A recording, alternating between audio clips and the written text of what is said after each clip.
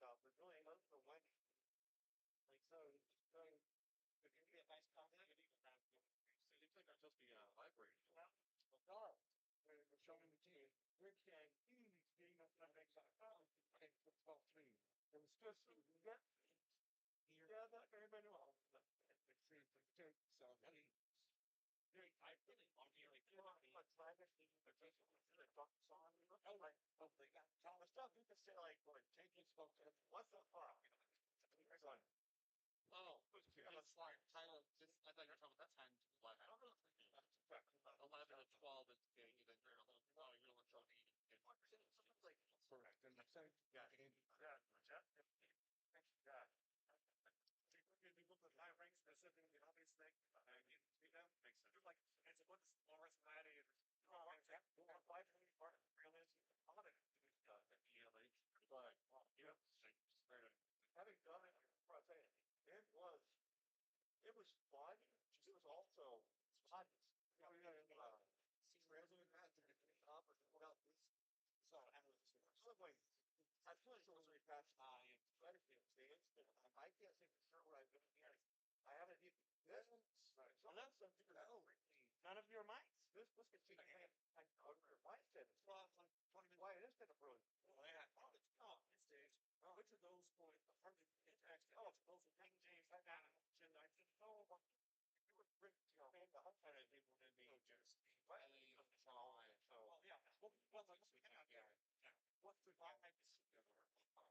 Yeah, that's true. I think the art of war has become. You know, you're going to talk about the commentary of I've always played for me red for 5 months. That's something. Yeah. Yeah. But this isn't that John is sitting over there on a camera view of stuff flying like no. We'll see. And so I think the first that's a fall but first third. Perhaps those things also the French, some of the written French. It's not that as you can hear me, just confuse Ray and chat right now about how we're bringing back Aerotech.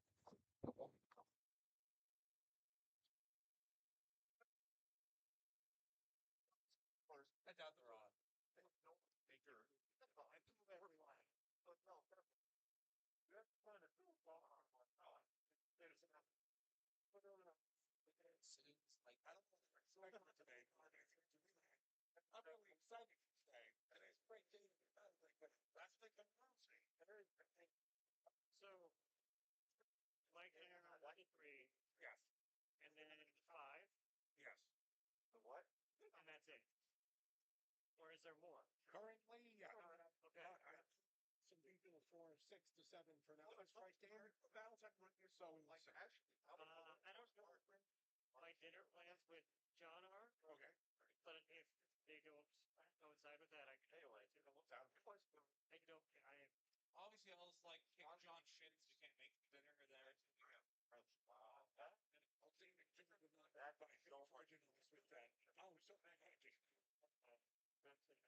Podcast, but good year talent.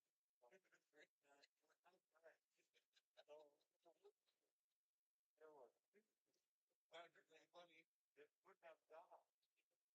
You're not but him, the known man, gave any image. Him forms of the first time. Mike's supposed to go. Or he was talking from the game. Well, that many nice. I'm like, what? This man that likes it. Yeah. Which is that? Yeah, I was thinking this way. I forgot. Like, yes, he broke her jaw before she took her face. Oh, yeah, thanks for that. So, yeah, thank you. So, but like I say, my point is like,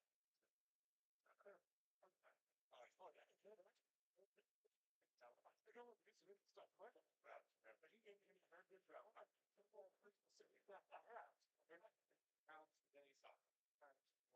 Actually, went back to production, but was like, I really close.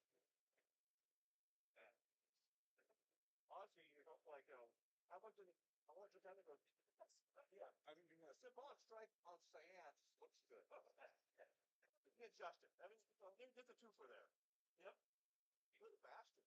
What? What? Just don't hold. Good PR. That's the key. There you go. No, I have to find a better person. What about we tell them by that any they also just make a binary school family. And what I didn't focus on ass because talk about the hero or the mic's getting showing guys. These mics. I don't do it. It's just the people. For anyone who thought they were going to get secrets out of us, not today. Let's go over a few things that are not secrets. Now will be the half-hour review of my opinions of Talon.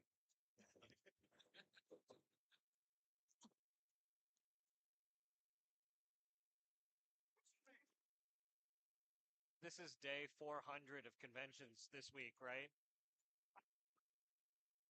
December 24th, 1945. I've been trapped on this log for nearly 6 days. I've seen no human being. It's funny, I told Snackpole yesterday, I'm like, I literally don't know what day it is. This feels like Groundhog Day. Oh, yeah, between Parentheses, days. Yeah. I got a text from my SO, and she's like, "Happy Friday!" I was like, "Oh God, is it Friday?" I had no idea. Well, I was walking around the con today, and it's way busier today. And I was like, wait, it's Saturday? Like, wait, the last 2 days the con have been the not busy ones? So you're not, because I forget. I'm so thrilled to you. Why is it so packed? It's like, Saturday. Yeah. Every count. Oh, the counts.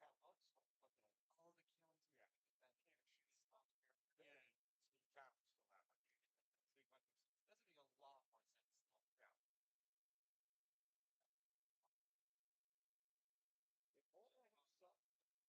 Yeah. Talon, I respect your opinion. You're a wonderful human being, but I love Ray more. Yeah, you can have them. I will take all we've got right there. That man is magnificent. Let me see if I can. If Brent can do it first, let me see if I can copy it off that locker. I did turn that down a while ago to one at 60 seconds at one point. That was originally from we did the live stream stream a Kickstarter for right after like 2000. I have turned that in, I think, to like 15 seconds. So you should try to do that. Let me see if I can bump it up.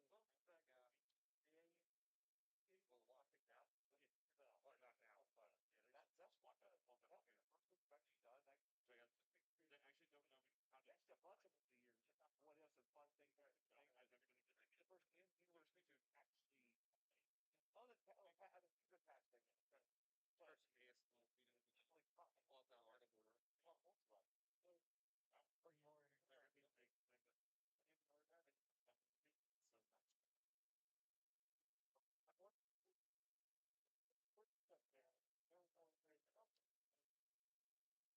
So much. Oh, you got a nice picture of the oak tree. I like that. I'm using the number. So, favorite me and Gene and Joe classified figure. One of the that's almost the like I don't mess with you. See the kids. Most of you don't want to John break up. Just don't follow around. Yeah. I did a wolf.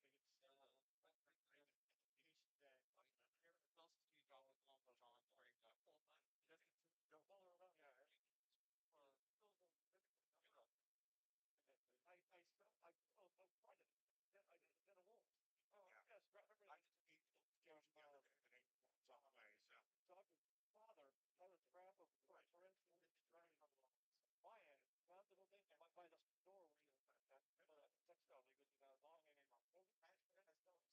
yeah, well, Bill, you think these guys wedding plans? When you do the wedding plans, there's something like it says, I so many. I think all of them. Oh, that's who I'm just. No. Oh, no, that's just what I was missing right there. I knew I had my pre-orders in check. I just upgrading. Everybody back to the next. Ram, if you're still listening to me, Talon here. I believe I also just pushed Ray's moderator. So if you happen to see he's already a moderator, I just pushed that through. Good to see you. I hope you're having a great time. I believe GaryCon, right? Yeah, GaryCon. Hope it's great there. Hey, look at that. He's got the cog wheel. No more chat restrictions for Ray. He can speak freely, other than the things he doesn't want you guys to know about yet. Or yes, in this instance, text freely.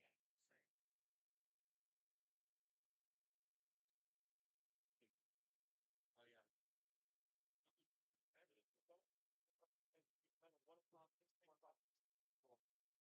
But all of mine are still in the box, so I don't know. Except for Chuckles. Ray, just being very good. There's a lot of accent these fans. Oh yeah, if you accidentally when you click on his name, accidentally try to touch in on something, it can accidentally bounce off the box into the tiny sound of yeah, so yeah, no. Just as a quick warning. I like something. And he showed that he doesn't want I went to go attack somebody because he also over here. I right next to the anti-knock. That seems really good for going. That thing will go for years.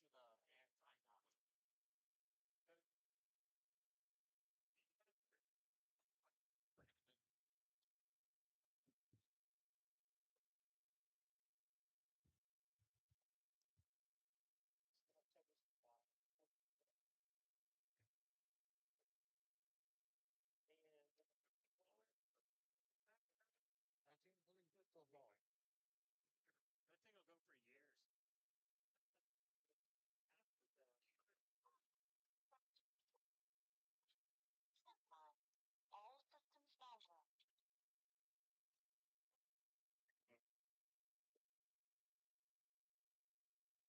Well, your guess goes line at what so it's one thing so oh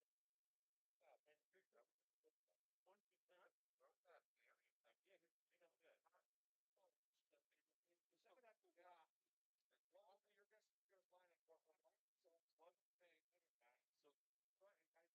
oh at least that's standing back yes the he's like once that's and you're like chair hey John you take it all Living told me to run up here and said, well, look, I just remember myself. Oh, he saw it. Oh, right over, yeah, I got that. And maybe you say,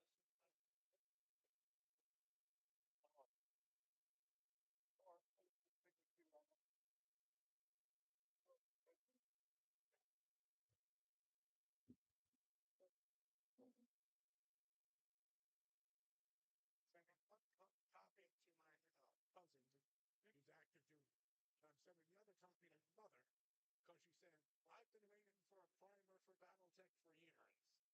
We're taking bets to see how many pages she gets through. She keeps trying.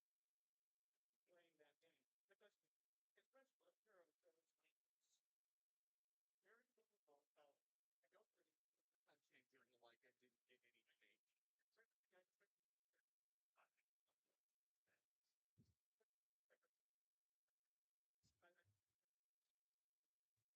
And if it stands up nicely, Makes it sound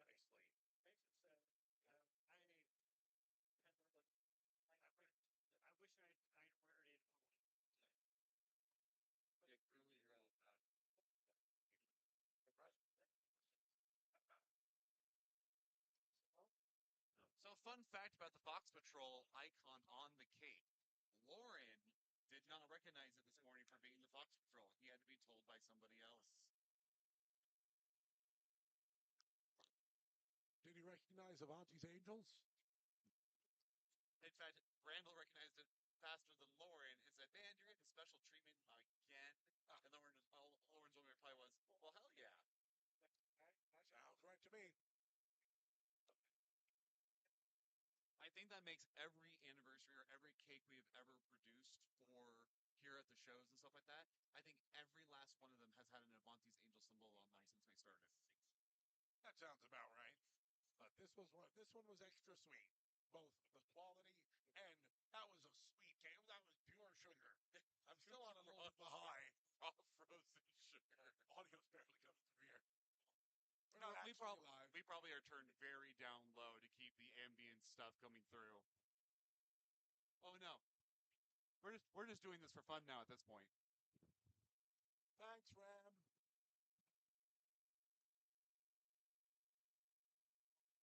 Start putting them out and chewing on the mic and stuff. Hear this. Better than putting on that headset. I really don't know the design choice of why this versus like yeah. But you can still connect the things that this. Really just snap it off real quick. I believe we are starting at 12 o'clock on the dime. People were wanting to do some of the live streams of the cake and stuff like that, so we pushed the initial time block forward. So instead, you will be going straight into the lunch table secrets with John Helfers and Michael Sierraville. What good job in the last day? What do I know? What do I get it wrong? I'm just always surprised in someone else. Now I might spell it wrong. Oh yeah. So wise from time to time. I totally feel you on that though, because people still misspell talent. T-A. Oh no, A-N? No. T-A. One L. One L. Two O's. There is still somebody out there convinced today that Talon is not my real name. It is a made-up alias for something that is something longer. And I can't get how they think that Talon can be the beginning and the nickname of something longer than Thelonious Coleman. Stop telling me a lie. Thelonious. Thelonious. That's it. I'm going all the way back to Greek now. Let's go. Absolutely. That is absolutely great. Everything says the six. Why didn't you do that? Okay. Okay, I saw. Just don't say his I have- words out loud. I have not gotten into the Clarion game. Oh, into the Clarion. Okay, I understand. I'll take a look as soon as this done. Thank you, Scott. Okay, I'll take a look and see.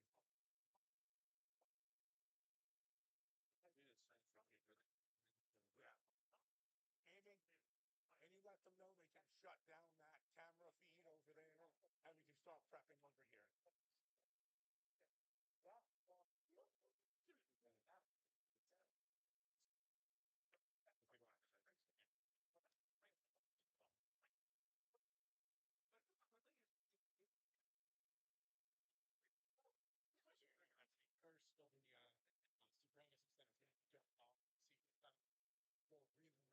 real name, yeah.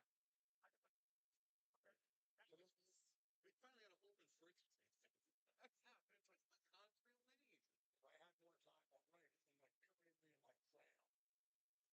if I had more time, I'd write it in like really like flail. If they'll have great beauty, better. Oh yeah, I'm just doing a sketch of it all.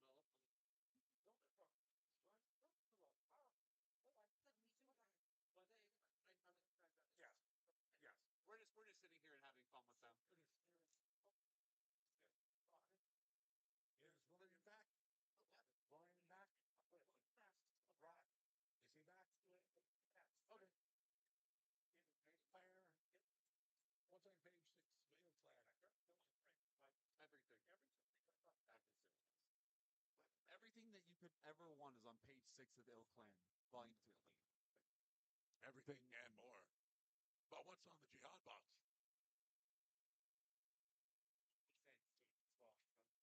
Oh yeah, we're not seeing it. We know they're there. We know they're there. Yeah. It's like my sister said, and I think once and I, just questions out here, just not speaking. Let's see here, check out the one.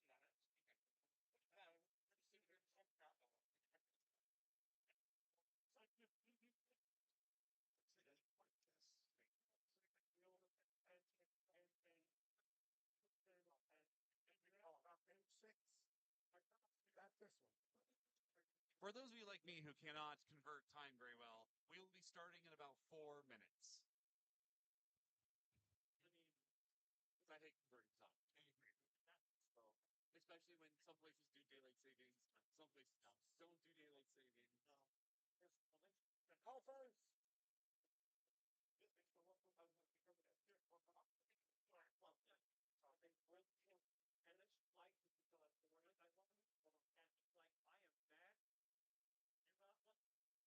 They will, and it's like if you feel like the word I love it, and it's like I am back.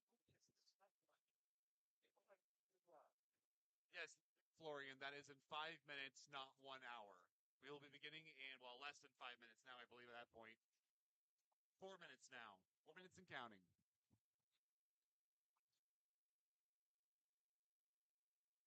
Stop that. And just to get. I see you shoot and something. Oh, big slow throws right there. There's ice. Yeah, but don't want to miss too many other one. Pretty perfect. Well, and ice. Because again, that outreach. That's all.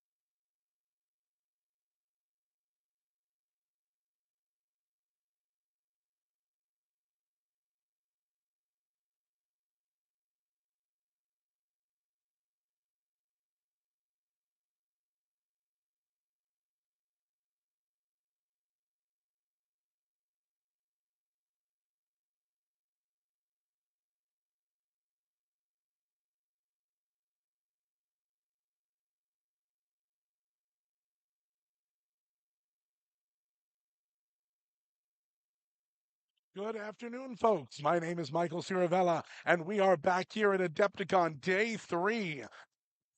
Or for some of us, it's been even longer. Pardon me. We are now here with John Helfers for our special series we've been doing all week, Lunchtime Secrets. This is the opportunity where you got to talk to the director, ask him the hard-hitting, in-depth questions that perhaps have not been hit in other interviews. We are going to not take any of the crazy nonsense that John usually gives us. We are going to tell all the secrets. The first one on the table, before we even talk to John, Talon Coleman's real name. Yes, his real name is Telonius. We just had this discussion a moment ago. He admitted it to me privately. That is where it is. Not to tell what you have completely just blown that wide open. So yes. I will know him as Telonius from now on forever. So hopefully everyone has seen pictures of the ill cake, as has now been called. I love the ill cake. Yes, the ill cake is delicious. By the way, ill cake yeah. was fantastic. So yes, we are celebrating, of course, BattleTech's 40th anniversary, and there is a lot to talk about. So get those questions ready, folks. Get them on the screen. Welcome everyone who's in the stream and in the chat. Yes, hello, Karamind. It's good to see you.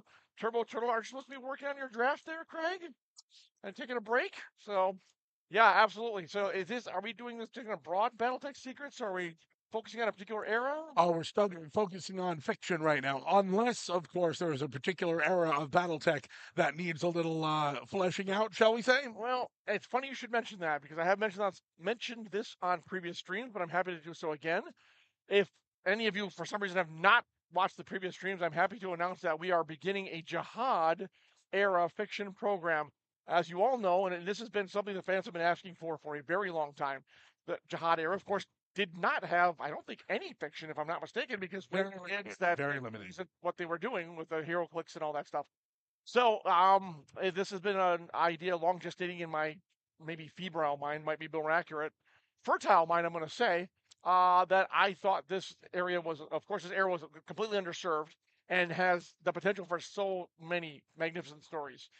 Authors are interested, the fans are interested, and I am really excited about this. So, yeah, that's the first thing. Well, that secret's already out, but I'm going to repeat it here. Forthcoming is Jihad era fiction, short stories, novellas, short novels, the whole gamut. We're going to cover the whole thing. And so, just so some people don't know, we are already beginning down this road. There is some stuff already out recently. Is that correct? This is true. Herb Bias wrote his fantastic Jardine series, which is now collected in an omnibus called The Quest for Jardine. So, Herb, thank you very much. And we're talking with Herb about being a consultant because, of course, Herb is the architect of the Jihad, the master builder, basically. And we're going to require his expertise to make sure this is cohesive and the stories all work. Yeah. Okay, hold on. I have to call out the Ill Cake by the Capellan Confectionery. That is perfect. That's just delightful. Yeah, absolutely. Oh, I didn't think of that one. So that's very good. Thank you, Karamond. So we're starting off the questions. Mercurion, okay, what happened to the members of the Kill bloodline Exile Wolves when Clan Wolf united with Clan Wolf in exile? That's an excellent question. That secret is so deep and dark that we cannot reveal it yet. But it is being discussed. Being discussed. Behind the scenes for a long time. So that question, unfortunately, is going to. I know we said secrets revealed. That question is going to have to remain shrouded in mystery for a little while longer. Let's move on. I see the potential, but really look forward to the Tucker Harwell story, even if it has a lot of Seafox. So, Florian, you like Tucker Harwell, but are obviously not a Clan Seafox fan. That's kind of funny. Well, it's the best of both worlds for you. Michael, talk about secrets. Let's talk about your upcoming novel, Birthright. Yes, indeed. The next novel for the Ill Clan era, for the Ill Clan era is going to be Trial of Birthright. And talk about secrets revealed. Oh, yes. Trial of Birthright is all about secrets right there. It takes us right from minutes after the death of Devlin Stone and right into the new Ill Clan era. We get to see what is going on Terra, what has been created, what has been destroyed, and what will soon be built. It is an incredibly exciting time. I'm very excited for it. We just finished an editing pass last night. It was a great time. Yes. Michael has written a tremendous novel, and I look forward to getting out there to all the fans. That one is scheduled for a July release. And we look forward to getting out to all the fans. Finally going back to Terra after 3 years of real time. We're going to find out all the secrets behind the barrier, behind the wall. what Alaric's been up to, Chance and all the rest. What's been happening on Terra? It's a question on everyone's mind. So, yes, Absolutely. many secrets revealed. Let's see. Has another author been tapped to finish Milan's case white? That's a really good question. It has been. We are discussing that. It's been the as everyone knows, Vic was tapped to write a novel for us before his unfortunate passing. I had brought him back, but unfortunately he passed away before he could finish it. We are discussing that internally. Herb has reviewed it. We're not quite sure exactly where the direction we're going to go in that one, so more to come on that a little bit later. We can Herb and nuclear spices. Don't you have a meeting to get to? Those Blame Herb for how many nuclear devices were set off? Yes. In a short answer, that is exactly. Oh, yes. Well, we get a story about Herb taking a grand. Oh, here's one. I like We get a that. story about Herb taking a grand flight in an experimental convertible mech, a Herben mech. Ah, I needed Rand to nice. see that question. Or Brent, Nicely actually. done. Yes, yeah. So July release, absolutely. We've got more secrets to come, but we want to hear from you folks. We want to hear from the chat. What do you want to know about? But this is about secrets, John. We need to talk about our new mini, the ultra-sized Urban Mech. It is a Campbell soup can that we have added wings to. And We legs. and legs. We will Yes. be selling it for $55.99 at your nearest Barnes and Noble. And we have an actually upgradable level with removable arms and legs. So when you actually blow up an urban mech, you can actually really blow it up. Absolutely. There you go. Yes, for sure. The date to hit stores unknown at this time. Okay. Oh, I'm going to rewrite you a little there, McCurran. Why was a trueborn child never created from Natasha Krinsky and Joshua Wolf? Okay, honestly, that's a really good question. That is a fascinating question right there. I'm going to say, well, of course, Lauren, the guy who probably could have maybe answered that, just walked off. Mike, potentially. Mike Stackpole Yeah, probably thought about it at some time. That is true. Honestly, I don't have an answer for that one. That is, again, a secret that is yet to be revealed. So, as I know it, so they had the wolf. They were given the wolf blood name when they came to the inner sphere, because most of it traditionally wolf would be for is not a blood name on a regular basis. Correct. But yes. the Khan at that time, if I remember my history correctly, had bestowed that upon them for taking on this incredible mission. Yes. So then his bloodline should have been involved in the clan breeding program. Right. And Natasha Kerensky, as a blood-named warrior as well, would too. So that is an excellent question. That does sound like a really yes, good... Craig, that does sound like a story idea. Hint, hint. Let's see. From Karaman, which eye did Jack Farrell lose and why? Okay, that's a deep cut for Dark Age. I thought it was the right one, but it's been a while since I read those books. Now, the why is a really good... There's a story idea. Yeah. How did Jack Farrell become One-Eyed Jack? Because we don't explain it in the Dark Age. He's very cagey, of course. And I've mentioned it before, I would love to see that character return in the Ill Clan era. I think there's more to him. And talk about an era where you can play both sides against the middle. This era is perfect for him to run around in. So someone has to call... It's a call out for people who are interested in maybe running a Shrapnel story. If you love Jack Farrell, pitch something, write it up, and send it to Shrapnel. Sorry, I'm getting waved off by Telonius. I'm not quite sure what's going on here. Oh, probably have gone too far. But we will continue anyway, because we said so. All right. I play, but haven't read much fiction. Was the Comstar blackout ever explained? Yes. Yes. It was. And if you want to, it's explained in the Hour of the Wolf book by Blaine Pardo, which really kicks off the Ill Clan era in grand fashion. It is the story of the invasion of Terra. And I'm not going to say any more about that because you should pick it up. But it launches the Ill Clan era in just really, it's one of the biggest books we've ever published. It is a massive story. And well worth reading. Absolutely. What is going to happen to the timeline after IKEO? Still in small chunks? Hey, Charles Gideon, that name looks familiar. That's more of a Ray question. Certainly, we're still moving forward. In small chunks, no, we're still looking at like 3 to 5 year plans. So it's, after, that's a Ray question. That's a secret for Ray to reveal if he feels like it. Yeah. Thank you, Kithrin, for that explanation. That does help. We appreciate that. Dave Zero, when are the Camerons returning? That's assuming that they ever really left. The 8th half cousin of the last remaining. Let's see, 3212. How about that? Please read the questioner's article in Shrapnel 1, the Cameron question, to hear more details. Possibly written by someone sitting at this very table. I just receive the messages and bring them back out to you because I am about the truth, John Helfers. Always, yes. There's a hint about why, but it also hinted this was a lie. Are you referring to the Comstar blackout? If you are, it's funny you mentioned that because the person who reveals it, let's just say they don't necessarily have a reputation for being entirely truthful all the time. They may shade truth, they may withhold elements of it, but it was an explanation for the blackout. So there you go. Since we're fed up with Alaric already because he's weak in himself, can we use Stone's unfreezing tech to resurrect the mighty Sun Tzu, the only man smart enough to lead the inner sphere? I'm sure we certainly could once we find that body. But even more so, do you remember what happened to Devlin Stone? No, but that is an excellent thought process, and who knows? Anything can happen in this world. Seekers of the Spear, perhaps there's a clone of him somewhere out there. There are Camerons in the league, Free Worlds League, very true. Is Alaric going to be bludgeoned to death by 30 chunks of silver in a pillowcase? Nice try.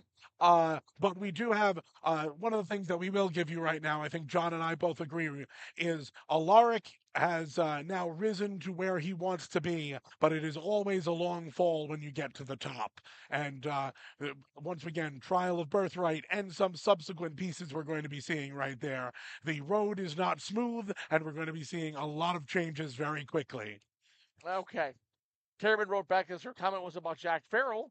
And look, if you do have a soft spot for him, Kerman, you should absolutely seriously think about writing a story about how he came to be One-Eyed Jack. So, just my thought out there. I'm putting it out there for the world to grab. But if you have a soft spot for him, I love the character. I think he's fantastic, and I think he was underutilized in Dark Age, and I think he should definitely reappear in Ilclan. And now we're going to do something special. We're going to ask you a question. Who can tell us who threatened to take out Jack Farrell's other eye? I remember the character. I do not remember her name. So please let us know if you know. Okay. To be honest, I don't understand how Clan Wolf accepts Alaric, who's clearly no Warren. He's purely a Steiner Davian, and members of Clan Wolf know this. Except he's both. Isn't he? Now, the whole point was he was the amalgamation of the best of both worlds, which is why he rose to lead them. And the fact that he kept winning didn't hurt either, because that's what Clan Wolf really prizes, let's be honest about it. Victory does cover many things in the clan system, that is true. It hides many flaws. And believe me, Alaric has many flaws. A lot of people don't believe it, but it's true. Very true, very true. Well, Ray, you could just jump in here at any time. We've got a chair open for you. We can make you up. It would take all of 5 seconds. Ray, of course, by the way, at Adepticon 2024, having a great time on the live stream. So, yeah, Ray, come on in. Dagger D, yes, thank you. Wow. That helps us. Well, that is hard to. That is true. Hypocrites. No way. For real? Good thing I was sitting down on that one. So, how shocked we are. With CFAX taking over the custody of the HPG network, are we going to get a Fox Star and a new blessed C order? I kind of like Fox Star, actually. The C bills, SEAB. Fox Star representative. How can I help you? So in C order, they only get one name change every decade. Time for this, folks. All right, now people are calling Charles Gideon. Give us the knowledge, Ray. Yes, Ray, come on in. Give us the knowledge. Plenty of. I thought you were joining us. Let's see, what's a secret you haven't mentioned yet, but want to talk about a lot? Oh, that's a really Hi guys. question. Yes, Tommy. Just saying hello. Everybody's bugging me in the Discord about this Aces thing that Randall talked about. That's a secret. It's a big secret. They're like, you know, right? I'm like, yep. They're like, can you tell us? I'm like, nope. Can't tell you yet. Anyway, came by and said hi. Field Aces. Yeah. Hi guys. Hey. All right, I'm going to Gary Con. Bye. Bye. The real secret is how Tommy Gofton can go from location to location, visiting 3. Came from Boston minutes ago. Special guest Tommy Gofton here to drop one of our larger secrets. That yes, actually, that is what he just said. BattleTech Aces is something I do want to talk about. We cannot yet. Correct. But more will be revealed soon. Anastasia Kerensky is a disappointment. I like the way she first came as Tasha K. Fascinated. Well, Anastasia plays a big part in your story. She does. Yes. Yes, no. We returned to her story a little bit. Once again, I can't really speak about the depth right there. She has taken a bit of a journey through several authors and several different Correct. pieces, but she's still a very fascinating character. But we never did finish off. What's the secret you haven't mentioned yet? Well, But I want to talk about I'm a lot. teaching aces, so what are you talking about? Oh, I can never tell whether what I know I should be sharing right there. My editor beats up on me for This is that. fair. So This is we'll fair. skip that one for now. Tell you what, there. Okay, go. Oh, we all know that Sun Tzu is the only Lao who wouldn't. The only Lao who's saying this smart, and his body is with the House of Jory. Come on, guys, give us a Lao we can follow. Look, it's been done before in other films. Somehow, Sun Tzu Lao returned. There you go. What more do you need? Question: which pizza chain survived the Succession Wars? Well, obviously, Little Caesars, because it's to me it's practically inedible anyways. So that's the one that's going to survive. Although actually, we should. I'm surprised we don't have some sort of pizza chain throughout the inner sphere. That's very true. Yeah. Lao pizza, where eating it is a war crime. Wow. I don't know. Let's see, Davian, we bake with honor. Let's see, Draconis. No, actually, Draconis, we bake with honor. Free World Fleet pizza. You never know how many slices you're going to get. How do you balance the The free pizza? What's pizza? Zooms in 300 light years. Oh, your next one's free. Yep, absolutely. Now they're flying. How do you balance the filling in the holes with the moving forward? Wait, where are we? Let's see. Oh, how do you balance filling the whole? Well, it all depends on the plot and where it's centered and what you're focusing on. And then you kind of, our authors kind of look at it because they're constantly reviewing books and source books and seeing, and it's finding what plot threads and whether it fits the plot they're telling. So it's again a little bit of a combination because the BattleTech is a universe that's always moving forward, but at the same time it leads a lot of loose threads because we also want the players to take those plot hooks and make great games out of those too. So Very absolutely. True. Magna Morbius, thank you so much. We appreciate it. Pizza, free knife in the back. Okay. Who is Devlin Stone, and what happened to Arthur Steiner Davian? Was Sun Tzu a secret Hans Davian descendant? Who was Devlin Stone? That's also revealed that's somewhat revealed in Hour of the Wolf. So, Mercurian, I'm kind of surprised you haven't read Hour because that's talked about there. And what happened to Arthur Steiner Davian? That's been placed in books too. Yeah, so someone needs to catch up on their fiction reading, it sounds like. And was Sun Tzu Lao a secret Hans Davian descendant? That would be a secret. That sounds like a secret to the Sphere column to me. Oh, absolutely. Yeah. Which we need a new one soon. Yes, we do. Which fast food chain employs the most mercenaries? Triple H Burger, hands down. Fair enough. That's easy. Pizza chain sounds like a shrapnel. The pizza chain does sound like a shrapnel thing. Oh my God, someone taste test intersphere pizza chains. I love that idea. Fantastic. Will the Northland Highlanders return to the Capellan Confederation's employ? Loud pipes save lives. We actually, one of the biggest things our authors are talking about is the Highlanders, the next chapter for them. And all we can say is that is something we want to reveal in the fiction. So stay tuned. Speak of Tex and the Devil appears. That's everyone who's know. Let's see. High five everyone ready for Shrapnel. Slowly adding stuff from Miracle Warriors to Mercenaries to Canon. Or the Commando entry in Shrapnel 16. Yes, it's been great fun. We've been working more closely with Piranha, especially on their next. I'm not sure if they've announced this yet. So that's actually a secret I'd love to talk about too. Is Mech Warriors' next downloadable content, but I don't think that's public. If someone knows if it is, if they have talked about it yet, it's a real doozy. So, but we are until they release it or talk about it, we can't say anything yet. So that's another secret there. Too late, Black Pants Legion. We've already noticed. And welcome. Have you guys ever done what Hickman and Weiss did for the Dragonlance books, namely create a story or books based off gameplay? Yes. Oh yeah, actually, wasn't Wolves on the Border? Wasn't that was a source book? Oh yeah, we've done some stuff like that. Monte Diablo, and once again, I know I was immortalized at one point when playing in front of one of the live line developers. My wraith got shot off a bridge, went through the suspension bridge, taking multiple levels of damage, and I'm still embarrassed. So yes, there is a good deal of fiction based off the gameplay. We don't. It's not something we really like demand or expect. Good story trumps everything, but if a really cool thing happened and someone can work into a story organically, that's fine. Absolutely. And the stuff you know about Apollyon's early background and pre-jihad activities becoming Apollyon isn't general knowledge, or is it left open at present? I'm pretty sure it's covered in jihad source books. It's covered a little bit. Yeah. That's one of the things we wanted to talk about the jihad fiction. Please remember, all of the jihad source books, one of the best things some of the writers of the line did at that point was keep everything very open-ended. So it depends on the perspective you're coming from. I think that should be delved into even further into the novels, because as we know, the novels are the definitive thought process. And rest assured, yes, and rest assured, Apollyon will play a major portion as he needs to in the jihad fiction. Text just doing maintenance on my Panzer Shrek, so I put this on my TV. Kurt, yes, audiobooks are coming. I apologize for that. We've had some internal hiccups with the audio company putting them out.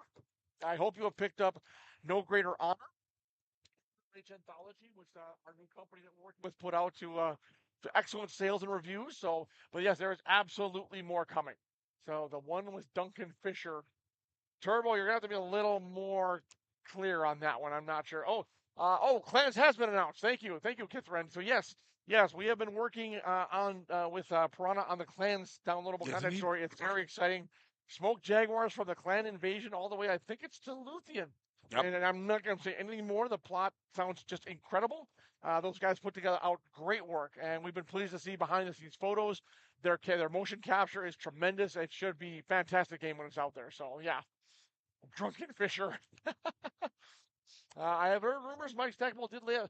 Mike Stackpole is, yes, he actually does typically set up the board to get a view of how things happen, and I've heard I've confirmed he will sometimes game rounds. Yes. To see how it goes. And if you want to see more of that, return at 1 o'clock, and you'll see him in a game right here.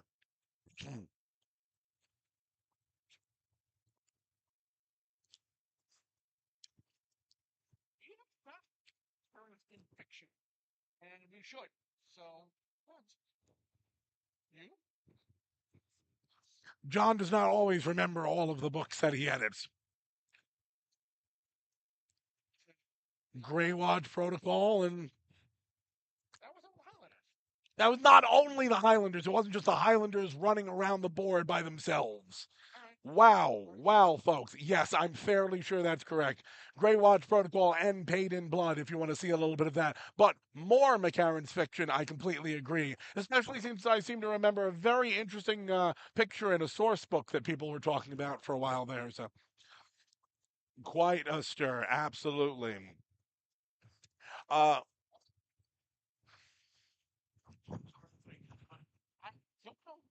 We were just talking about that last night too. So. Okay. We may have improved things by not being able to hear John, but wait a second. I mean, it's what my writers say all the time. My work goes better when I don't hear from you. What? Exactly. Are we good? Turbo, are you serious? 120,000 words? I'm going to kill you. For real, I'm going to kill you. We were talking about Trial Under Fire. It's either a companion piece or written in conjunction. I'm not exactly sure which. Let's see. I laugh at a Panzer Shrek. They're like Shrek. I meant the. Oh, that's a standalone game. Right. Yes, it's a full campaign. Yeah, you are correct. Let's see. I hope if there are many dying beloved characters, writers able to make good novels with the jihad. Yeah, well, I know the jihad has a pretty high body count. Yes, it does. It's a very dark time in the inner sphere. So, but that's what I think brings out the best in our heroes with their backs against the wall. So, oh, come on. What shady subfaction, Word of Blake, Remnants, Knights of St. Cameron, Thugi, is the most exciting? Are any of them coming back? Has anyone pitched you any of those stories? Well, I'm not sure if anyone can hear me. You might have to answer that question for me. Oh, that's fine. As you may not have heard, since John's mic is clearly down, he did agree to do one of those. He doesn't know it, but he did agree. Thank you, John. We appreciate it. We will let you know when it comes out. Test, 1, 2. Am I back? Serious question. Will any of the now unseen fiction from the old Monsters in the Sky website be brought back in either a future anthology or the fluff from the rule book? So, Talvin, that's a really good question. I could have sworn we had put most of that fiction in the Armored Skies anthology. If there's fiction that we haven't brought out, then I definitely want to put that out. Absolutely. I guess that's a Brent question I'll have to ask him. Because I thought we already got that. Campbell says the mic killer. Yeah, exactly. Can mic people? killer. Oh, I'm back. All right. Sorry, you don't get to escape me for another 30 minutes. Ah, nuts. Exactly. He still agreed. Has anyone explained how Gray Norton can make a standard rifle?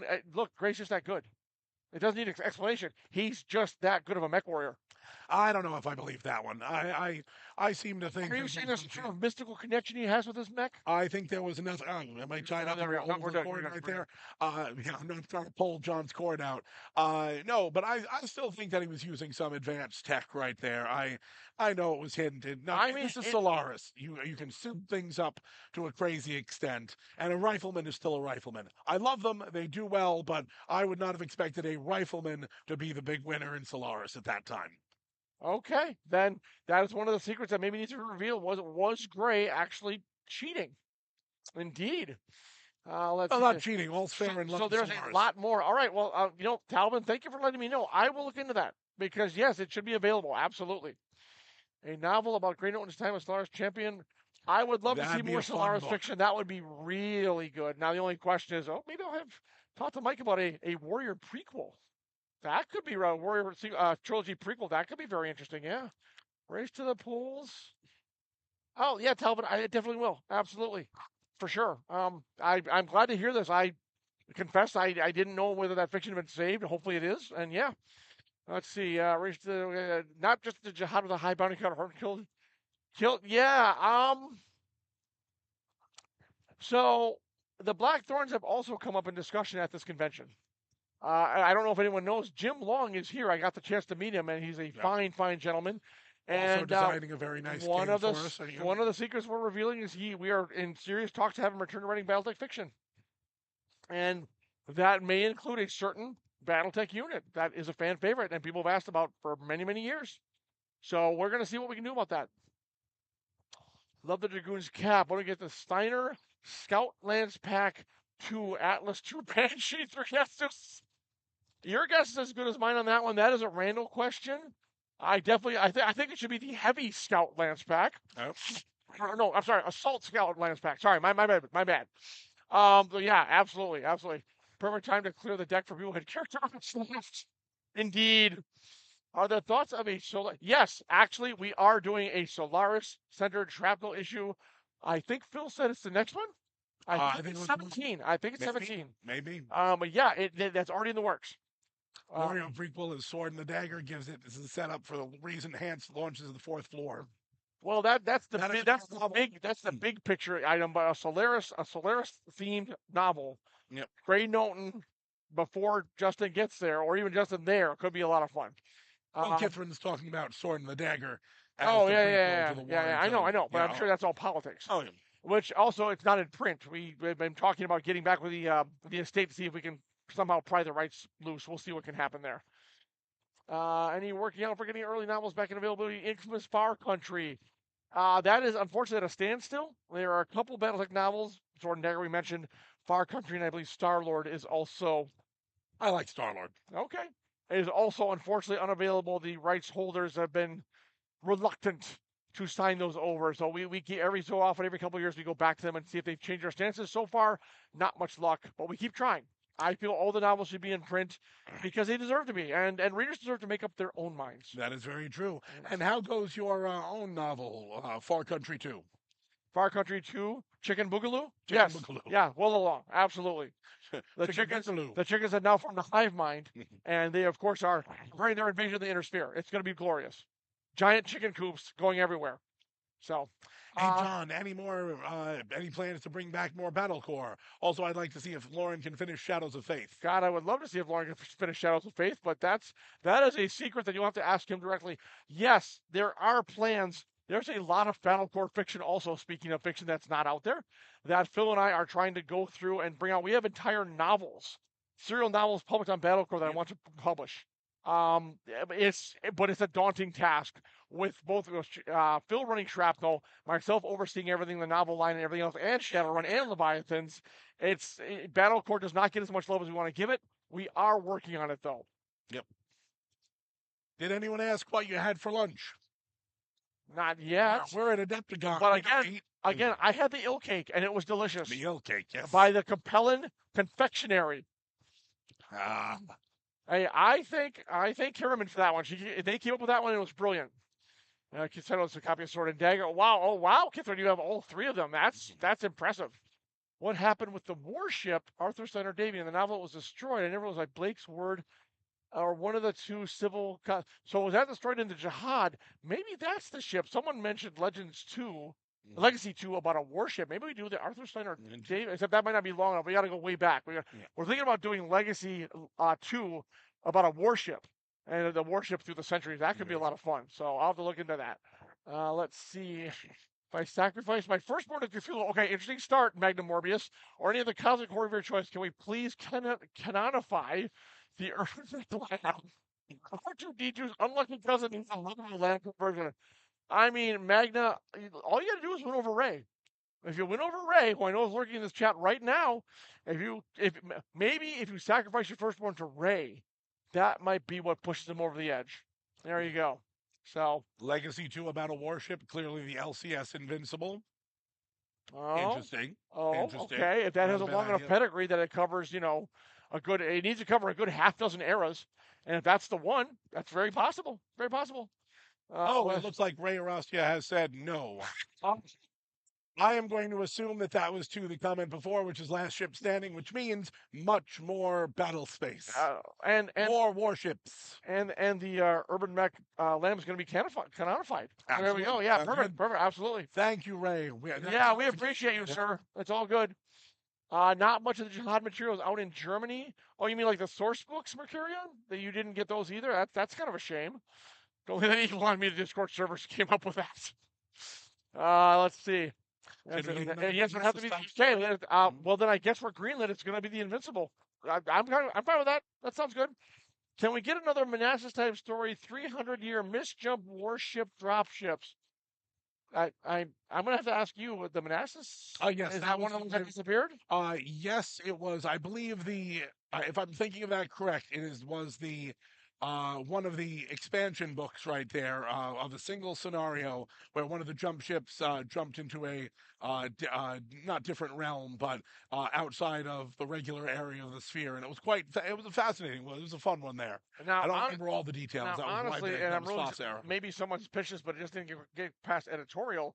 I'm kind of stunned no one's done the jump ship returns after a century, 200 years to a very vastly changed inner sphere. That would be an interesting story to explore, maybe Shrapnel. Yep. Let's see. Okay, I wanted to ask yesterday, we got named Merc packages. Will we get house packs with house-specific units? Lau mentioned, there should be a 3-year schedule of upcoming force packs, and I believe houses are in there, right? I believe so. I don't remember all the specifics of which ones were where. But it was at KerenskyCon. It was cleared for release. It was posted. You can probably find it out on the webs. I'm sure it's been spread far and wide.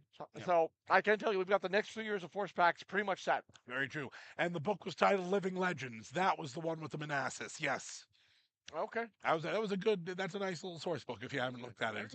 It's really fun. Also, for those who are asking, we are working on bringing back the old source books in ebook, POD, and print. So we want to get those down. The ones that are out of print, we're going to bring them back into print. It's just there's a lot of them over the past 40 years. Yep.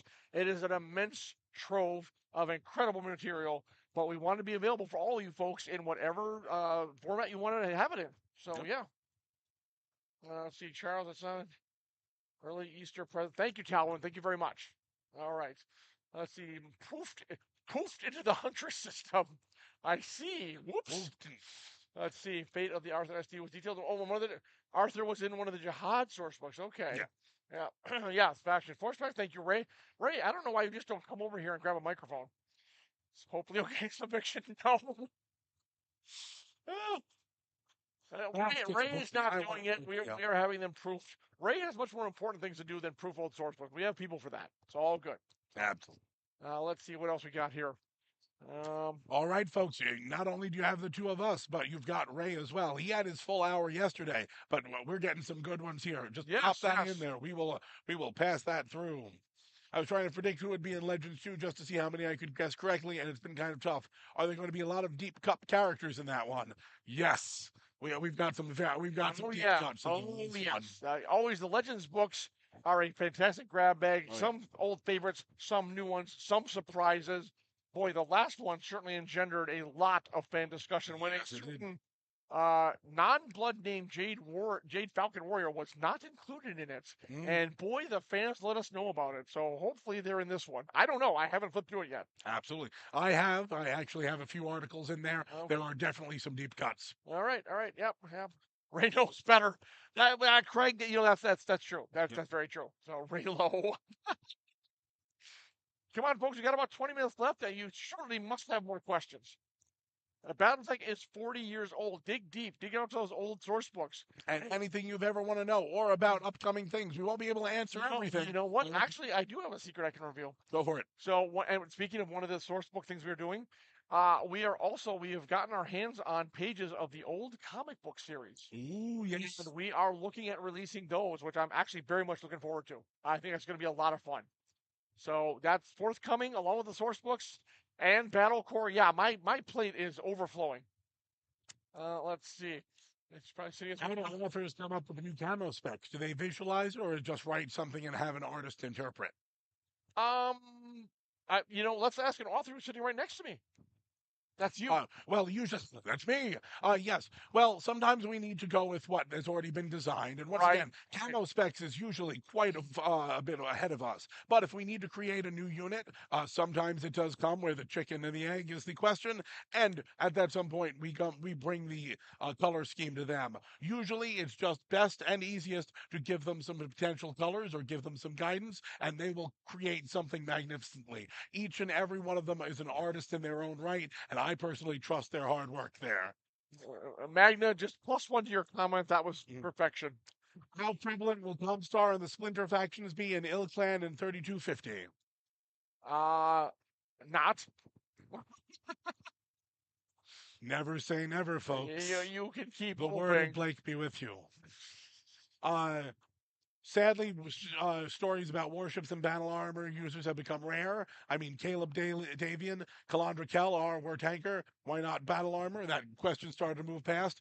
Does anyone want Caleb Davian fiction? Let us know. You want a what? Caleb Davian fiction. Oh. Well, let us know, yes. Yeah. Michael Ciravella, future Comstar Newsnet broadcaster in a MechWarrior or BT video game. If you folks would like to see that I think would be kind of awesome. He's definitely got the voice for it. I would love to do it. How long can a special operative live in the Canadian wilderness after an op goes bad? Asking for a friend. Nice. We're getting novels to give more face time to Yori and Nicole, which is great. Any plans to give some spotlight to LC leaders? I feel like we haven't seen much of them since Bonfire of Worlds. It's almost like we discussed that. I know. Yes. That came up just recently in novel fiction discussions. Yes, exactly. So, yes, the answer, Rob, is yes. Lyrian Commonwealth, I mean, you're going to see them. Not sure you're going to like what happens, but you're going to see them. Let's see. Yes, it's coming. Any further news on Battletech Command will be with us. Randall said on his Tuesday Newsday that it had been delayed, but the issues seem to have been worked through. I believe he did mention last night during the live stream that things look far more settled now, so sooner rather than later. We'll keep you updated. Yep. Loxtail, I'm new to Battletech. Any plans for novel about combat vehicle crews? Are there any stories I don't know about? I'm pretty sure we have touched on combat vehicles in Shrapnel. The issues escape me. I mean, which ones we've done, because we do have 16 out now, which is amazing, and thank you guys very much for supporting that. Shrapnel would not exist without you. A novel. Now I'm thinking like Fury in the 31st century. I'm not necessarily against it. It would be an interesting experiment. Maybe a short novel might work better at that length. Potential. But yeah, that's not a bad idea. Let's see. Yes, we'll see more with Yori and Nicole. Very soon, Yori's going to be doing things. Let's see. The long Tom in the Takeda. Yes. Michael. No, Spencer. that wasn't me. I was in the think Takeda. that was Spencer. That may have been Spencer. Spencer. That Yeah. sounds about right. What's the deal with Sea Bills and Ill Clan? Oh, they're now Sea Bills, Sea Fox Bills, SEA Bills. Oh, see here, I thought we were going to bring out the Alaric. Oh, the as Alaric. currency. Oh, yes. that'd be great.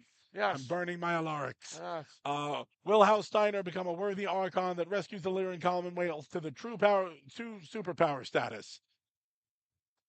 Become a worthy Archon. Doesn't it need a worthy Archon? Rescue. Well, the Lyran Commonwealth. Okay, the Lyran Commonwealth does need rescuing. That's true. We do need to talk. So desperate times breeds desperate measures for the Lyrans. And again, you'll have to read more to find out. That's forthcoming. Let's see. I know you just filled from Wandy Lismus. I know you just filled the void WizKids left between Dark Age and Civil War, but did you really have to nuke everyone you loved from that Mr. Gossip is the ball? As Han Solo says, that's not my fault. So, yes. One of the stories about the ELH that was about a CV unit. Yes, the name escapes me, but that is correct. So we have touched on combat like tank crews or whatever, but I'm open to more of them, and we certainly open to more of them in fiction, in shrapnel. Has there been any discussion of branching out with the video games like an aerospace or squad tactical battle armor game? That's a little interesting. A squad, I think a squad tactical battle armor game would be that might be pretty awesome. fun. Aerospace, don't know. That's a good question for Piranha. Very true. That could be really fun. We'll do Aerotech online. We'll just rip off Eve and it'll be all good. Let's see. Truly Dorks ASF pilots. Maybe, possibly. Someone's got to write it. Mainly aimed at Ray, but aimed at all of you. Once the Mercenaries Kickstarter is delivered and the current plan fiction is in the process of being written, what's the next step in the journey? That is aimed at Ray, but we're mapping that out right now. I would say, and Ray, correct me if I'm wrong, like phase 1, we're well along. If not, I'm not sure we're necessarily approaching per se. That's a secret that can't be told because we want that to blow readers' minds. We want that to blow readers and players' minds. There are big things afoot, but that's something I cannot talk about. So rest assured, though, there is lots more coming. Mm-hmm. Yes. Oh, tons of really interesting stories and a meta plot that will shake the inner sphere to its very core. To follow on Talvin's idea, a Raven Alliance novel, perhaps? Well, I think some author, maybe at this very table, might be working on something with the Raven Alliance. Snow Ravens are definitely next in my list right there. We've had a novel in the works for a while. It did get postponed for a few different projects, but I'm back at it now, so that is a good thing. Any plan to make Ironwind Metals models available to UK buyers as part of the search for a UK supplier? To the best of my knowledge, and I will confess, Ray, if you have any knowledge on this, please chime in. I'm not very knowledgeable. I know we are looking for not only UK but European distribution, steady European distribution. We are still searching for that. It is ongoing. We are hoping to have that rectified soon, but I do not know if there's any update on that right now. Let's see. We're in phase 1. Yes, all the way up to phase 4. So yeah, plenty more to come in the Old Clan era. Very true. Did Fritz Donner know he was a bomb? That's a fascinating story. I've always had my own suspicions, but that's definitely a piece of jihad fiction that should be and will be written. Can we get a story about a manic disorganized company in the industry that makes plastic minis of popular mechs and how they deal with irate customers with looming deadlines? Okay, so this is the thing. There's a saying that truth is stranger than fiction. If they wrote up what we did, no one would believe it. Absolutely. No, that can't happen. That's not possible. Let's see, Shiki. So maybe some of Alaric's saucy pics leaked to the cheddar web. I mean, I can either confirm or deny that there might be more out there. Since the Crescent Hawks have been canonized, can we get some fiction for them?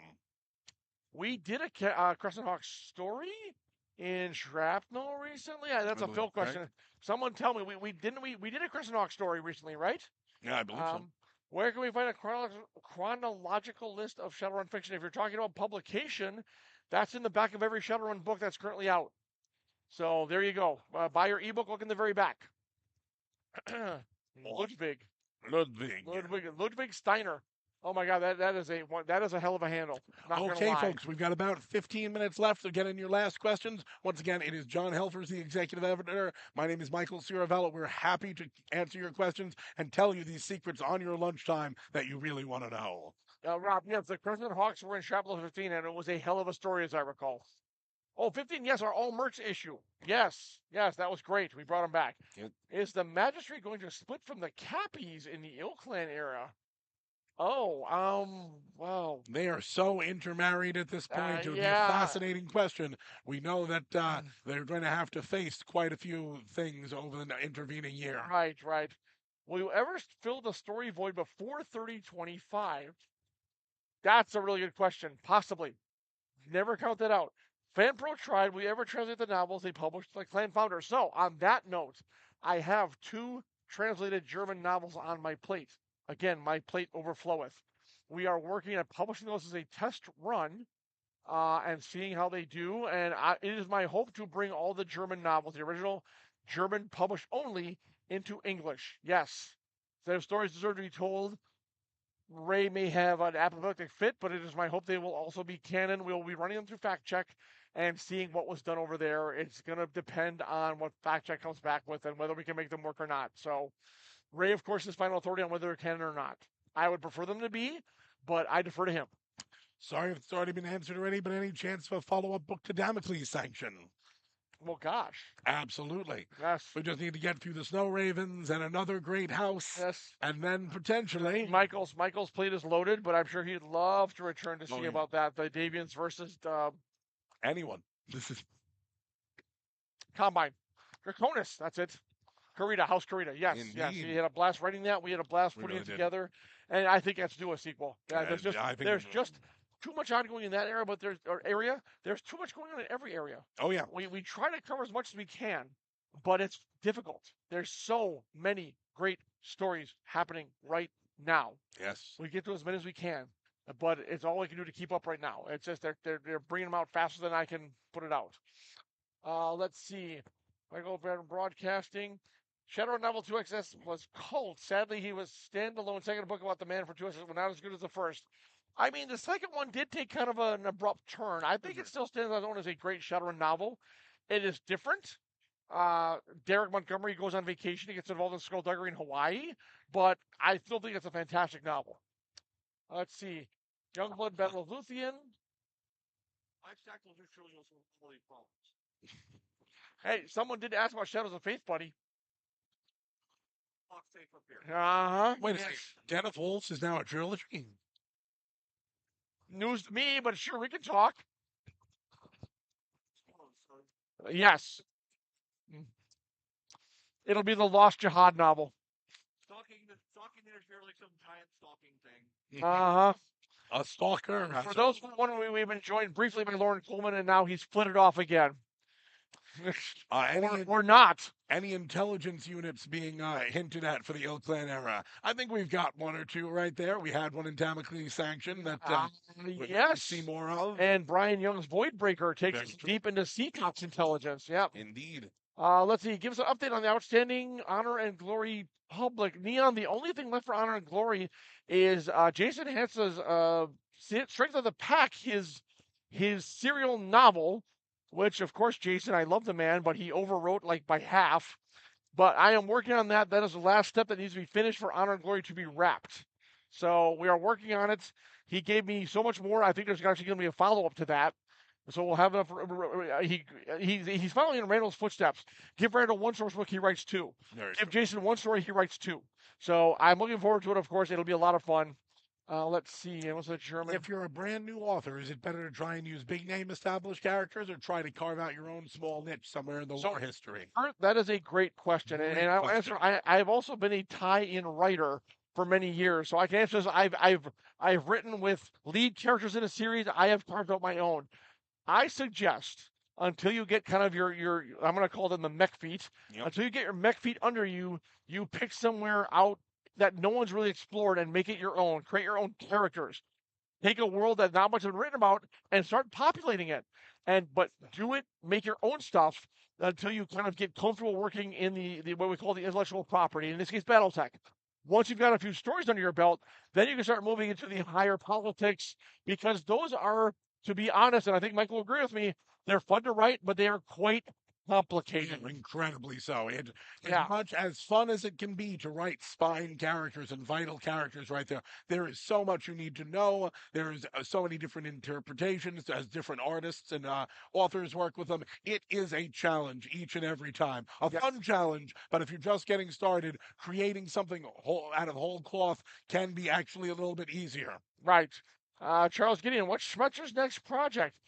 We are talking about that right now. If I had my druthers, I would have him write the next book in the Dragoon saga in the Oakland era. But that is something that I need to approach him about, and we have a discussion. Let's see. Wait on a prayer.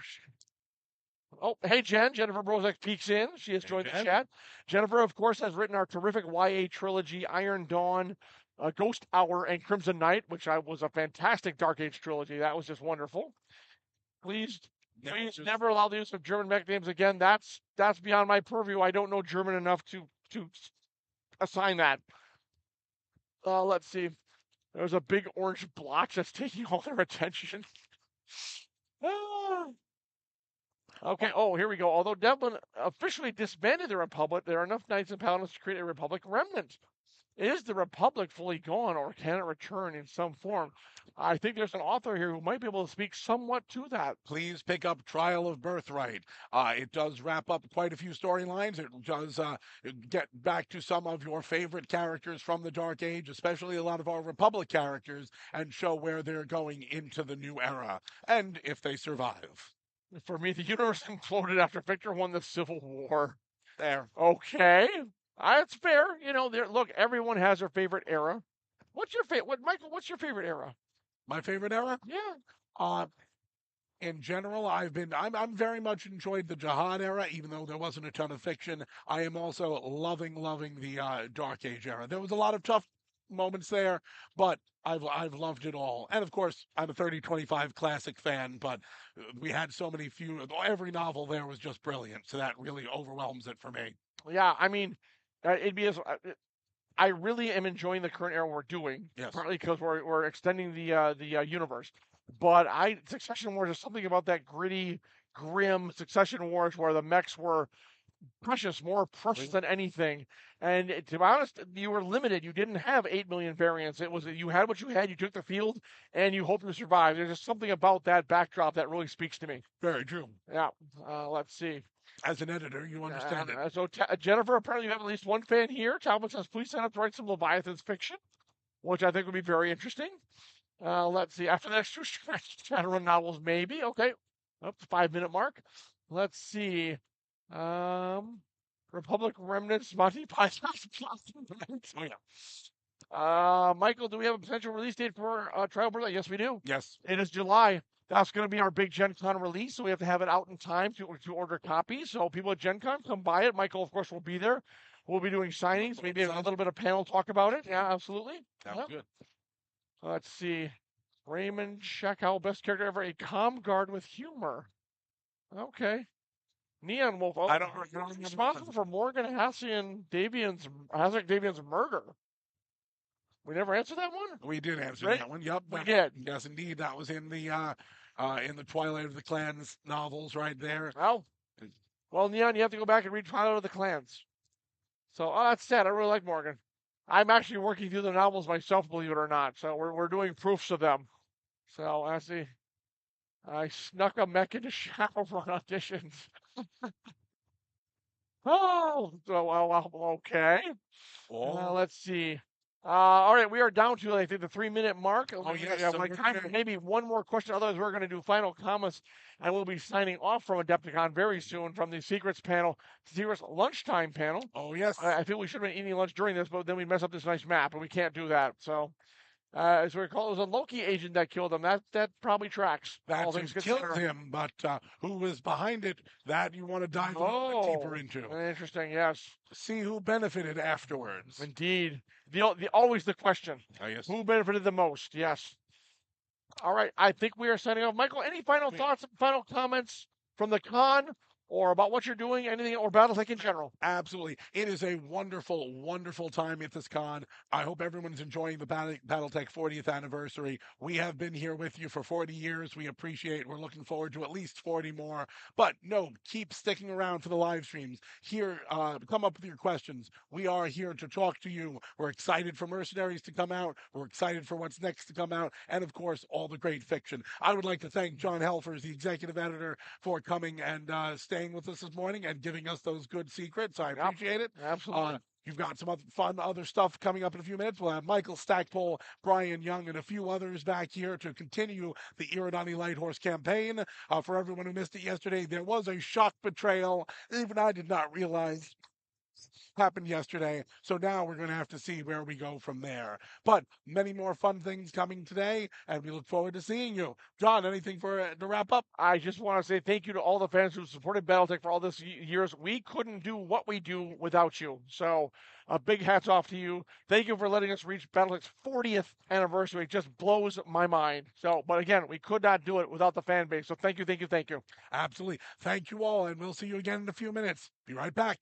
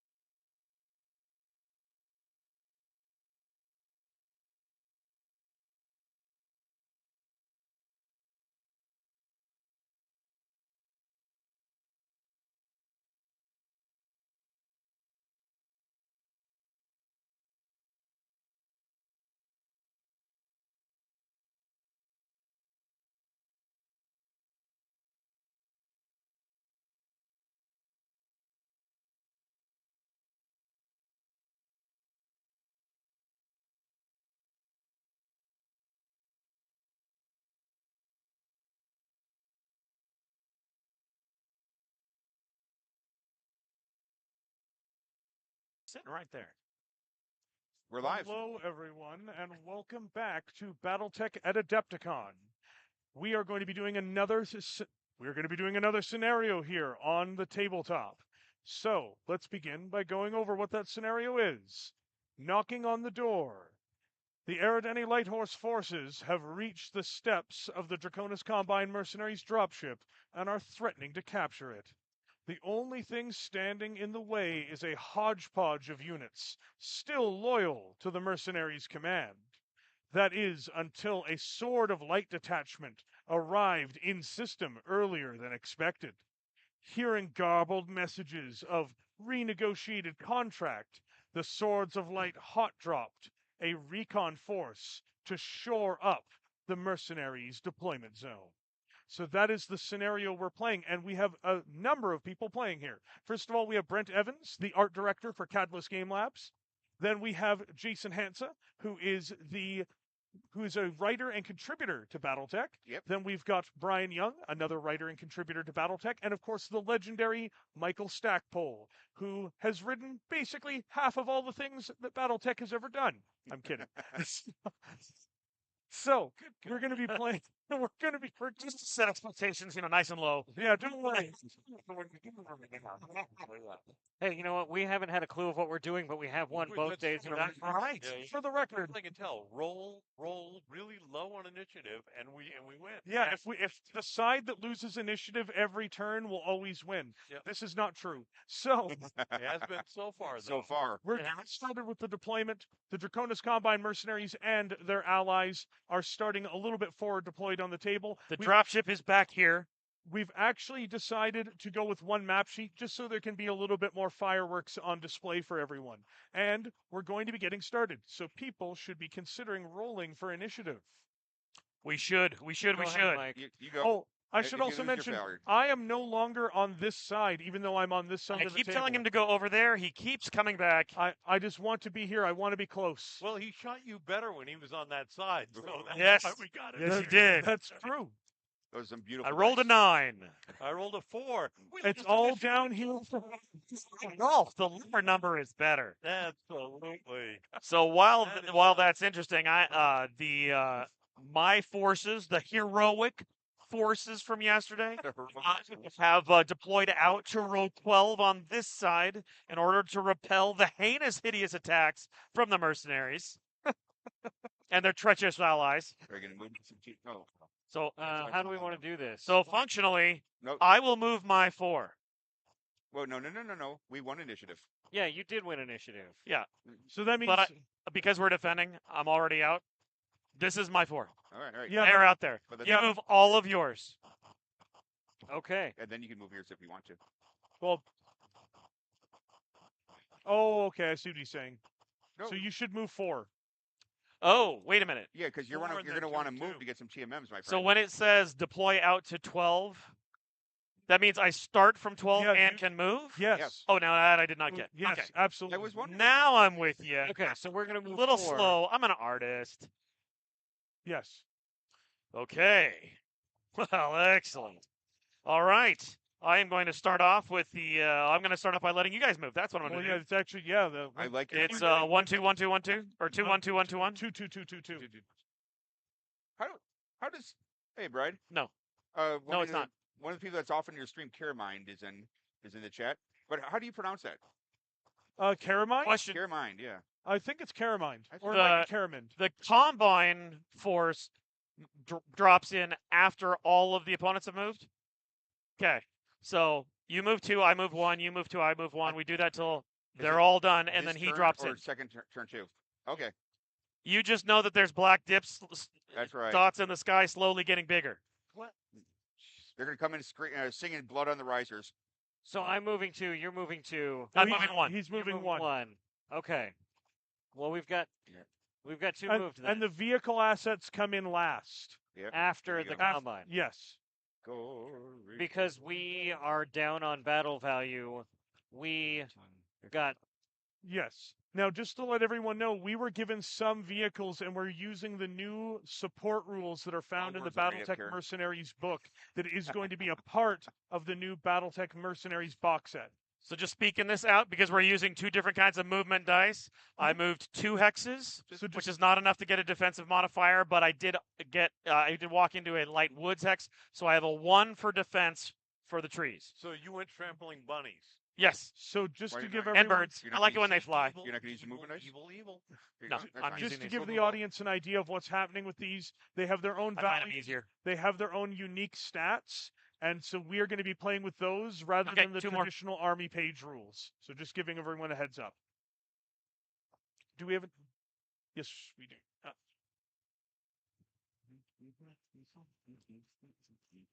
I had a coffee. It was sitting right here. There was a coffee sitting right here. Do you know where it went? Okay. Just checking. Nope. Aha. Thank you. And if the plan went correct now, Brent's troops are poisoned because Yes. just poisoned their supplies. Yeah, you don't have to bribe me. You just have to bribe the Poison lowest you. man on the totem That's pole. exactly, Yeah. yeah. So how's that any different? Functionally, it's not. We saw that in the first episode of Dune.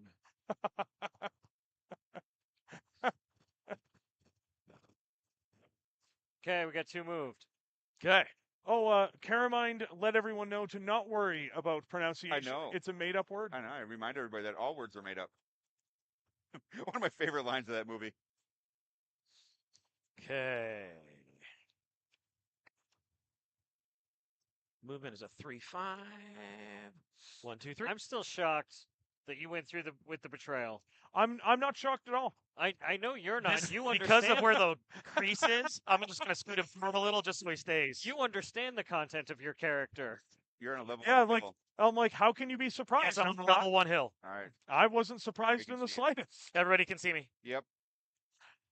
I did want to make sure that I was honest No, with no, Brent. you touched it. It moved. It's dead. Sorry. It that's fell what it over. I'm was. sorry. Roko Rokubi has fallen over in the light woods. Yeah. I wanted to make sure that when the betrayal All right, 2 happened, more.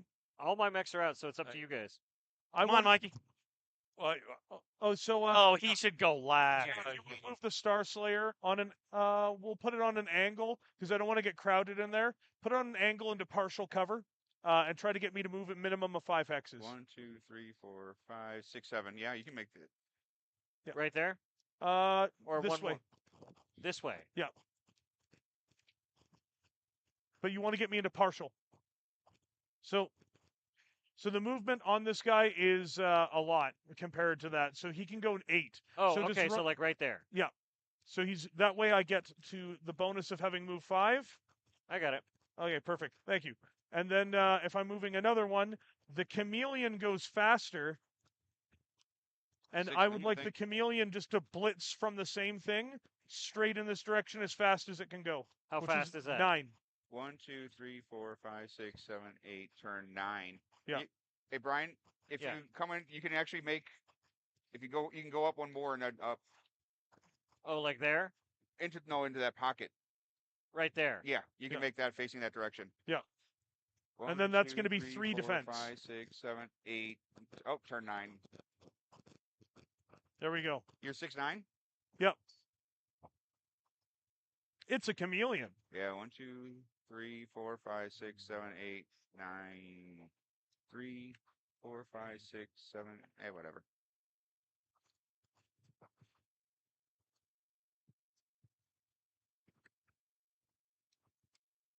One, two, three, 4, 5, 6, 7, 8.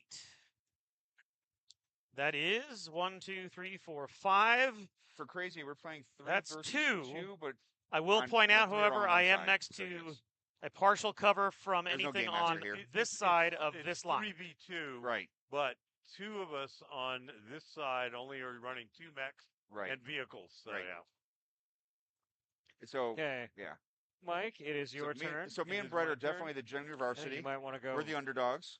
that Cigarro, way. We're you're gonna so get mean to me. some rally Why would caps you on. say I'm that, kinda Cigarro? Oh, thinking. we are gloriously So going to defeat them like you the have no idea. Kenner running at 11. See, because I poured all of my Brian, upgrades into the piloting and I skills. just think you're Oh, missing well, out on there. an opportunity to betray Nice. people. Yes. Nice. Nice. So even if Where your do you guys wanna are be only in here? average, You can we've make it got into the this advantage. general region. Mine are only average except for Okay, the well, Panther. why not I want this to go into- fast. I Yes, want to this wipe one them that gives very me partial quickly. cover Yes. off of that one, right? Fall Yep. All about them and run amok like a Jedi with stormtroopers. Exactly. Yep. Or a Sith Lord among younglings. Yes. But I'm just saying, at the end of the day, you guys, we need to be effectively as violent as possible over here, because this is their main damage dealer. This Right. thing has to die. The Akuma's dangerous, but it's not nearly as dangerous as Right. this cursed thing. And then this one, The I Hellstar's guess big ER ball. medium lasers. So It's many glorious as long if as they I'm focus on the 12 Hellstar away and from ignore you. something, Yeah, that's what they're going to do. I can go 14. They're going to be focused so on the Hellstar, I which can is get fine, right up because next with to that gunner, that thing. That's Like, actually you're what we on want. this level, Yeah. so you're still in you're going to be able to partial take cover. something down with Sure, you. that's At least Uh-huh, one, okay. maybe two, maybe three. Well, and if Actually, they're not maybe shooting this at one you right and they're only here. shooting at me, Right. Just I'll play that math all day. That way, if Yep. they've got off-board artillery, we'd get some spread anyway.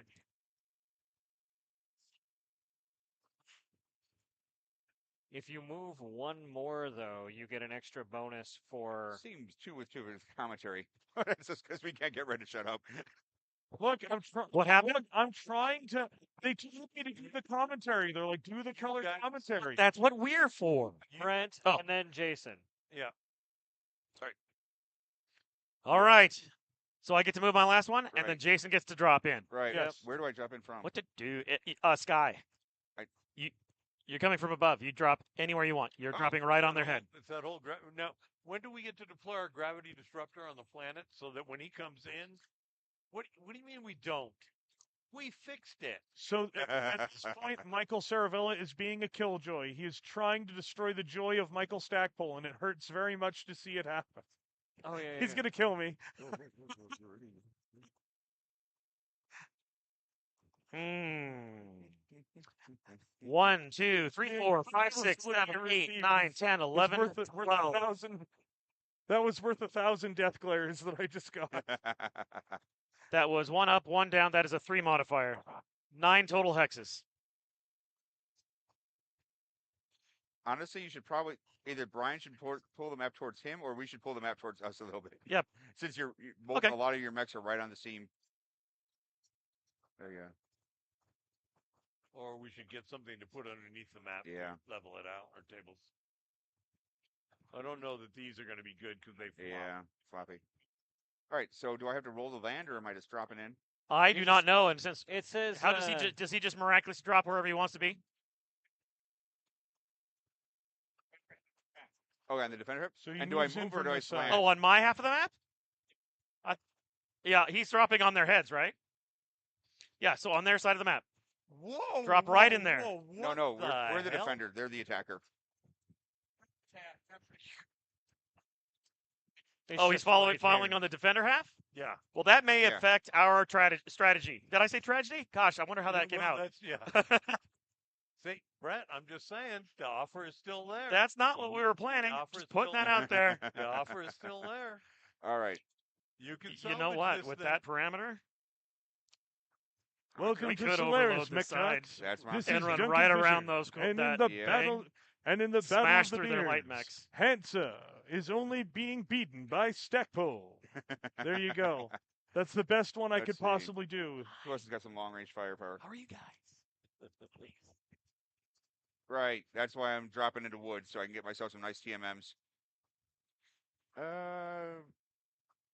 You know what?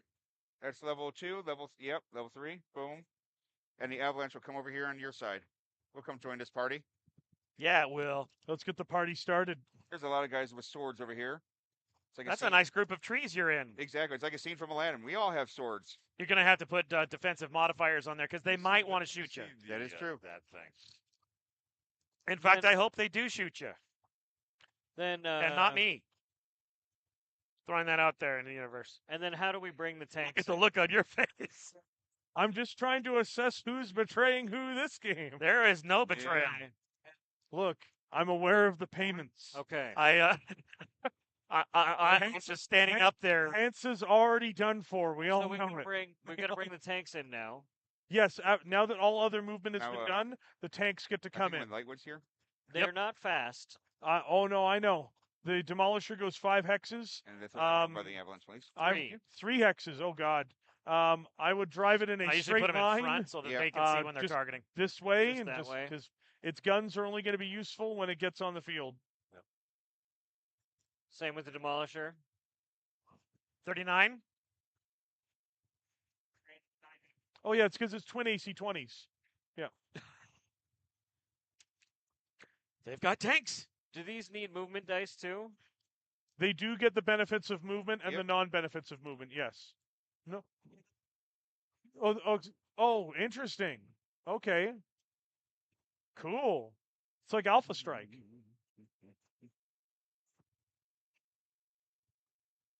Oh, interesting. Someone's running the Immortal Warrior in the pods. I thought they still got the Jim is on there for TMM a for second. movement. Interesting.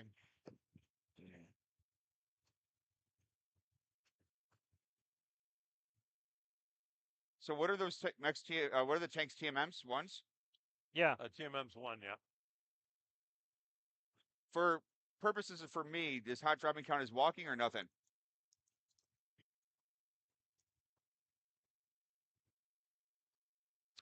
Everyone is about to see an absolute car crash even on turn 1. Turn 1 already is looking like a car crash. Okay, so he's got partial cover. Yes. The Jenner does not. But the Jenner moves 7 to 9. Love it. 7 to 9, 7 to 9. So these guys are all 3. But he's got a 1. Yes. Do it. Oh, he's also a 3 with partial.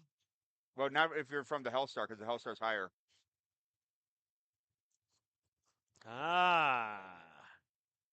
All right. Which side shooting first? I was going to shoot with my 2 ear PPCs at the Demolisher. So, I got 2 ear PPCs. That's all I have in Yeah, range. sounds good. All right.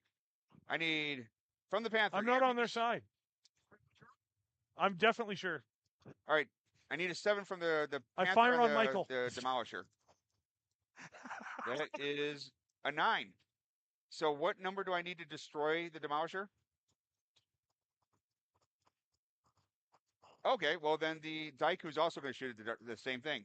It needs a That's a 12. Oh, a 12 it makes it. I either need a 7 or an 8. So that's 20 points of damage. All right. So 1, Those 2 are done. 2. It's okay if they're soaking damage. That's perfect. They're too slow to get in combat anyway. Are any of your guys elevated? And an 8. There's the Demolisher. No, the No, Demolisher that's is the one- Or magic. the yeah. Demolisher. Yep. There's the Demolisher. Yeah, it took 20. What you thinking of shooting at there, Brett? I'm trying to figure it out. The Akuma's going to shoot over here at the Caesar. I believe he needs a 6 and 2 8s. So he's 13 hexes apart. He is elevated, so he shoots over the terrain. His gunnery is a 1, and he walked. So 1, 2, 3, 4 for defense. Yeah. 5, 6 for medium range. Yeah. 7, 8 for long range. Yeah. So PPC needs 6.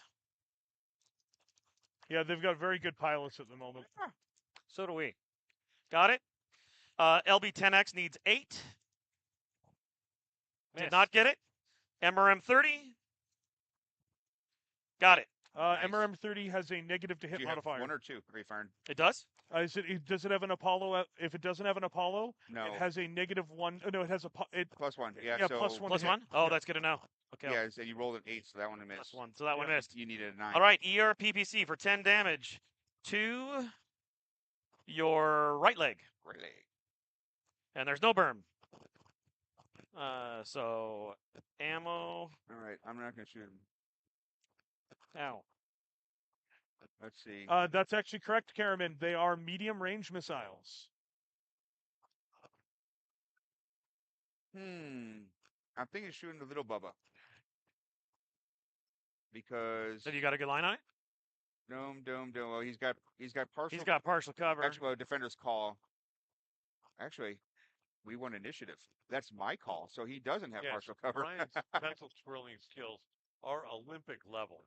Are they both 3s? You know, it's weird. I get all of a Defensive sudden, movement, like, I I don't think even they notice I'm doing it. Oh, until yeah, you they guys are. Point it All right, out, well, and then I'm they're like, shooting, oh. both shoot the flea, so they've got no partial cover from me. Good, do it. And Chameleon How much does. do I have to donate I gotta from figure out Big Red to ranges. Well, you're also Stackpole doing that. and have Stackpole clap as it happens? Well, there's no donation in on this stream, unfortunately, Tex. Okay, so I have some Hellstar. donations. The Hellstar is torn. Ryan, but you said you were already having trouble 2, 3, with 4, what 5, happened 6, the other 7, day. 8. Question. Hellstar is elevated. Does the chameleon have partial cover? Nope. No, Okay. You're elevated. you're So elevated. Hellstar is a 1. He walked for 2. No, he ran 2, 3, 4, 5, 6 for defense I and think range. Medium range, I'm pretty sure, is what Yep. you're at. So that would be 8. 8. So 4 8s. Well, is Hellstar your best target? I mean, if you're at medium range, you want to shoot at something with a lower. Well, it's all the PMF. same math. Oh, But the- okay. but And I you- kind of. Okay, so 4 8s. 1 hits. 2 misses. 3 misses. Man, your Wolverines are. Wow. Those dice So are. one- 1 PPC hits to the center torso possible critical. Okay. For whom? Oh, For Graham. the chameleon. Chameleon. Man. So let me just So, steal this from you for a 15 moment. damage to the center torso possible critical. Yep. That was There is no crit. perfect. All All right. 1, 2, 3, 4, 5, 6. God bless it. 1, 2, 3, 4, 5, 6, 7, 8.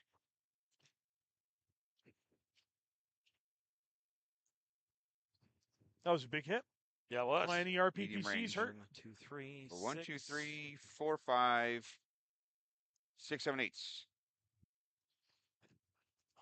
So, question for you. Eight, Roko Rukubi, we are on the line where you choose, where actually, yeah, we're on the line, Mm-hmm. but because I won initiative, does that mean I get to choose whether he gets it? Choose. Yeah, Okay, absolutely. so 1, as long as it's 2, on the 3, line. 4, 5, 6. It's on the line. 30. Which one's on the line? The Roko Rukubi Oh, has yeah. a 6 on the chameleon. Nice. Sure. Do it.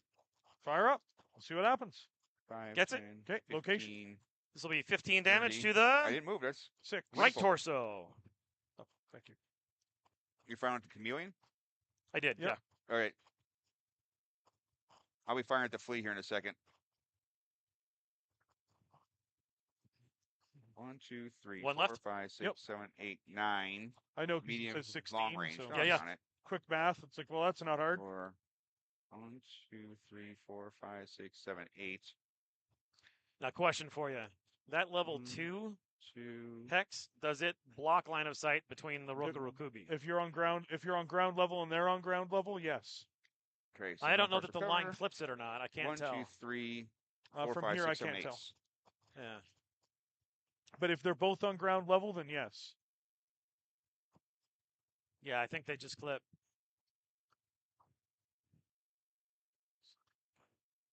Yeah, you're both on ground level, so no, because it actually goes all the way Yeah, up so to the that way. flea is elevated. Yeah, it's Yeah. all right. Brian, since you have the chameleon up, I have 8s for 4 ER mediums at you.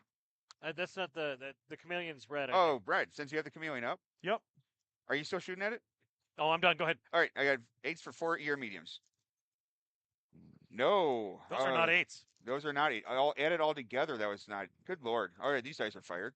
I just bought those. You know, when I asked if you were my partly, you did say, it comes to I'm not a great I- dice roller. You said it? I did. Full I'm disclosure, you were shooting at good. Brian, your flea up there. I need 8. This That's is what right. treachery That's me. really looks like. Oh, This okay. is actually I'm the shooting at you, beginning Mike. of his I treachery. need 8 for ER He's PPC. deliberately flubbing these rolls. No, missed by 1. Deliberately 8 flubbing the for rolls ear in medium order laser. to begin the process of My God. betraying. And then 2 betraying clan friend. LRM 15s. 1. This is what it looks It does like. have Artemis 4. This is what betrayal looks like. 7, 9, It's just the beginning. 9 out of 15 rec. Is that 12? 9 out of 15 is 12. All right, 2 5s and a 2. All right. All right, I can't see. Okay, so right arm for 5. And leg for right, 5. right leg for 5. All right, you're internal. Tex, I can't flip the table. They'll kill Okay, me. I will. Leg first? This is your moment. No. Arm first? All right. Yes. No arm. Blows it off. Blows it All off. right. Is there anything That's right, exploding in, or guys. is it just... Because I have. In the right arm. Right arm, just actuators. Okay, so it's Yeah, yeah. gone. And then the 2 points. On an ER medium laser, but 2 points into the left arm. All right. I think if I were to do that, Tex. Who are you shooting at? The Tex, fleet. if I were to do Okay. that, I completely whiffed at the avalanche. That's it fine. would be the biggest disaster in my personal history. So that The would just not Hitatsume happen. Kozo is shooting at the flea. I need a 9 with the Ultra AC 10. I'm a 1. He ran is 3. His defense is 6. 2, 3. He's good I from the recorder. I- Okay, he's on the other side, so he doesn't get partial cover for you. so that would be 8 with range. Yeah. Through here? Yeah, because the And- line comes down. Hex. Yeah, I'm so- on this side of the line. Yeah, barely. So Oh, it okay. doesn't clip Yep. the trees. And it also So- skips to the partial cover. Well, then I'm going to double tap it. Do it. Ultra AC 10. Hits. Does the second one hit?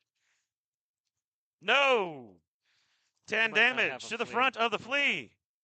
In the center torso. Center torso, how much? 10.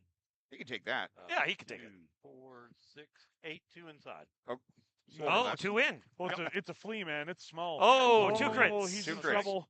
That flea's in Go ahead. trouble. Lower 1. Lower one is a fusion engine. Okay, lower 4. Lower 4 is a gyro. All right. Ooh, gyro's Just bad. mixing it up there. Yep.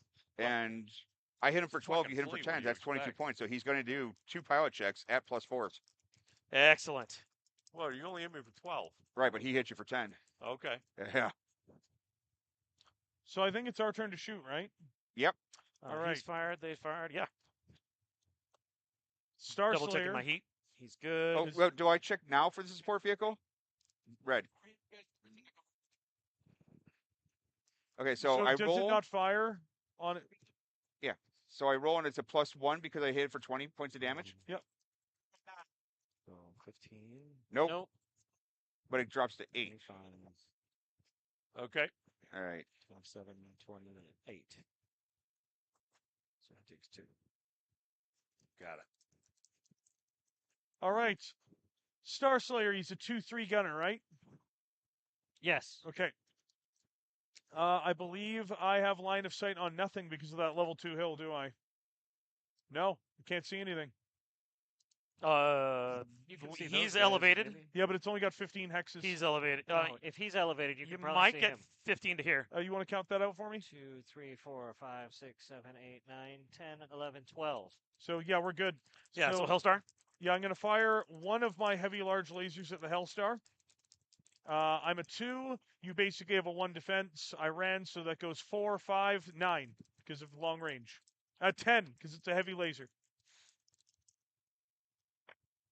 That's an 11. Excellent roll.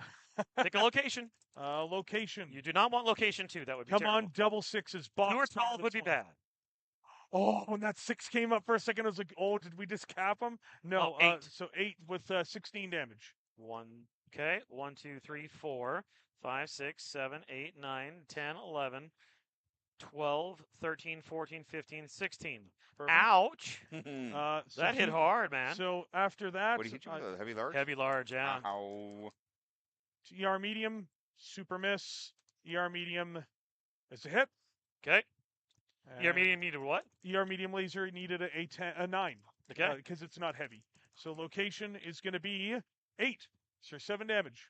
Seriously. Yep. 1, 2, 3, 4, 5, 6, 7, 8. And you need to go sit on that side of the table, you bad person. Bad red. So that's it for him because everything else is out of range. Because I'm not going to overheat this turn just for the funs of it. Right. Next up is the Chameleon. So the Chameleon is once again a 2 pilot. I ran. I am going to target.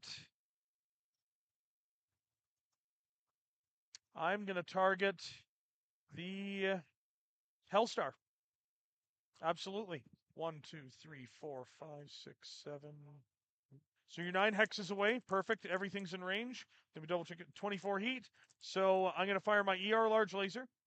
And I'm going to fire my 3 medium X pulse lasers because those are what are in range. And that is going to put me over by 6, but I'm okay with that. So let's first start with the ER large laser, which is at medium range. So that's 4, 5, 7. So ER large laser on a 7. Miss. Medium X pulse lasers on a 7 because they're pulse lasers. Yep. Miss. Hit. Yep. Miss. So That's location pulse is what, 6 damage? Yep. Okay. Location is going to be to the 8. Nice. Oh, Nice. 1, really? 2, Nice. 3, 4, 5, 6. Roll for crits. Oh no! That's BattleTech. No crit. So that is it for my firing. And I Anybody am else? 6 Well, I points over. think the flea's got to probably. A Can shot I at the hit Hellstar. Yeah, shoot at the Hellstar. I've got 2 medium ER lasers. What's my range?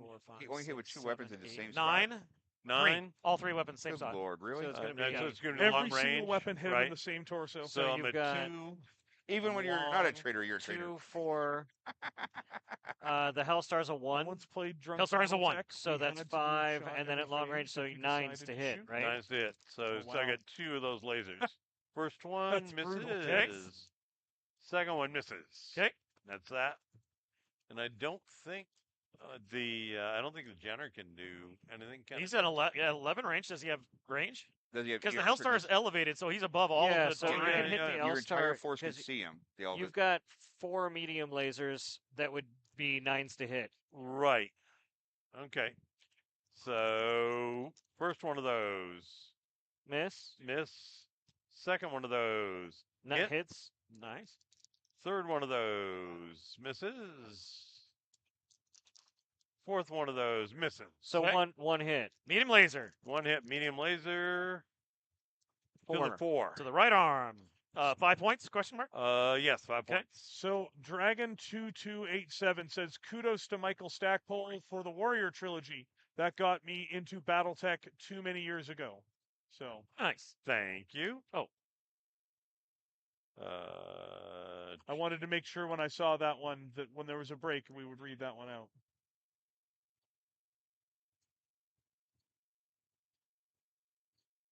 Okay, Things are so looking pretty rough for the Hellstar. let's start with Yostotl on the Hellstar. Okay. I've got 2 ER PPCs and 2 ER medium lasers. Now the question is whether, because he's on a level 1, Yep. Okay. he's on a level 0. Right. Okay. This is trees. You would get those trees. Yep. I don't know if it clips this one, but if it did, you would get that as well. Wish we had a laser. Feel like it does. If only we had a laser. Laser. It's from center to center. It gets at least one. Here, use 2 pens. It's up to those who won initiative to decide. Whoever won initiative calls go. it. Okay. Well, and I'm a little. It's this hex. No fun. Yeah. Yeah, I think it clips both, which means you can still target. It's just a +2. Okay, so 2, 4, 6, 7. 7, and then it's medium. So 9. So 9s. Okay. Do you have a targeting computer? 9 with range. Yeah. No targeting computer. 9 with range. Got him. I got 1. Yep. Okay. Bring it on. So that's 10 damage to your 5. 10 damage to the 5. 1, 2, 3, 4, 5, 6, 7, 8, 9, 10. Wandy Well says done. Michael Stackpole's Warrior trilogy, Blood of Kerensky trilogy. So then the and all of medium his lasers X-Wing. are 11s He is to one hit. of my favorite Okay. objects. Thank you very much, Wandy. That is very kind of you. Yeah, no, missed there. Okay. Okay, next one. The Caesar is I've got Now, Caesar got shot from the Akuma, and you two actually have a pretty clear line of sight because he's elevated, so you don't even get those trees. We're just straight looking at Oh, each I other. meant the yeah, the Caesar. Yes, that's No, let- you don't have to shoot him. I'm No, just no, letting no, you no. know. let me go with the quick draw first. That's what I was thinking. Okay. And because the quick draw is going to hit the Hellstar too. Okay. And the quick draw's on a level 1, correct? Yes. Okay. There's one Yes, it's tree. So you will Correct in pick up front of it. 2 trees. Oh, that's right. 2 trees. You'll pick up this tree and this tree, Okay. which is fine. You just it's a Yeah. +2. It's this hex right here. Oh, I can't actually hit him. Anyway, but I am on you have level one. LRMs? Your LRM I've got should be able to mediums. reach. I've only got He's a different type It's of a quick different- draw. Oh, I've is it got a different streak- configuration. I've got streak shorts. Oh, okay, then yeah. I'll shoot this guy. Actually, everybody else has I think a it's the shot same over range. here. They're at the same hex line. Yeah. So yeah. The quick draw is just going to sit there. Good Uh, call. Yeah, no, okay, so the Caesar then. We're going to shoot. I really love Michael Stackpole's Ghost War. First person was such a welcome change of pace for Battletech, and Mason Dune had just enough cynicism and sarcasm to be fun without being a miserable Okay. git. So we've got a Gauss rifle. This and a entire battle snub is just going to be nose. me reading people saying PPC. nice things about Michael Stackpole. What's your range? No, he'll encourage him to start 15 saying medium bad on the things Gauss about rifle mine. and 15 You know, long on the I snub mean, nose. but they don't even realize most of them. So, I'm sure two that you for paid off someone to You've got a betray 2 their piloting. 2, 4. He's got nothing. As we were saying before, it's all Okay. And no trees, so just range. It's all So PR. then that's going to be Morning, 8s Bester. for the Gauss rifle, which will be the Falcon dice, Okay. and 10s for the snub nose, which is the Wolf dice. Okay. 8s and 10s. Pause. Double check that math. Your gunnery is a 2, Yes. and you ran. Yes. Okay, For he has 2. no defense. So It's that's only range. You said medium and large along? Yep. That would be Those 6 and 8. Those Oh. definitely It hit. doesn't matter. They he both gets hit. tens. They got Oh, hit. okay. Got 10. I didn't want to be. No, I that's didn't even cool. look at his roll. I just want to Okay. make sure he was hitting what he said. So the Gauss rifle, 15 to 6. Epic hit, man. Nicely done. 1, 2, 3, 4, 5, 6, 7, 8, 9, 10, 11, 12, 13, 14, 15. And Big then- ol' mark. 10 on the snub nose to 8. Other To torso. the 8. 10. 1, 2. Snub nose There's usually 8 is a decreasing Oh. scale of damage. Yeah, he does 8 Oh. damage. Oh, 8. 8 damage. At long? I thought it Oh, was sorry. 6. Oh, yeah, right. It's long. So It says 10, 8, 6, correct? It's 10, 8, 5. So it's just 5 10, 8, damage? 5, so it'll be 5 damage. Okay. Which is totally fine. You totally hit him. 1, 2, 3, 4, 5. Okay, cool. Yeah, the snub nose has a specialty where its short range is really long, but it means that the damage is decreased once it gets that past its short range. It's a Still a shotgun. great weapon, yeah. Karaman Yeah. says, Randall's like favorite weapon. I mean, if we need to do compliments, I would like to compliment Brian Young for the name of Katie's mech. Okay. What's Katie's next name? Kage Kitsune. That's pretty good. It doesn't make Um, up for shooting me with a Gauss rifle, but it's pretty good. Okay, well, I'm going to shoot more Gauss rifles. Still to there, with the Devastator, we've got 2 Gauss rifles, and that's a 15 range. Yep. And so that's a medium, and I've got a or a gunnery skill of 1. So God. 2, 3, 4 for range, 1 for the gunnery skill. So that's 5. And if he's got 6 nothing, with trees and range. so 6. Yeah, total. Plus- 6 is to hit with the 2 Gauss rifles. 2, 4, 6. Should be 6 plus range. Well, he's 6 a plus gunnery range. 1. No. I have a gunnery 1. Oh, do you? Yes. Nice. Yeah. Yeah. 1, 2, 3, 4, 5, 6. Yeah. Yeah. Wow. Medium range. Yeah. Yeah. Youch. So 6. Yeah, 6 Yeah. is to hit with the Gauss Welcome to rifles. Ouchtown, pal. Population, you. 1 hit. Yeah, One hit. All right. Okay, roll for so location. 7. I thought that was 7. going to All be right. the head for a second. I 1, was like, 2, whoa, 3, whoa. 4, 5, 6, 7, 8, 9, 10, 11, 12, 13, 14, 15. And And- let's all glory in the fact that Battletech is a game of blowing stuff up. Well done. And then the snub-nose PPCs. Okay. So those are going to be long range. So those are going to be 8s to hit. Yep. Um, For 5 and I got points each. 2 of those, and then Yeah. I'll have 2 medium lasers after that. So Okay. snub noses at long range, both hit. Both hit. Lord.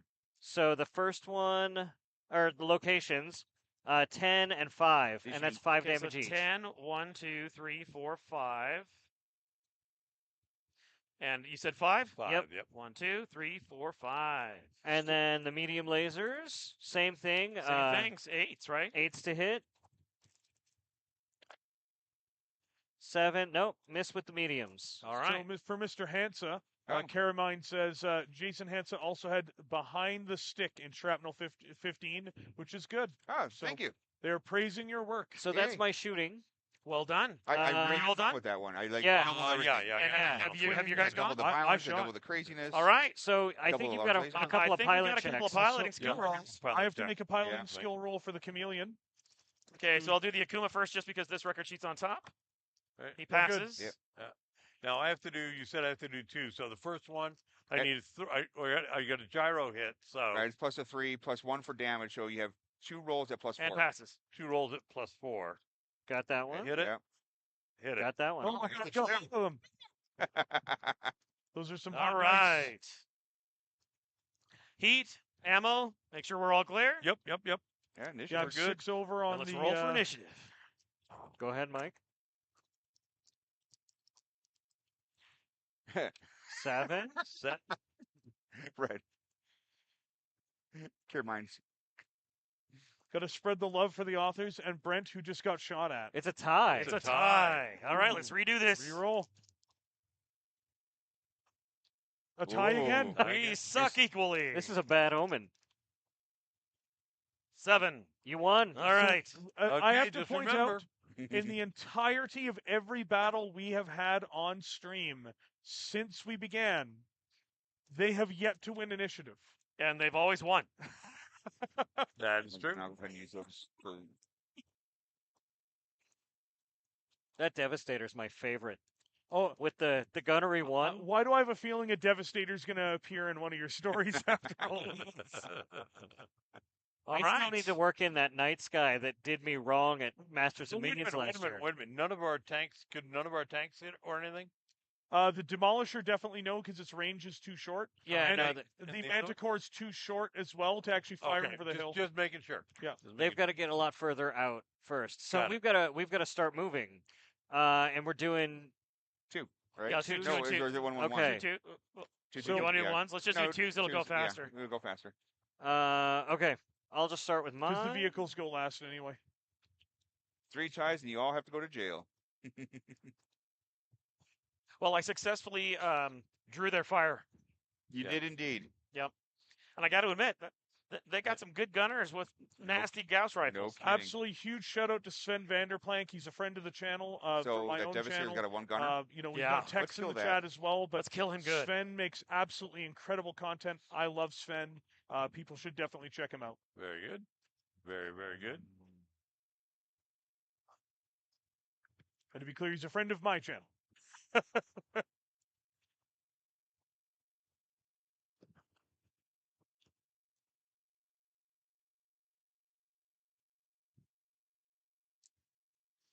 Do you have a sweet spot of 7?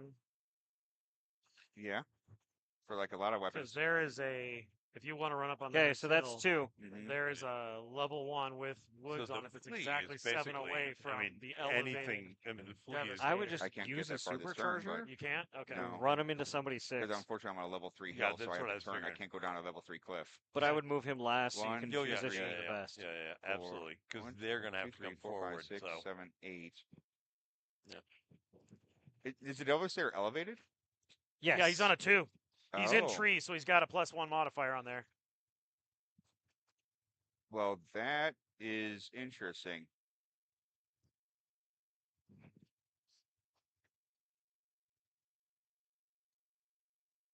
Okay.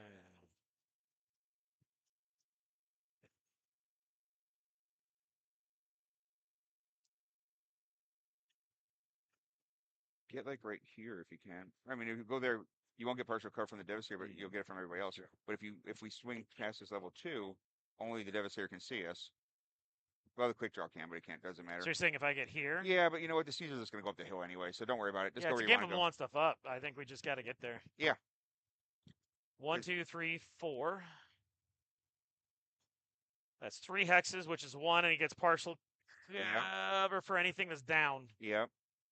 but not from you. Right. Okay, I moved 1. Can you move 1? 1, 2, 3, 4, 5, 6, 7, 8. 1, 2, 3, 4. Only a +1. It is great to see dice rolling, Fox. Absolutely. Can you see anything? You can see the Devastator. Good answer. You can see the Devastator and the quick draw. Excellent, excellent. Well, the quick draw hasn't Well, the moved. quick draw though. hasn't moved. I the know, but- Caesar's moved. So Yeah. is this the question is is this the demo team experimental module? What is it that we're actually I doing? think we and all doing took this our campaign? we are actually PSRs, playing a our bunch 20 of damage scenarios PSRs. Yeah, everybody took the from Yeah, we the all- BattleTech Mercenaries box. Right.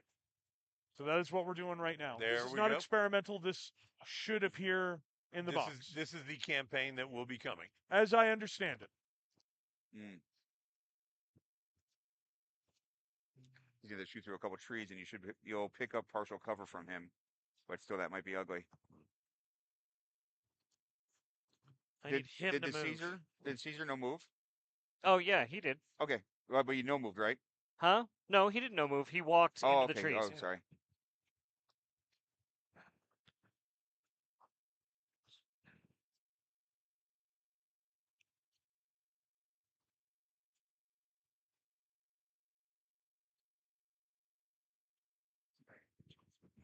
How did you get there? Did you I don't know. jump? No, 1, 2, Three, 3, 4, 4, 5, 5, 6. 6, Okay, 6, 7. 8, Oh, I 9. can't. No, I've got an 8. Okay. How many hexes did you traverse overall? 1, 2, 3, 4. 4. Okay. +1, yeah. So +1. All right.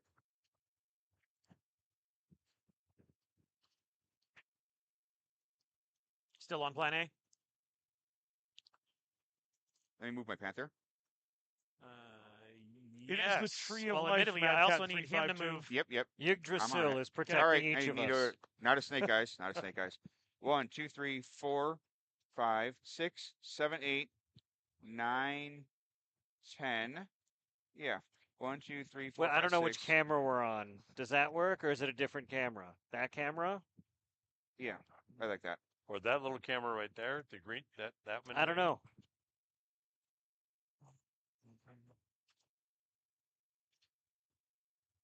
No, we took all the PSRs. I need 2 Yes, too. Yeah, we did all the PSRs. question about the PPC cocktail, that was my invention based on a personal but not devastating experience.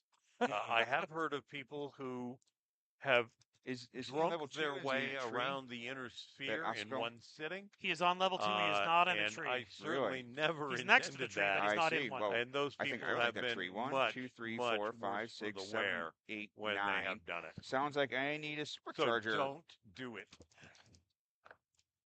That's not it. It's not a 2. There you go. Cut that a little slim. 1, 2, 3, 4, 5, 6, 7, 8, 9. Well, hello there. I don't like the look of this. I mean, I do. We can shoot him in the back. 1, 2, 3, 4, 5. So I ran for a 5. Yourself and demolish And I'll add. And you're in trees. Yeah, so I'll put a 3 up just so everybody knows it. I don't like these dice. They promised me they were good dice, and I didn't. They're just play withable. yeah, they're play withable. Yeah. But you know So, what? I didn't You fail. should do a grand tour of That's true. PPC drinks, but you should You know what? also add in all the clan versions. Although they hit harder. Oh yes, they, add they it. definitely Yeah, won if the you're hit gonna stuff. do it, if Yeah, you're they gonna do. do it, I if you're think- gonna do the grand I tour. feel. You have oh, to my add in the vibroblade is clan active. versions. I'm saying that now And then because the you have to declare active or PPC not active. from, His vibroblade is active, just declaring. Okay. But chat heard. the And he is waving it around like he Alcohol just doesn't Republic care. version with Aquavit. Well, it does heat if it's on, You'll want to do that. but it does more damage if it's on. I added So- a PPC in the next book coming I out thought it for the did the Jade same Falcon, damage, but it's Oh, too very easier to good. hit. which very is good. going to be No, when it's active, grain it does alcohol. 14 and and it does 7 absinthe. hit. Yeah, it's Grain minus 2 alcohol and either way. that- I oh, look that at one it. is okay. Wonderful. Minus one. 2 either way. It'll It's have like a really full nice sword. color. But It really will. Plus 2 damage. It'll taste No, similar to if- the if Free it's World minus 2 to hit, Fleet one. if it's active, it does Because they're 14, both but it has anise 7 hit. based. If it's But unactive, yeah. it just does a So standard that'll sword be damage, which would be just 8 for great. me. But it'll have I'm that, turning yeah, around. it'll have that nice Yeah. green I glow want you to to choppy it, chop. just like all Yep. the Jade Falcons. Yes. Choppity, choppity. They'll be seeing people with a green glow anyway. All right, back to you guys. I moved all my mechs. It's up to you guys. If you could turn the demolisher and put it up on the hill. There we go. All right. It doesn't turn again because The it's thing only got about 3 me running up there with movement a Okay. sword and then I don't is control the that's manticore. ugly, and I probably will draw a lot of fire. So that's your okay. Hellstar That's should its be, movement. Yeah, hopefully. be able to sit there and just, Are you Yeah. moving Hellstar anything else? Is the other manticore? Is the other vehicle going to move? It ought And to, you know, but that's what written can in it do? cursive, Move right? 3 and get right Just next to him? Hellstar things. This one, the Manticore has movement 4, so Remember, turns count towards Well, movement. I thought right? the tanks moved at the end. 3. You can't Oh, move yeah, anytime. And then it's got 4. a turret. I thought the tanks moved at the end. Do they move in the middle? They only appeared at the end. Yeah, they only Ah, appeared yeah, at the yeah. end. Okay. Oh, okay. Yeah, for deployment. So those 4, guys are done. Right. 8, But then 4. we have to be moving last. So whatever they move next, everything else on our Right, team moves. right. Well, okay. then the numbers. Yeah, are see, off that kind of initiative-wise. throws off the count. Yeah, that throws off initiative I didn't make the vehicles in the game. because they You have can 10. move We more have 8. Excuse stuff me. now. So they moved the 2 vehicles in the middle, Can we move but the that now vehicles in makes the the middle? mechs. Yeah. It throws off the mech count. We would have to move the vehicles with the last mechs regardless, because you have to move last. No, it's fine. No, but you guys had to move 3 this turn. That's what it is. Oh, okay. Because it's Okay. the third movement phase, so you have to move Okay, those so 2 go and ahead. something. So I'll move something Yeah, it's else 2, 2, here. 2, 2, 3, 2, 3, 2, 3. 1, 2, 3, 4, 5, 6, 7. So everybody else is going for the Devastator, and you're going to chop the shit out of the Ost. So he moved Oh 5. yeah. Oh, I'm gonna chop the heck out of it. These guys are gonna shoot the Devastator. Well, Yeah. the Chameleon and the Flea are still damaged. So the truth is, my bladed guys can get in there as well Yeah. and deal with those. Well, the flea doesn't move, but the flea can't run. I mean, it can, but it has to do a pilot check. There, that's the because third of the unit. gyro hit. Okay. So yeah, your sword guy can probably finish off the flea if you're just so here. we need the Avalanche to go. Why do we? So they still have 3, and we Yeah. have 3. Where am I going? I got. Let me see. Let me check my speed. Is what I'm saying. 585. 1, 2, 3, 4, 5, 6, 7, 8. That's a displacement of So Mercuron, I don't drink alcohol. 3, 4, 5, 6. You know this. Or 1, 2, 3, 4, 5, 6. If you're 7, asking 8. if I've 1, ever 2, tried 3, a 4, PPC 5, cocktail, 6. the answer is no. No one who is You know what? got 2 brain cells to rub together has tried one, or at least they don't after they've tried one. So yeah, you got to be careful about those. 1, And Mike 2, on the 3, chat, 4, it was a 5, delight 6, to 7, meet you 8, and your 9. 11-year-old. I'm so glad they're enjoying the Fox Patrol. All right. Wait, where are Very you trying cool. to get your sword guy? Up by the flea or by the Ostel? Because I don't want to put my avalanche. Yeah, no, I'm with you. Give me a second. Because I'm gonna put That's my a good avalanche. question. I Okay. can put my I'll avalanche fix right next to that the Starslayer. Is he hurt? 1, 2, 3, 4, 5, 6, 7, 8. There you go. Nice. Why you gotta be like 1, that, 2, Brent? 3, 4, 5. Yeah, I missed you. Oh, that's perfect. Chameleon can't kick me. Yeah, but I can jump. I'm sorry, the Star Slayer can't kick 1, me. 2, 3, 4, 5, Uh, 6, 7, 8. You know what? Let me come up there and help you. Go I'm ahead just and put gonna me right Yeah, next. double Chameleon tap- can if he's alive. We're just Put going the to double avalanche tap the next to the AC-20 Star into Slayer the facing Roku. it. I can also throw a kick into him. You know what I can also do? Because I'm a jerk. Oh, I can't. I have no hand actuators. Yeah, it's called Get Behind the Roku this turn. That's what this turn's now called. This turn's called Get Behind the Roku. Okay, so now you move both your flea and the Jenner. Everything else Right. moves. So, including They've the got to move. chameleon. You got to move everything left. Yeah. Yeah. So, I would just get behind them with your 2 light mechs. Sure, You have good. 2 hand actuators But I'm going to jump with the Oh, you have hand. chameleon, I'm pretty sure. because you this could turn, for a 'cause I can -1 jump to 6. off the board. Push him off the board. It's cheesy, but it's funny. No, I would rather use my big giant sword. All right, is yours a sword or a vibroblade? It is a vibro. The vibro is on. There you go. So you have a -2 to hit with it, but it will Yes. do the heat. 1, 2, 3, 4. I will 5, say 6. V for vibro. And this one just has a hatchet. Yep. It's not a vibro. I don't care if he dies because he's already badly moved. wounded. No, the chameleon didn't move. Yeah, the chameleon never moved. Yeah, the chameleon never moved. I could have sworn he had a movement die on him. Nope. That's him. Yeah. Star Slayer. No, it's the Ostrox. So Yeah. but it's fine. We can beat up on a Star Slayer. Yeah. Okay. With his heavy larges. Yep. And he came real close to the other thing with the sword. And I'll then beat it's him up to the lights to move. Okay, so And Or, hear me out, or to save on postage. you could walk next to it and kick it in the head.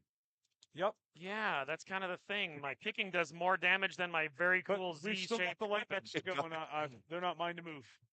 Yeah, but putting kicks on punching so tables, always if fun. the flea Okay, runs, so hold on. You We have to- won you have to- command. Right, You get the last move. You still have the hell. Stop. We won command. right. That means you had 3 more. So you had 3. We had 3. You made us move 2. No, it should be 2, 2, 2. The only way that made sense is if the chameleon had already gone. No. The That's why we chameleon, moved the up there. chameleon definitely did not move. It has Right. been there since last turn. There And was they've got no two more movement. So left we to move. won command. They have 2 left to move, and we We only outnumber have you. 1. We outnumber you. No, you have 2. You have 2 to You move. still have 2 Yeah, left. you have 2 left. These 2 Yeah, left. after we moved the 2 lights, we have Yeah. 2 I left. forgot about that one. Yeah, like Thank you for I'm helping. like, I appreciate that. I swear to God, so confused.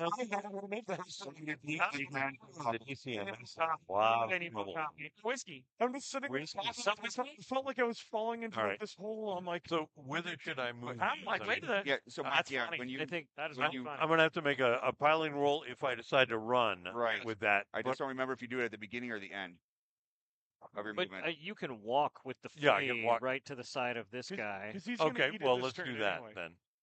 1, 2, 3, 4. Right. Yeah, he's not gonna live long. Oh Regardless. no, he's done. He's toast. He's just gonna get a couple shots off before he Right. departs. And then Now the question with the Jenner is, you probably want to do the same thing there or there. Because you can kick one of them too. okay, let's do that.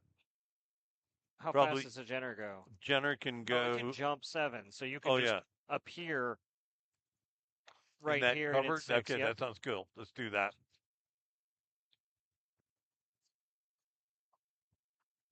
And then that's it. So, yep, the soon to be departed. Salute you. Okay. This looks gross. This is So bad. This goes here. Yep, that's on the That flea. goes there. Well, I put that movement die next 3, to him. 4, 5, 6, 5. Are you trying to kick it or? Oh, you could. Yeah. 1, 2. So here's the only thing I don't like about these scenarios. We've kicked ass both days earlier, right? What's and your yet speed? every time we go on the board, 4 we're or even. 5?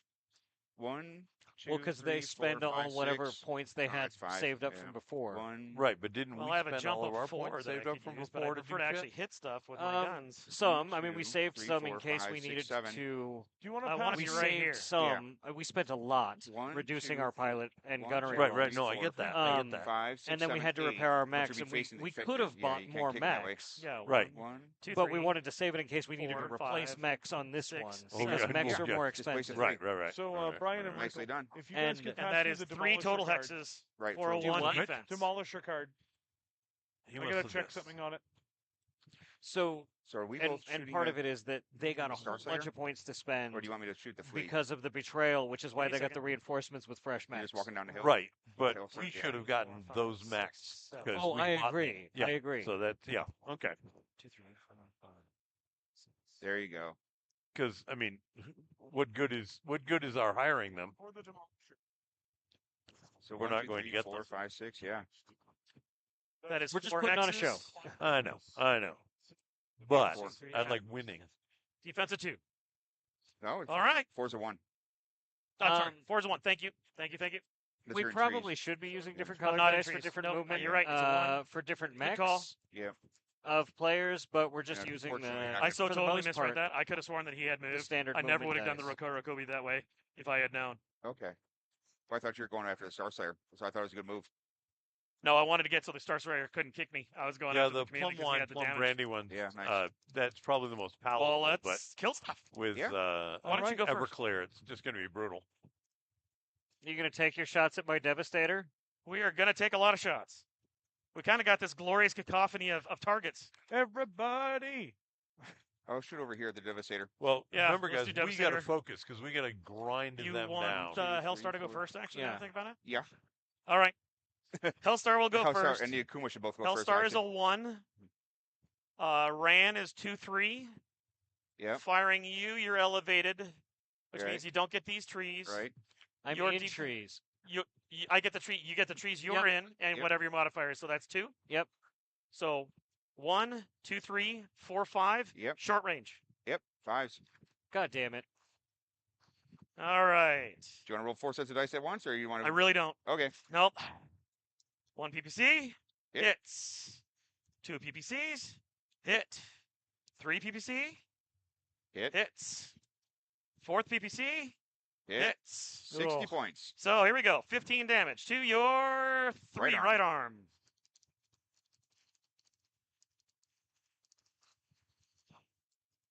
15 to your head. Thanks for coming. Yeah, he's dead. There goes the Devastator. Yep. And Yep. that is why, if everyone's wondering, the we don't even need to roll anymore. I know, but it's fun. That It's is a game why- of blowing stuff up. That is why the Hellstar is considered the most dangerous mech in the entire game. Yeah, but he takes 3 heat. Oh, Oh. just in case you're wondering. No, I ran 2 heat. Now I must know Good for how disappointed Brent felt when he got turned on yesterday. Yeah, that's right. No, it's only a fraction of that. Well, the sad thing is that we have a lot of units firing at you, Yeah. and I kind of just screwed that up. It's all right. No, We we're here. No, for no, one thing, we're so- okay with that. Akuma, we can see the Ostrak. I still get Yeah. to We can shoot from see- him this No, turn. but- though. Yeah, totally. we would have all had to declare. Yeah. So all the things we were going to declare at the Akuma, we just got to mark our ammo and heat. Yeah, they shot the body real bad. All right. Well, those two are done then.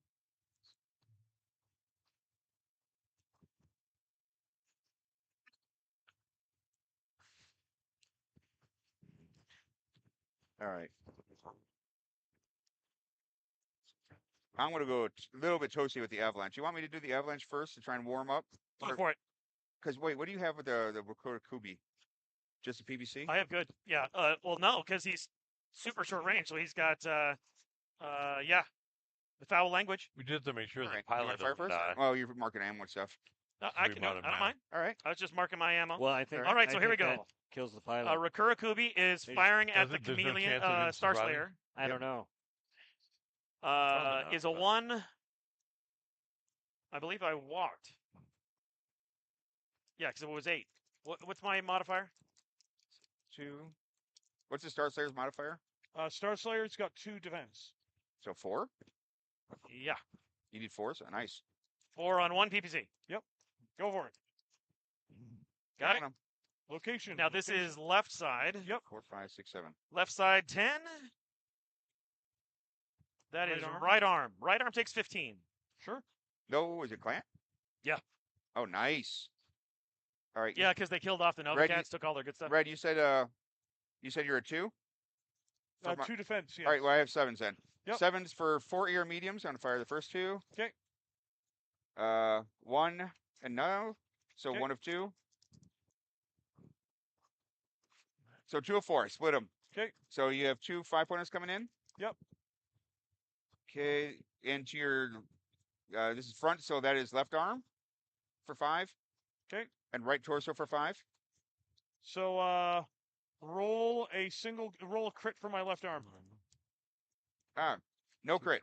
It doesn't have anything in the left arm All anyway. right. I have an SRM 6 coming in, needs a 7. Okay. No, an SRM 4 needs a 7. Let's change dice. That gets you. Okay.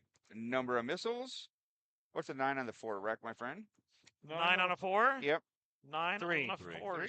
3 missiles. Did I get Okay. that wrong?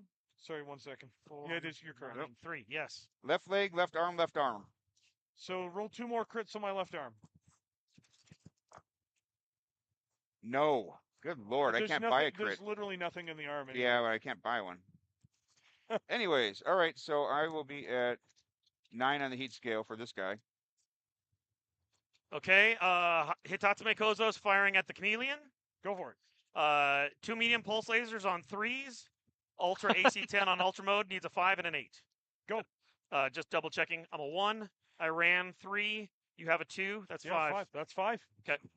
You're good. Okay, 2, 3, so 4, 5, 2 6. medium pulse lasers. Both hit. They surprisingly both hit. 2. No one can understand. Okay. How did that take place? Ultra, 5 to only- hit. First He one needed 3s. I just don't get it. does not hit. At least that. 3 medium pulse lasers, 6 damage each to your, and I am front. Yep. So that would be left arm Perfect. and left torso. Perfect. All clear. So it's 6 each. Very simple. Yes, I did. Nice. There we go. I thought the Okay. chameleon was just going to eat it, and instead it's All right.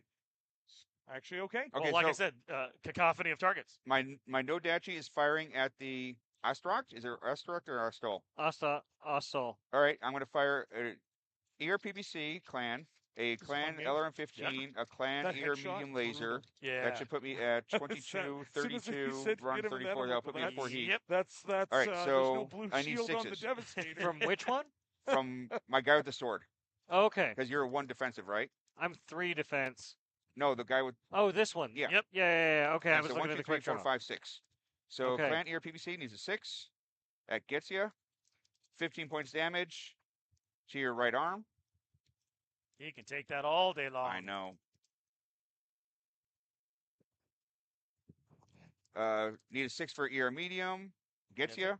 This is a 7-pointer. It's a clan. Center torso for 7. LRM 15 needs a 6. Gets Got you. 11. This is Artemis. So 8 becomes 10, which become on a 15 is 12 still. Rolled of an 8 on. No, a 10. I have Artemis. rolled so a 10 on a 15. 15, 12. 12. 2 5-pointers, and then a 2. All right, so left torso for 5. Okay. Left arm for 5. And left arm again for 2. Okay. All right, I'm spent. Why don't we get? Huh? All right. Let's get the Devastator out of the way, and we can take him off the map. Oh, no, he needs to stay there. Oh, yeah. Leave him. Just tip him over. And Well, he's- it's our turn he's to fire rubble. him anyway. So I think he's shooting back at the Hellstar, I suspect. I think so. Oh, those stubby should be at short, though. Yep. Oh, yeah, everything's short now except for the Yep. Gauss. So the Gauss rifles are at short range. Oh, then everything's short. Yeah. So I've got 2 Gauss rifles, Oh, cool, that's that. and so For I've a sound got mouse, I'm using the NDA-3X. Snubs. It's a very nice variant. I like it. 3 threes to hit. Yeah. Okay, 3s to hit with the 2 Gauss rifles. Is he shooting me? Yes. It'd be Oh, yeah. 4s to hit. 4s. Yeah, so you need 4s to hit. 4s to hit with the 2 Gauss rifles. They both hit. 4s. Yeah. Yeah. Okay. Oh, job. barely. Yeah, then the Yeah. snubs are the same. 4s. Okay. So let's roll locations for the Gauss rifles. So 15 to Oh, the 11 and a oh, 6. 15 to the 6. 11. Hold on. 1, 2, 3, 4, 5, 6, 7, 8, 9, 10, 11, 12, 13, 14, 15. Okay. And you said to the what? Right 6. torso. Whew, that was close. 1, 2, 3, 4, 5, 6, 7, 8, 9, 10, 11, 12, 13, 14, 15. Man, my mech is getting painted a different color very quickly. So now snub noses. Okay. Those are going to be 4s to hit again. And I assume at this point it's all short range, so these will be full Yep. 10 points. Yep. Both hit. Okay. So 10 points to 9 Okay. and 10 to 7. So center 4, torso. 5, 6, 7, 8, 9, 10. And 10 to the center. 1, 2, 3, 4, 5, 6, 7, 8, 9, 10. Okay. And then the medium You got lasers, I mediums, right? guess. Yep, the 2 medium lasers are at medium range, so that's going to be at a 6 Okay. to hit. I have faith in you. You can do it. 1 hit. See, you did it. Roll for location.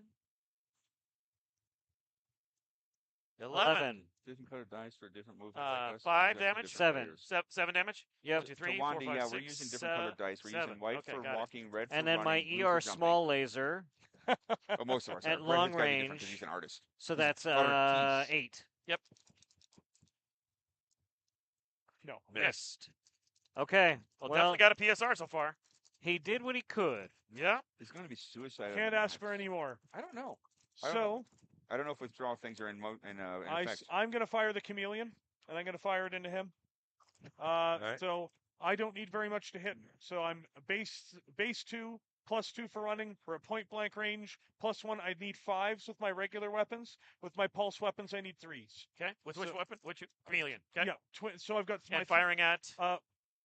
Thank you. Yeah. So Making sure I grab the right three, record sheet. 3 medium. So I'm going to fire my 2 medium lasers first. These need 5s, and my 2 machine guns, which need 5s. Okay. So medium lasers first. I'm not firing the large. So hit. Have you fired this hit. guy? Yep. So locations Is that for the yours? 2 mediums Yeah, I haven't fired it yet. Okay. are all right. going to be the center torso and 5.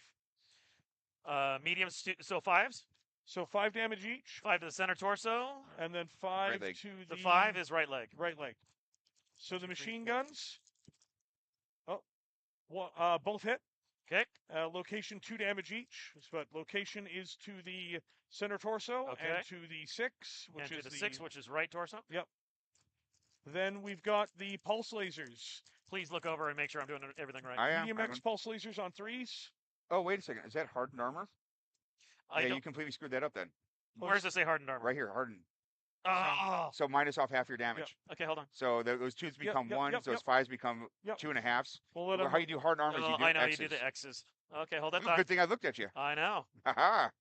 Okay, so. And you have to do 20 pips 1, of damage 2, in order to make a PSR roll. 1, 2, 3, Not 20 4, points. 5, But if he 6, does have to make a PSR, he has a penalty. Right, +1. 7. Okay, and there was 5 on the leg, right? Yep. So Yeah, 1, so- 2, 3, 4, 5. Right. Okay. Okay.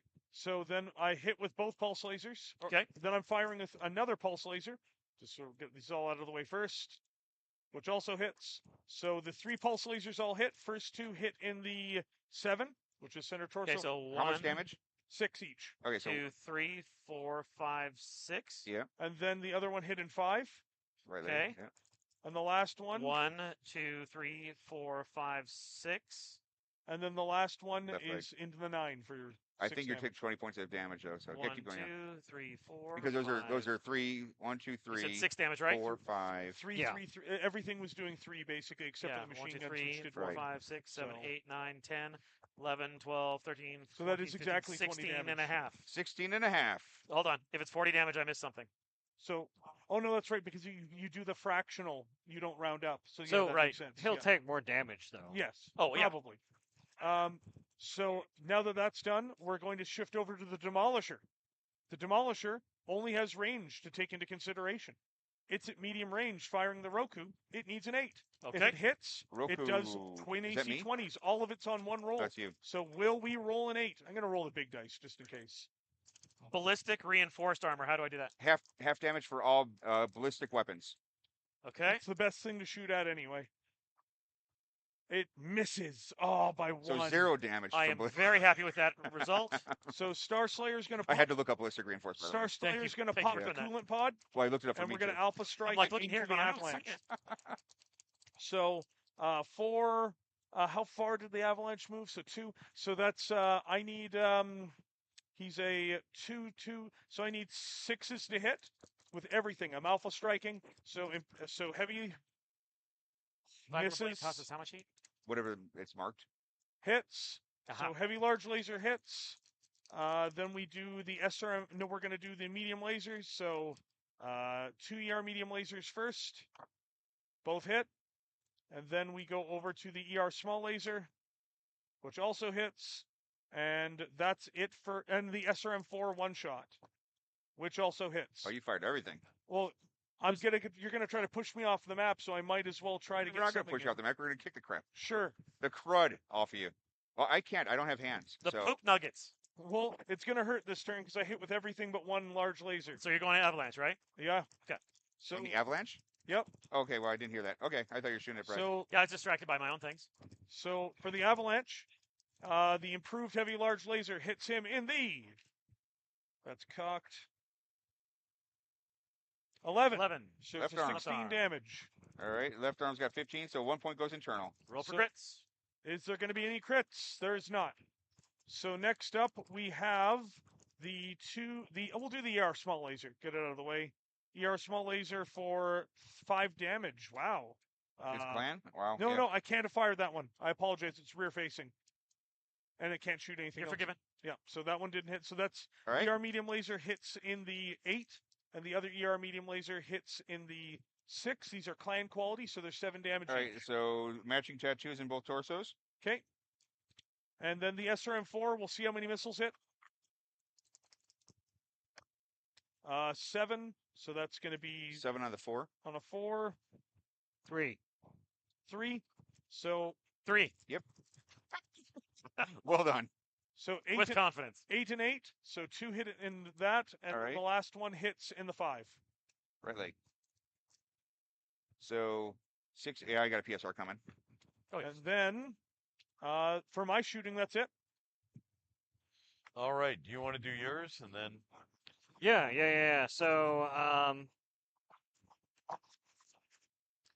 the Ossol is going to fire into the sword guy. Sword wielding Yeah. tyrant of doom. Well, on this map, you got to be Yeah. more. You got to be more specific on this map. Yeah. You're talking. So I've got.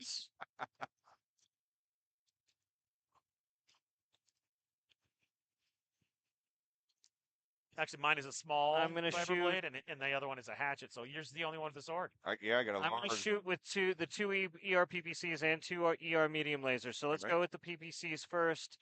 That is 2. Gunnery 2. Defense 2, 3. Oh, 3. Yeah. I'm in a Because of the so we're looking at 4, 5, 6, 7. Yep. So 7's to hit on both of those. Nothing. Wow. Medium lasers, same thing to He's hit. been doing a dance or something. My intimidation's SPA kicked in. Both of those hit. So both medium lasers. Okay. All right. So that's 5 damage to your 5 and your 10. All right. Right leg and left arm.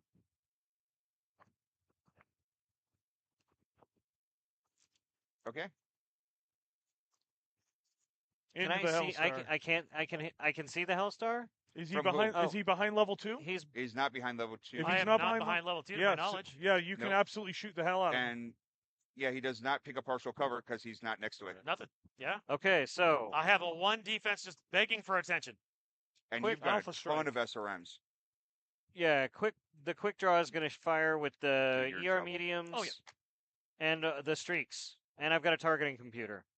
So let's go with the 2 medium lasers first. All right, let's do Hi, it. Ram. So that's 3. Your gunnery is a 3. No, my gunnery's a 2. Gunnery's a 2, and you. Jump. Jump. So Jump, that's 3. that's So that's 5. 5, and then you've got a 6. I got a 6 and range. But the medium lasers are the targeting computer. So So 5. Okay, so it's medium range, but Are targeting those- speed brings it down. Oh, are they ERs or are they regular? they're ERs. So Okay, it's they're actually 1, short. 2, 3, 4. It's short. Yeah. So you need 5s with Yeah, the you need ERs. fives. Yeah. Both. Got them Hit, both. hit. Both of them. Nice. So Bring it they, on. they hit for 5, 8, and 10. That's the 8 same is torso. going in, so roll for crits. 1, 2, 3, 4, 5, 6, 7. 8. Got Hold one. on. That's a medium laser? Oh, yeah, it's a medium laser, so it's a I'm 5-pointer. I'm just marking way too many dots. Hold on. 1, Yeah. 2, 3, 4, 5. It's a Okay, 5. did you get any crits? Yes. And one. then also your left arm's hit, by the way. 10 is for 5. 5. Yeah.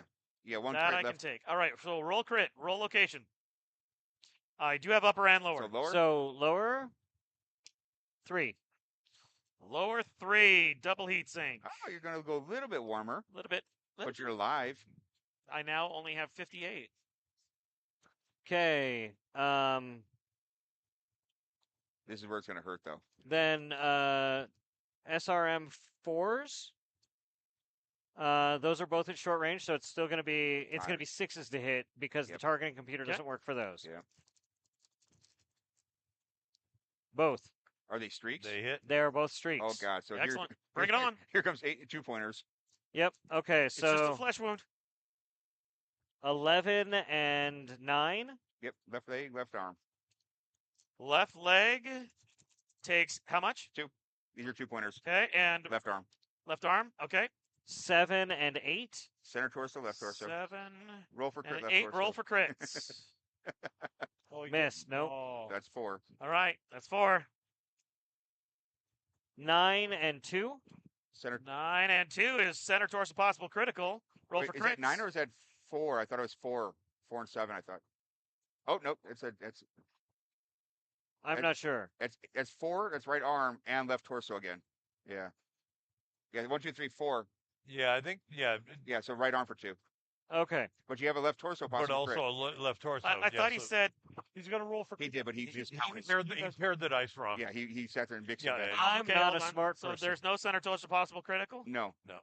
Okay, so where were the two locations? That would go left torso And right arm. and right arm. So Yeah. left torso and right so there arm. is a crit. Yeah, There's a- yeah, but it's right. on Crit the in the torso. torso. Right, and so he did. Yep. You have to Yes. declare which one's upper lower. Oh, Oh, so I did get a lower crit. 4. Yeah. Right. No. No, No, he no. confirmed I the got. crit. He I con- confirmed the crit. And Yeah. now he's rolling for it. So 3 So Lower upper. upper, or upper. 5, Double heat All sink. right. And these are and your then last 2 my missiles. last 2 missiles. 12 Hit him in the head. Yep. Bell and 6. right torso. And right torso. Okay. Yeah. This would be the funny part where the All pilot right. blacks All right. out Do your on consciousness double check. ones. Oh. I saw that one. Yeah. Past Can that. you imagine if it's just I like could. 5 minutes. 15 minutes? Oh man. You said 15. 15. Don't try to take this from me. We're gonna We get have our lots of time to destroy them. We got plenty of time for physical attacks. Yes, we do. And then a whole nother round of destruction. Right, but he's got this, and then I've got mine. So. Oh man. Okay. Okay, Bring it the on. Caesar. And we've got the tanks. Yeah.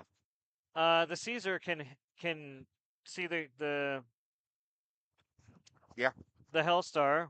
Yeah, I don't think there's any trees between I don't us even at think all. you get the trees. Yeah. 7, 8, 9. So that's going to be long range on my lasers and Share short for your horses? range on my snub nose and medium on my Gauss rifle. Let's start with the Yeah. snub nose, Okay. Good lord. and that's going to be So your gunnery is a 2, and I've What? got a 1. 3, 3, 4. Oh god. 4, and range. It's It's short. short. All of it is short. No, the No, snubby. just the snub nose. Snub nose is The short. snub nose is short. Oh, okay. You're looking the way you looked. You were betrayed yesterday. Mine. Okay, so for the snub nose, we got the 5, so that's going to be 10 damage to 6. 7. 6. Right 6. torso. 10 to the 6, 1, yep. 2, 3, 4, 5, 6, 7, 8, 9, 10. All right. Okay, Gauss rifle is going to be a I can see sunlight through my armor. Gauss rifle is going to be a 6. Yeah. Is it? I Yeah. He I said didn't 'cause need 5s a short. 1, 2, 3, 4, 5, 6. Yeah. Okay. He's good. Got him. Got it. Okay. He's Bring just, it on. He's just rolling exactly what he needs. 12. Oh! That's Boom. gone. Boom. Reprising. He blows us off, and then you know what? It's a good guys, I got him, and then you see All right. Everything else you were going to fire at the Hellstar hits automatically, and it's Right. Yeah. gone in a glorious badoom. he domes the Devastator, and I can imagine him just celebrating. You guys, I got him, and there's a flash of silver. Suddenly, cockpit explodes. All right. And he's going to fire it so we can take him off. Yep. Right. And that's all mine is. Mike, you still get to fire. Keep in mind, anything that fired at him, boom, track your yeah. But he couldn't fire anything at it Oh, okay. because he was behind. Awesome. Bring it Ah, on. yeah. Thing. So The Goss. yeah. So let's see. I can't I've got believe you headshot him. And fleet he headshot him. has only got And First both soul. commanders went down. imagine it were like- ER medium laser. Blows into the head of the Devastator, and the guy's So- like, "You guys Yeah. are gone." As you just So see I guess I'm from shooting the the ER side, medium you see laser that- at that the moment, guy right over Yeah. there. the flash. The- From your You're Jenner? gonna have the And little he's players. just My gone. no, not for my Jenner, from Watch. my fleet. Oh, yeah, you're just going to empty everything into this guy. Right. I'm not how to say an ER medium laser. That's the word away. Oh, because you My blue robot. Yeah. So, yeah, just a running laser and a flame. Right. So let's figure out what I need to hit on those. Oh So my god! Gunnery is Gunnery's 2. You guys, 1 for moving. So that's 3. And then the avalanche Is it 2? is a 2, so it's 5s. 5s. but you get rear attacks on the Roku. They go right into back armor. Oh, Oh, so go into the rope. yeah. So, Okay, yeah. Okay, pause. Okay. Shut the hell up. I'm on their He team. declared what he was He's doing. on our side, though. Now, these are coming from the flea. Yeah. So these Yeah. are lasers, so you don't get the special nice Right. modifier. so it's just one laser and a flamer. Or Yep. laser and a flamer. Yep. Okay. So So for the- 5. 5s for each, The- I guess. Well, 5 for the go with the laser. Oh, 5 for the laser. Okay. Got it.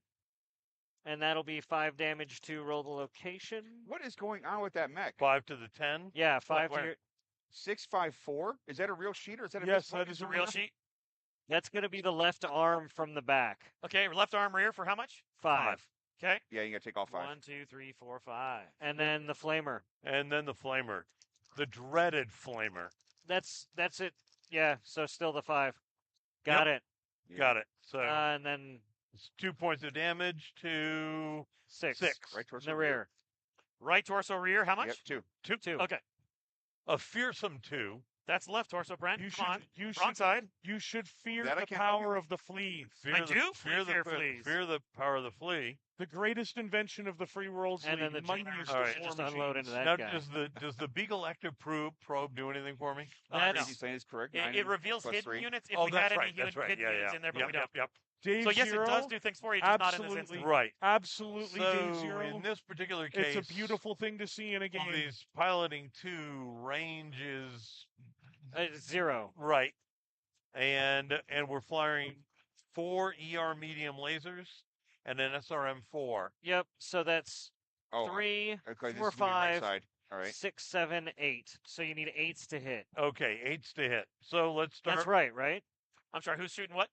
The Jenner's shooting this bad boy. Yeah, 1, 2, 3, Right. 4, 5, 6, 2 for me. Yep. 8s to hit. 8s to hit. So you- Okay. Yeah, this is going left side, so So This is me, If right you side. want to start with that's all right, right side. 2 each, just the first so 2 medium. medium lasers. I'm gonna need your help with the chart. Miss and miss. Next 2. Hit and hit. All right. Roll No, locations. no, 8s. I need it. So I only So got 1 one hit. hit. Yep. 1 hit. So roll the location in the rear table. How much? no, No, left. who are you shooting at? This guy. That's right side. That's right side Okay. table. Okay, right Yeah. side table. Yep. So Still an 8 on the right side table. Center 8 torso. on the right side table is center torso. What weapon was it? That was Medium laser. 5 points. 5 points. Okay. 5 points. And then the SRM 4. That's also going to be 8s. Yep. Oh, did we fire with the Manticore? No, we No, haven't fired that's those. next. Yep.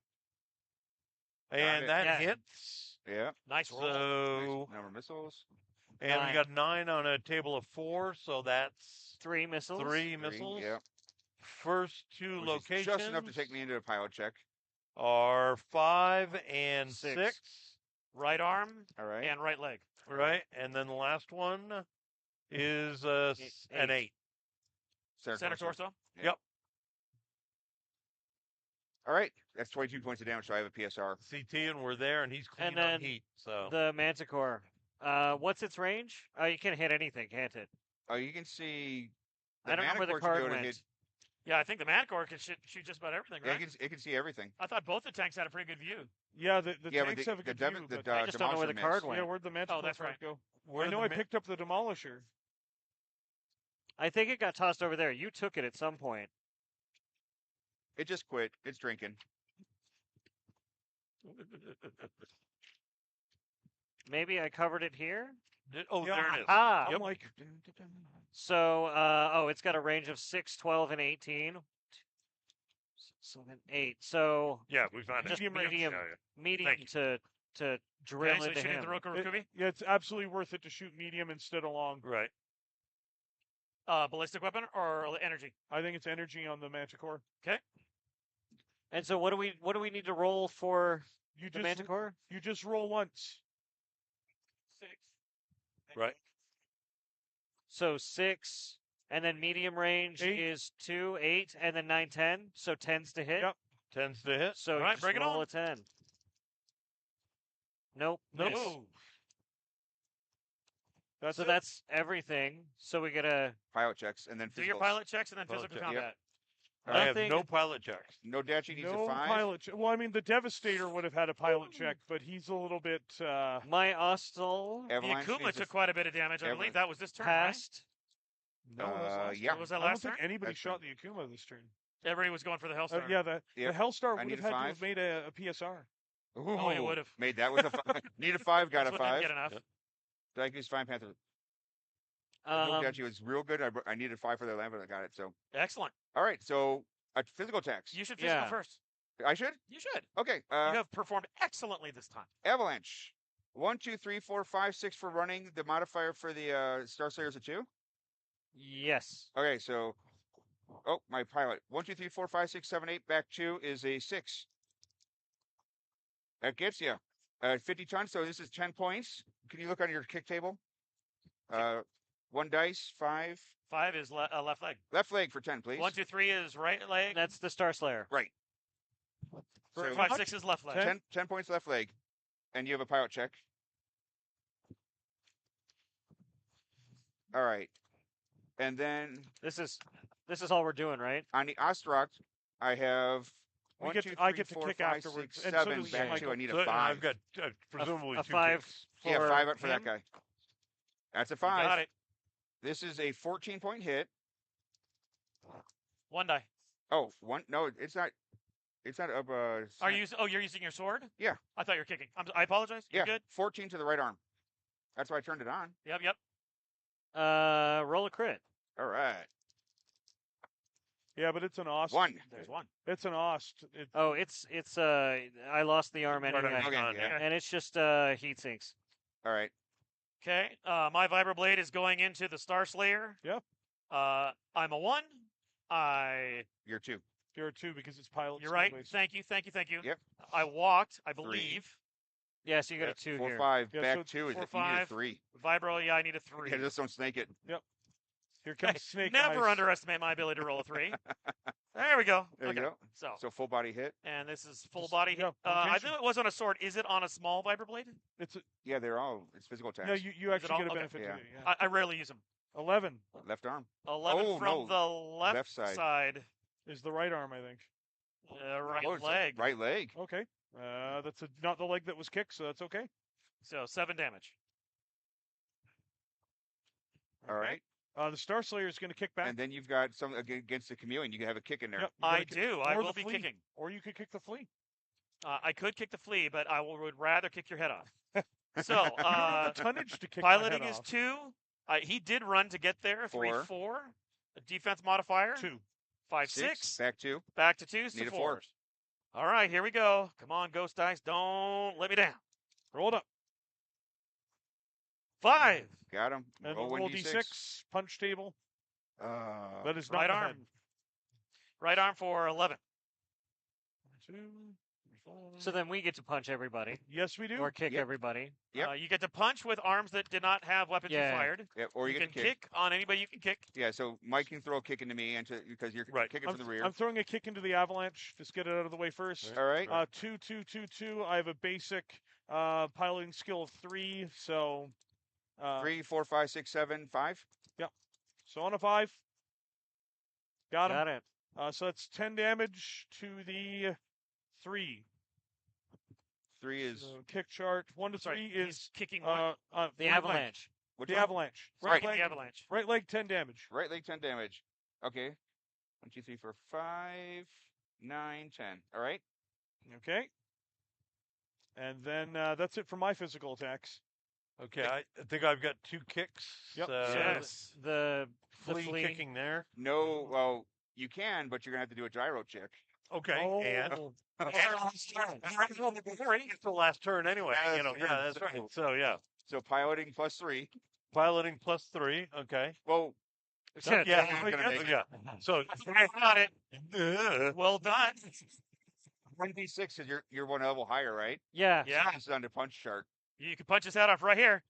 Oh, that's going to be right torso rear. No. Right torso? No, I'm sorry, right side. Right, you're right. Right Two, side. yeah, right torso. 2. No, it's punch chart.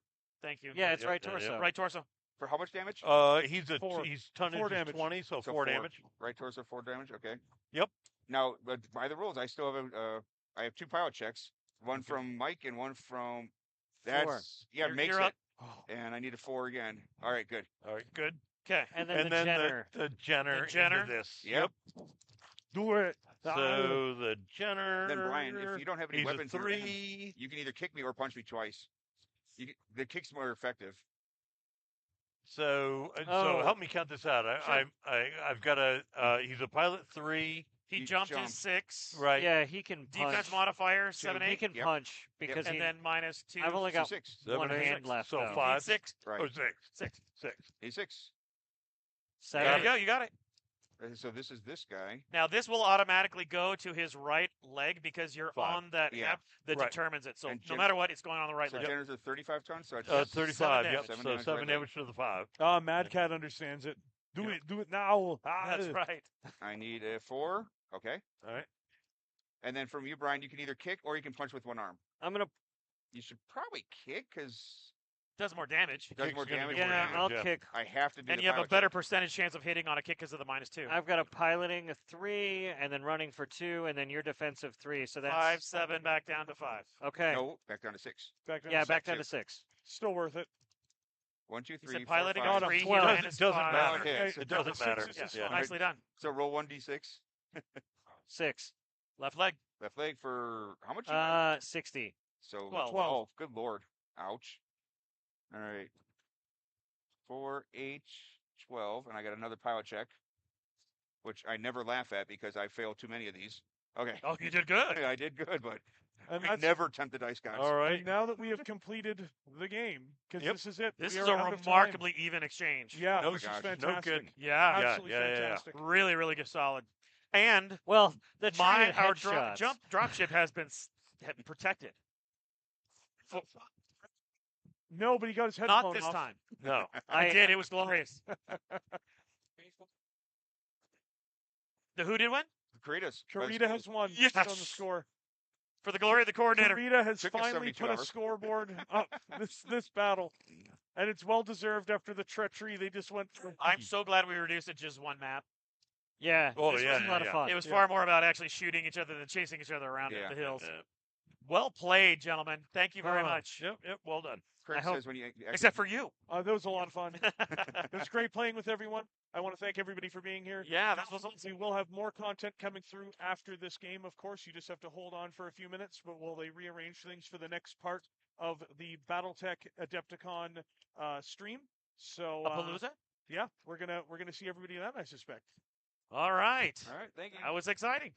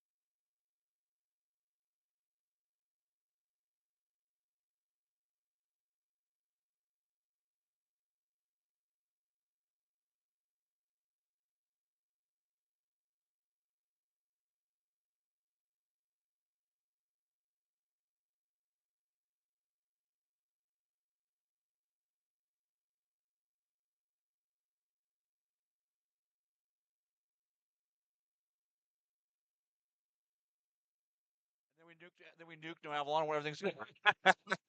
Yeah, You mean live? we are now live now. Ah. Welcome back, everybody, ladies and gentlemen, mech warriors of all ages. Thank you so much for staying in with tune with the live stream today. My name is Talon Coleman. For those of you who might recognize me, since I've not been here for most of the weekend, I was the face of the Clan Invasion Kickstarter to help run it, and with the Mercenary Kickstarter, I also assist a lot on the back end with Lauren, Randall, and the whole team. So super excited to be here to give Michael a break from his voice. For those of you who've been hearing him over the weekend, he asked me to step in so that he can give his voice a break. So I will be doing in this next hour-long segment an interview with Lauren Coleman. And yes, I know he is my father. No, it does not make it awkward. So Lauren, why don't you give for those who don't know, who Not might even a be little bit awkward. not even a little bit awkward. Nope, not even, man. not even a bit. So right. why don't you give a small interview for those who might be new tuning in to BattleTech or Catalyst in general, who you are and what you do.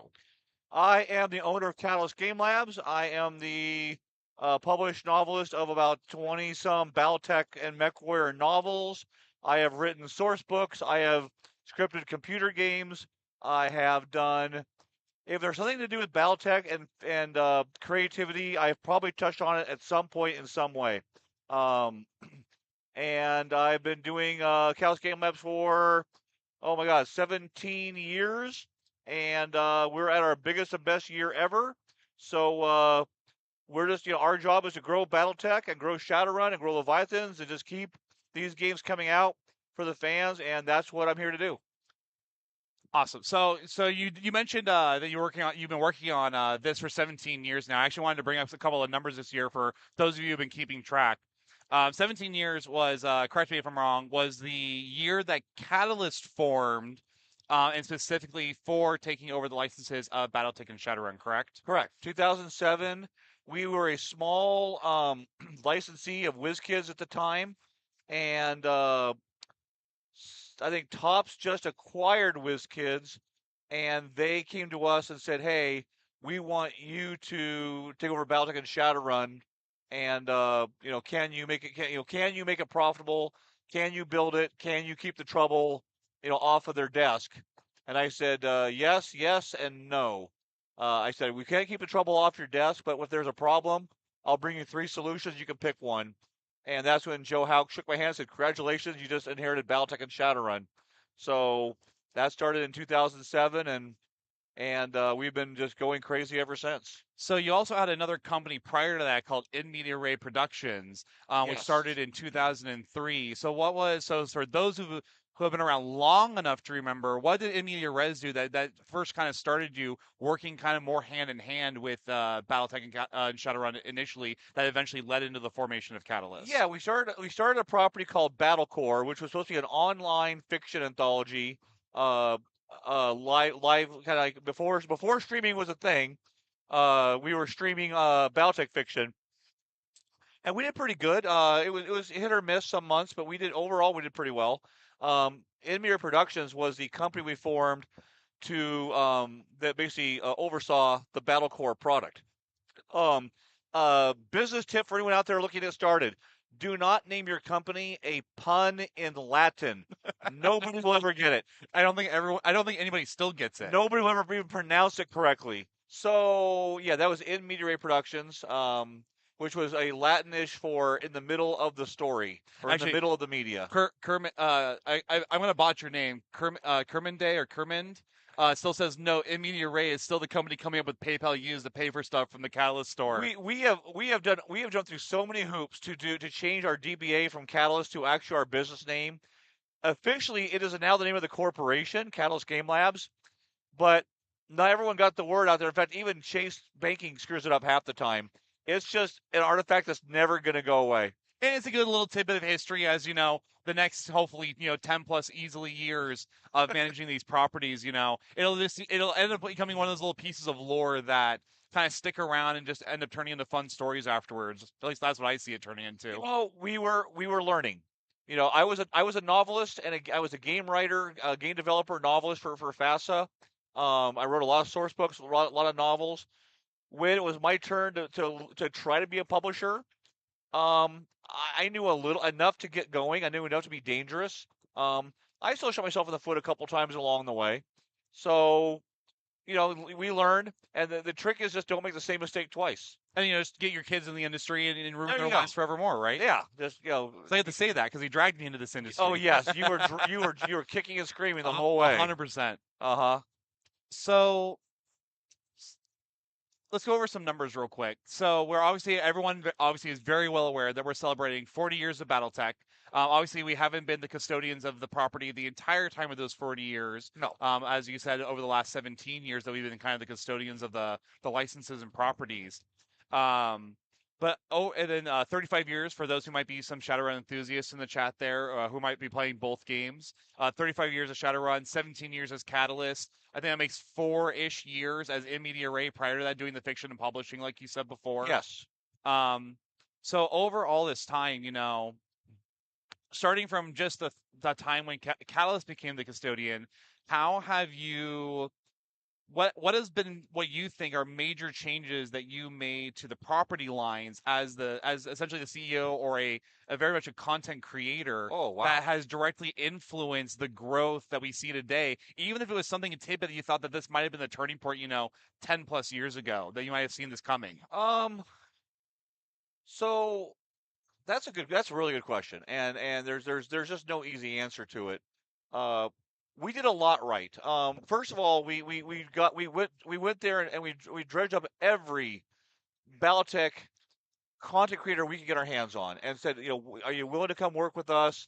There was a lot of uncertainty and bad blood only because the previous company had stopped paying bills, and a lot of people hadn't been paid for work they had done that got published. To my knowledge, anything that we accepted from the previous company that we published, all was taken care of. All the creators were paid, but there was still a lot of people that didn't get paid out there by the previous company, and that was just a shame because first thing a company should do is be financially responsible. And I do say that with a straight face for those who are going to start chirping out there. Yes, you're going to make mistakes, even big ones, potentially even company-ending ones. But if you just get back in front of it and make it all good, you can succeed. You can continue. To my knowledge, we have never had an artist or an author go away without having their contract paid. So that was the first thing we did. Is we just made a point of getting all the talent we could get together, and we did that. And then we just worked on really focusing on the story. BattleTech is full. In the end, BattleTech is really as much as a wargaming board game. It's also a story. Lots of stories. That's why it's lasted for 40 years. So we focus on the story and keeping the story going, advancing the universe as much as we could for as long as we could. That was the second thing we really did right. And the third thing we did right, the thing that really, really put us back on the map, and we were doing well 3.5 years ago, we were doing just fine. Catalyst was doing well, BattleTech and Shadow were doing well, but the thing we were able to do is bring plastics back to the box set. I was saying you're referencing back to the Clan Invasion Kickstarter. Right before that, actually, we put the plastics back in the Game of Armored Combat, and that was an effort, but it showed us that there was such a huge upside for that. That's what really got us going on planning the Clan Invasion Kickstarter to return plastics, to take BattleTech into plastics, which it really had never been. It had plastics in the box set a long time ago, but more recently, BattleTech had relied on metal for decades, and Iron Metal still to this day does great metals, but the industry had been changing. The gaming industry had been changing, as evidenced on Kickstarter with the huge prevalence of plastic-based miniatures companies. I think one of the first ones that we did research a lot together on that. I think one of the big ones we researched into at the time was Reaper Bones. Reaper Bones, Kingdom Death. Kingdom Death, right? Yeah, Kingdom Kingdom Monster. They was showing us there was a real move toward high-quality plastics. So we really scraped together everything we could to return plastics to the box set. That was not easy. We were doing well, but the margins were thin enough that we were just, we were doing well putting the profits all back into the company, but it was still an effort to get all those models done, all that figured out, and get them all into the box set for that first print run was a stretch for us. And it was one that paid off. But that was, we're talking, that was only like, 4 or 5 years ago of our 17 years. I mean, we spent 12 years slowly building, doubling the size of the company about every 3 or 4 years. Um, and yeah, plastics was the game changer. And then of course the Vision Kickstarter, and suddenly Baltech is everywhere, and maybe as big as it's ever been, maybe bigger than it ever was under the Fast years. I don't know the numbers, but I suspect we're doing extremely well in It'd comparison. be really crazy to know whether or not we have finally, even with the change of the dollar, have finally found that tipping point yet. I mean, back then the box set, the Game Over Combat cost $35, I think back then. It was much less. I mean, so our prices have gone up too, but the Kickstarter just really vaulted us back into the gaming eye, in the eye of all the gamers, and suddenly our conventions are taking off more. Distribution is like beating on our door saying, "Can we get more product?" And we're thinking, okay, we're back, finally after 12 years, we've 15 years, we've got it. It's moving, and then we did the Mercenaries Kickstarter last year. Yeah. And we discovered there's a lot more room out there for us to keep expanding and growing. more. Yeah, way more than we thought. So, in order to just bring in as much talent as we could get, make sure that the talent was getting compensated for their work, focusing on the story first, because that's what we could afford to do, and then focusing on the production quality, which included bringing back the plastics. So it's actually a really great question that's in tangent from NC Corrado. But before I get to that, actually, something I know that we've talked about before, but not necessarily on stream, was actually maybe another key point that maybe you missed there, is that at one point you had mentioned that another key driving success, that we've at least mentioned it in passing, was keeping BattleTech in stock. Yeah. Yeah, we started Catalyst with, a couple credit cards, some small loans from friends and family, and a whole lot of smoke and mirrors. I mean, we hit the ground running as hard as we could to get the brand back out there.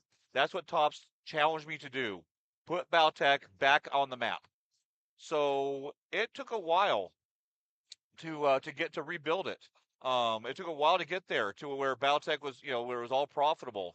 What profit we were making, and we were profitable. I see a question there, how long it takes CGL to turn a profit. That's actually the question I was going to get into after that. It took about 6 months to start turning our first profit. The pipeline started figuring out the profit. That's from 2017 then, yeah, right? 2017, by end of 2017, we were making a small profit.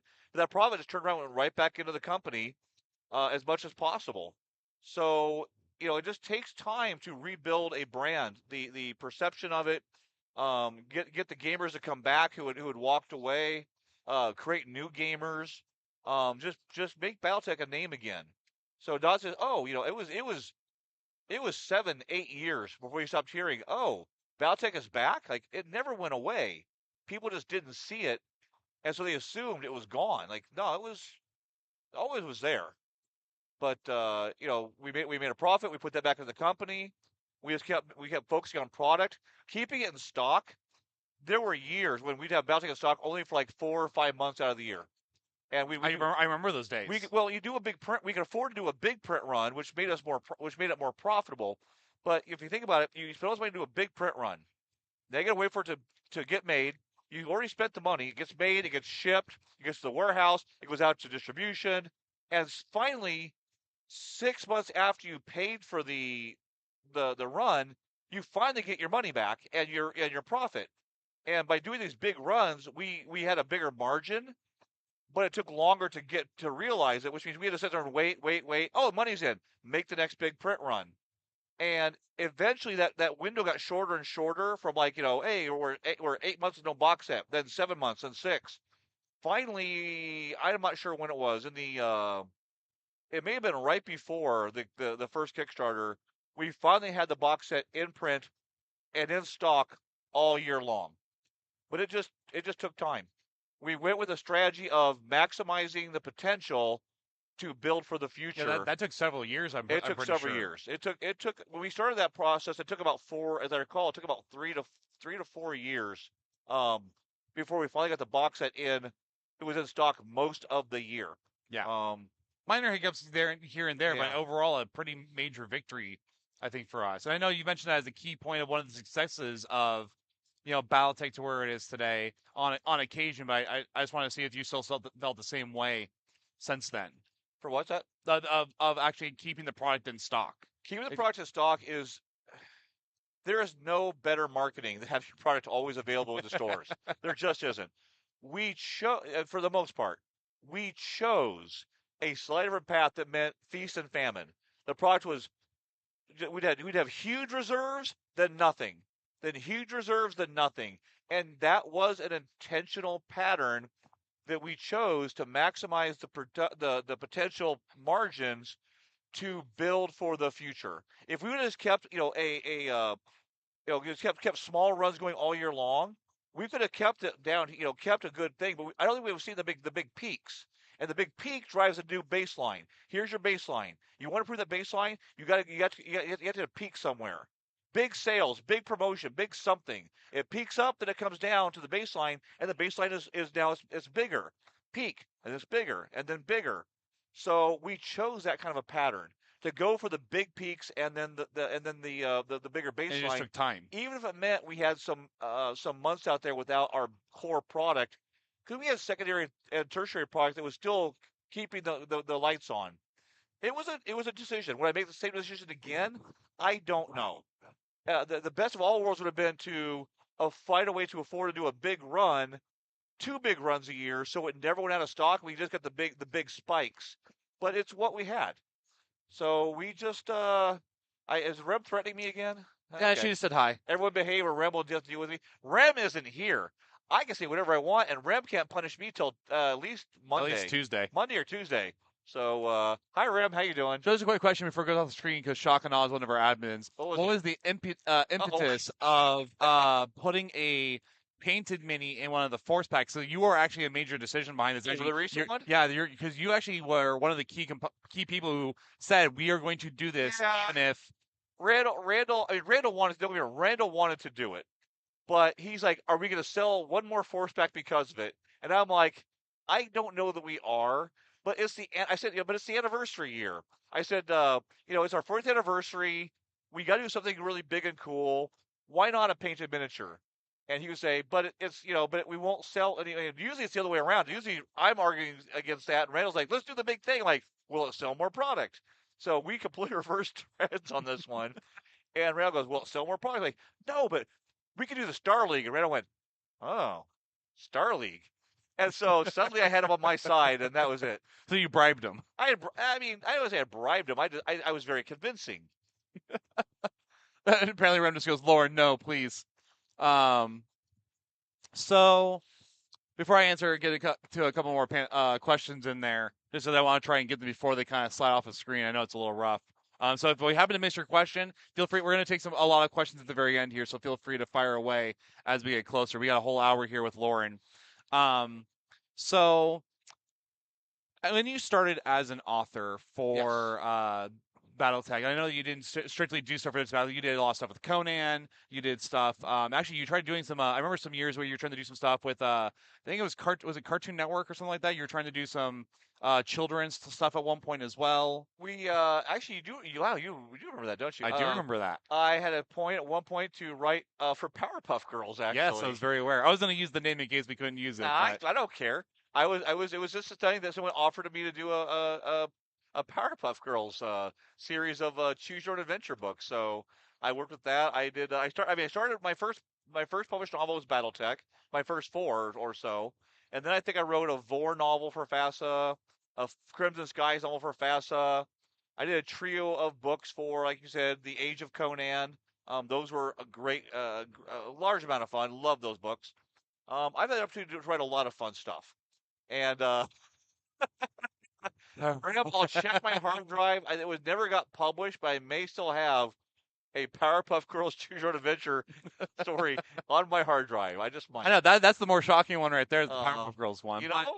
It was just one of those things that came across. I get the weirdest things that come across my desk some days. So talking. Yeah, so I did all those books and as a novelist, and I never took on a project that I would not have fun doing. So speaking of your days as an author, because way before you were CEO of Catalyst or even just in Media Ray, What started you on your journey to being a writer? Um, okay. What was your defining moment? I had transferred to a new high school. I was coming in late to the school year, and they were trying to fill my they were trying to get me started as a freshman at this new high school, and one of the only classes available was a creative writing class, which is usually reserved for sophomores. But there was everyone else was full. So I snuck into a class that usually you can't take till you're a sophomore. So my freshman year, in high school, I got into a creative writing class taught by one of my first mentors, Jim Lamons, and I learned about writing fiction, and I loved it. And I took in my 8 semesters at that school, I took 6 semesters of creative writing. I took creative writing, advanced creative writing, other creative writing of something. I did 2 or 3 semesters of what was called independent study back then, directly under Joe Moss. It's just me and him. It was like I have a free hour. He would give me some mentorship that I would just go into the library and I just write. Um, I loved it, and so that's where I got introduced to fiction writing, and I loved it. I had so much fun, and then I got out of high school and I quit. That was cool. That was high school. Now I have to go on to do real stuff, right? And, writing's not a real job. And eventually I went to the Navy, and it was about 3 years later, 4 years later, I said, I'm going on this med cruise, and I'm gonna go crazy. 6 months on an aircraft carrier in the middle of the ocean with nothing to do other than stand watch and then play poker. Um, and I said, I used to enjoy writing, so I just said I'm gonna try to write a book. On one thing I never wrote was an actual novel, so I went and bought a Smith Corona word processor with a separate Daisy flywheel printer. Everyone in birthing loved my Daisy flywheel printer. You ever heard one of those things go off? It is like a teletype on steroids. It's just so there's 4 o'clock. People are sleeping. Do you still have it? Oh no, but people are sleeping all around the clock, and that Daisy flywheel goes off. It's like it is a wake up call. They all loved me down in the birthing area. But yeah, so I did that, and I wrote my first novel on a med cruise, and so I found out why did I ever quit? I love writing. I loved writing before. I love writing now. And by the time I got to the Navy, I had written a novel, 4 or 5 short stories, one of which almost made an Asimov. Got a nice rejection letter from the editor at that time. I was getting enough feedback to know that I maybe could make this work. So when I got out of the military, I just wrote. I found an amazing writing workshop. My next set of mentors, Dean Smith and Christine Catherine Rush, and they just took me under their wing, and I believed I could make a living at this. And they told me, if you've got the staying power, you can make a living at this. And that's where my fiction began. It started in high school, small hiatus, and then a med cruise when I knew I was going to be bored to shit. So someone actually, in reference to when you were doing the Navy, What's someone that? asked, what was your job in the Navy and which boat were you on? I was an electronics technician reactor operator. I was a freaking nuke.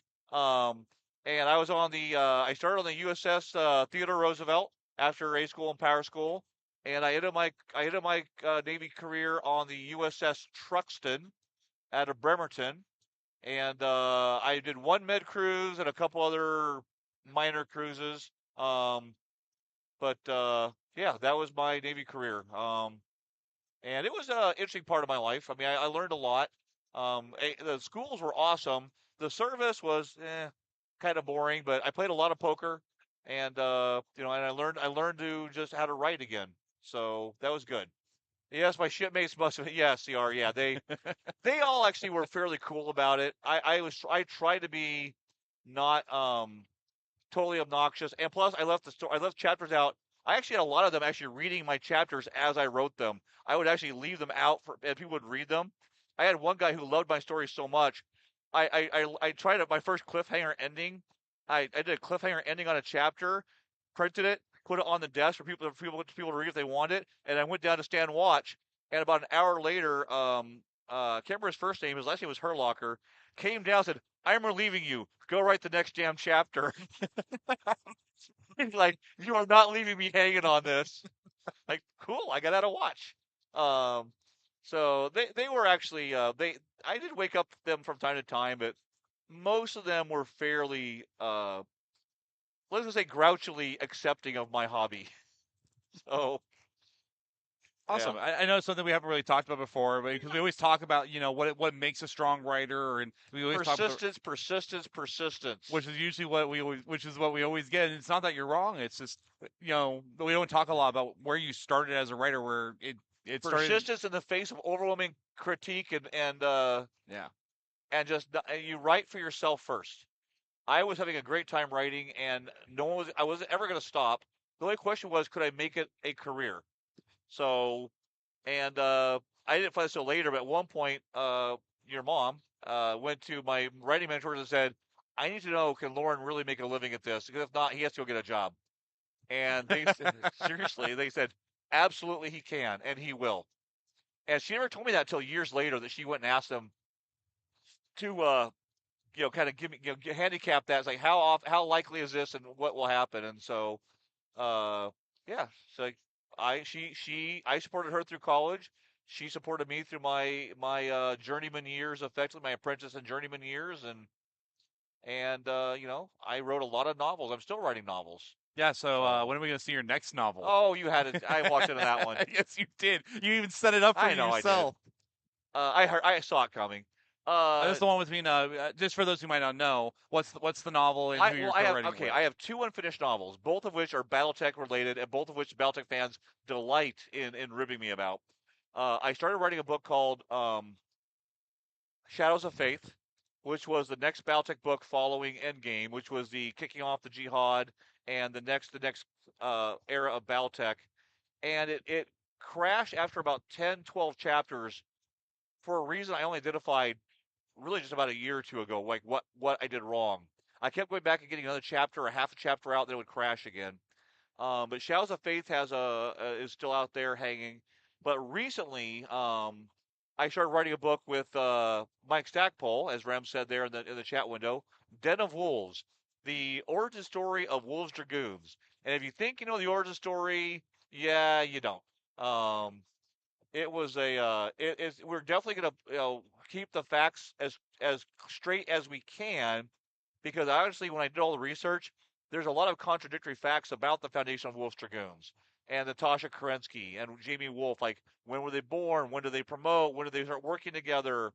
There was a lot of contradictions. So we're cleaning that up, and we're writing the origin story, and it will have things in there that may not made it into the official histories. So we're working on that, and that is about Mike and I have been working on it. We're both writing half the book, and we're both about 2/3 done at this point. We both have about another 10,000 words each, and we're done. So I was just writing. Actually, I just wrote 2 new chapters recently before our family tragedy. So so that derailed me a little bit, guys. But I was writing new chapters, and I intend to finish this book. It is going to be finished. Going to be finished this year. Mike and I are determined to get it done. So, Sweet. Yeah. So where obviously with the I shouldn't call it researchers, because obviously that was we were kind of calling it that about 5-6 years ago. Hold on. Follow-up question on Den of Wolves. I guess it goes more into how they as clanners had to adapt to the sphere. No, actually, Mike and I thought we'd get that far, and as we got into it, we realized Den of Wolves is barely going to get to the point where they're forming the Dragoons. The Den of Wolves is actually Jamie. There's Jamie and Joshua at the first, but mostly it's about Jamie's path to get to where him and Natasha are working as a team at the same time as they form the Dragoon Compromise. So I believe Den of Wolves will end right as they decide to form the Wolves Dragoons. So it's really about Jamie's path, his early career, his early ascendancy, his early career. As I'm not going to say too much, because Jamie Wolf may not have had the history you expect him to have. Again, what we know about him is very little, and it's often contradictory. So book 2 would be about the actual formation of building and training the Dragoons. It would probably end about the time they were going to be sent to the Inner Sphere. And if we ever do a book 3, that would be their adapting into the Inner Sphere. Okay. their first contract, showing up in their first contract interfere. So we went all the way back. Like, The only thing I could do that's be further back is to tell Jamie's story growing up in his Simcoe years. And I'm not saying I'm not going to do that either because I've got some great notes for it. so So good. we went all the way back. Is Den of Wolves the Dragoons prequel? I guess technically it is. Yeah, technically, Den of Wolves is definitely the Dragoons prequel. It ends about the time the Dragoon Compromise is made in the Grand Council. So, but it was a story we felt we needed to start there. So while some more questions are coming in, because I'm sure there's going to be a bunch of Den of Wolves stuff popping up because of that last comment. How do you see BattleTech? Because from Clan Invasion, obviously saw a big launch up through the Mercenaries Kickstarter. Where do you see BattleTech going from here? I mean, there's been some talks about whether we do another big Kickstarter again, some couple of years in the future. Do we do some smaller ones now, or do we do we just create more auxiliary product of the new lances? I mean, the Kickstarters have been pretty story independent. We did, we our first Kickstarter the big one was a Clan Invasion Kickstarter, which was, God, I mean, what was a Clan Invasion? 1990-ish, I think, or 1990s. I mean, we went way back. It was divorced from the storyline intentionally. And then the Mercenaries Kickstarter again. Mercenaries are a big part of the BattleTech story in general, and each mercenary unit has their own great stories, but it's fairly independent of the current storyline. So that way, if you're not, whether you're a 3025 purist, a Clan Invasion, a Dark Age, an Ill Clan, doesn't matter. No matter where you are in the timeline, mercenaries exist. Have fun. Where do we go next? We've got some great stories out there. The Ill Clan era is just kind of getting going. We will still produce material to flesh out as much as we have left of the Jihad early time. I mean, hell, you're talking fiction-wise. Fiction-wise. I mean, story-wise. I mean, Mech Warrior product games, the Mech Warrior 5, 6, whatever. Mech Warrior 5. Mech Warrior 5. They're going back and retelling the Clan Invasion again. Like, everything goes full circle. They're back at the Clan Invasion, telling the story of the Smoked Jaguars. So, everything old is new again. We don't know where we're going to go next. We are going to go wherever the funnest and best stories are. And will we do another Kickstarter? I gotta think we will. What will be the theme? I have no idea. None. No inkling yet. No. It will. Eventually, we'll figure it out. It'll probably be somewhat story agnostic. Though again, with each Kickstarter, we do some stories in there, but that's not the focus of the Kickstarter. The focus of the Kickstarter is on the game, the miniatures, the game rules, the playing at the table with friends. That's what the focus that is and should be. If there's some ancillary product that also supports the story, great. Like this time we did two in BattleTech pop culture items. We did the Art of War. I was actually about to ask you, what were your favorite couple items that came out of Mercenaries? And the Art of Food. We did somebody would ask about the BattleTech cookbook. That might have already scrolled off the screen. Will the cookbook be released eventually to those who are in the Kickstarter? Yes. Is the PPC drink in there? I think there's a cocktail section, but I have not looked at it recently. I can't quite remember. I think there's a cocktail section, which case the PPC has to be in there. Yeah, it would have to be. But yeah, we did some product that was like it was past storyline and into a meta product. I wrote in the middle of all that, I rewrote the Art of War with more modern language, but as annotated and with annotation and observations by Jamie Wolf. So it's actually Jamie Wolf's interpretation and annotation of the Art of War. And it was a great deal of fun. For those who have seen the book, because we have a copy here at the show, it's been very well received.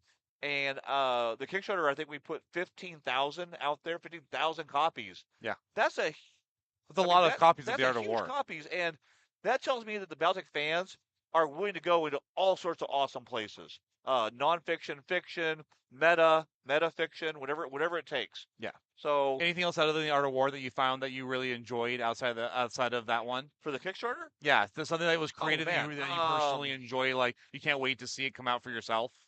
Oh, I can't wait to see the cookbook because I've only seen pieces of that, so I'm looking forward to that.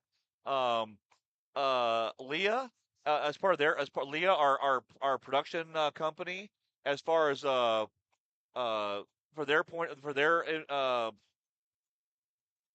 to put something out there for themselves. They gave us a big like 4 or 5 inch tall Timberwolf. Timberwolf.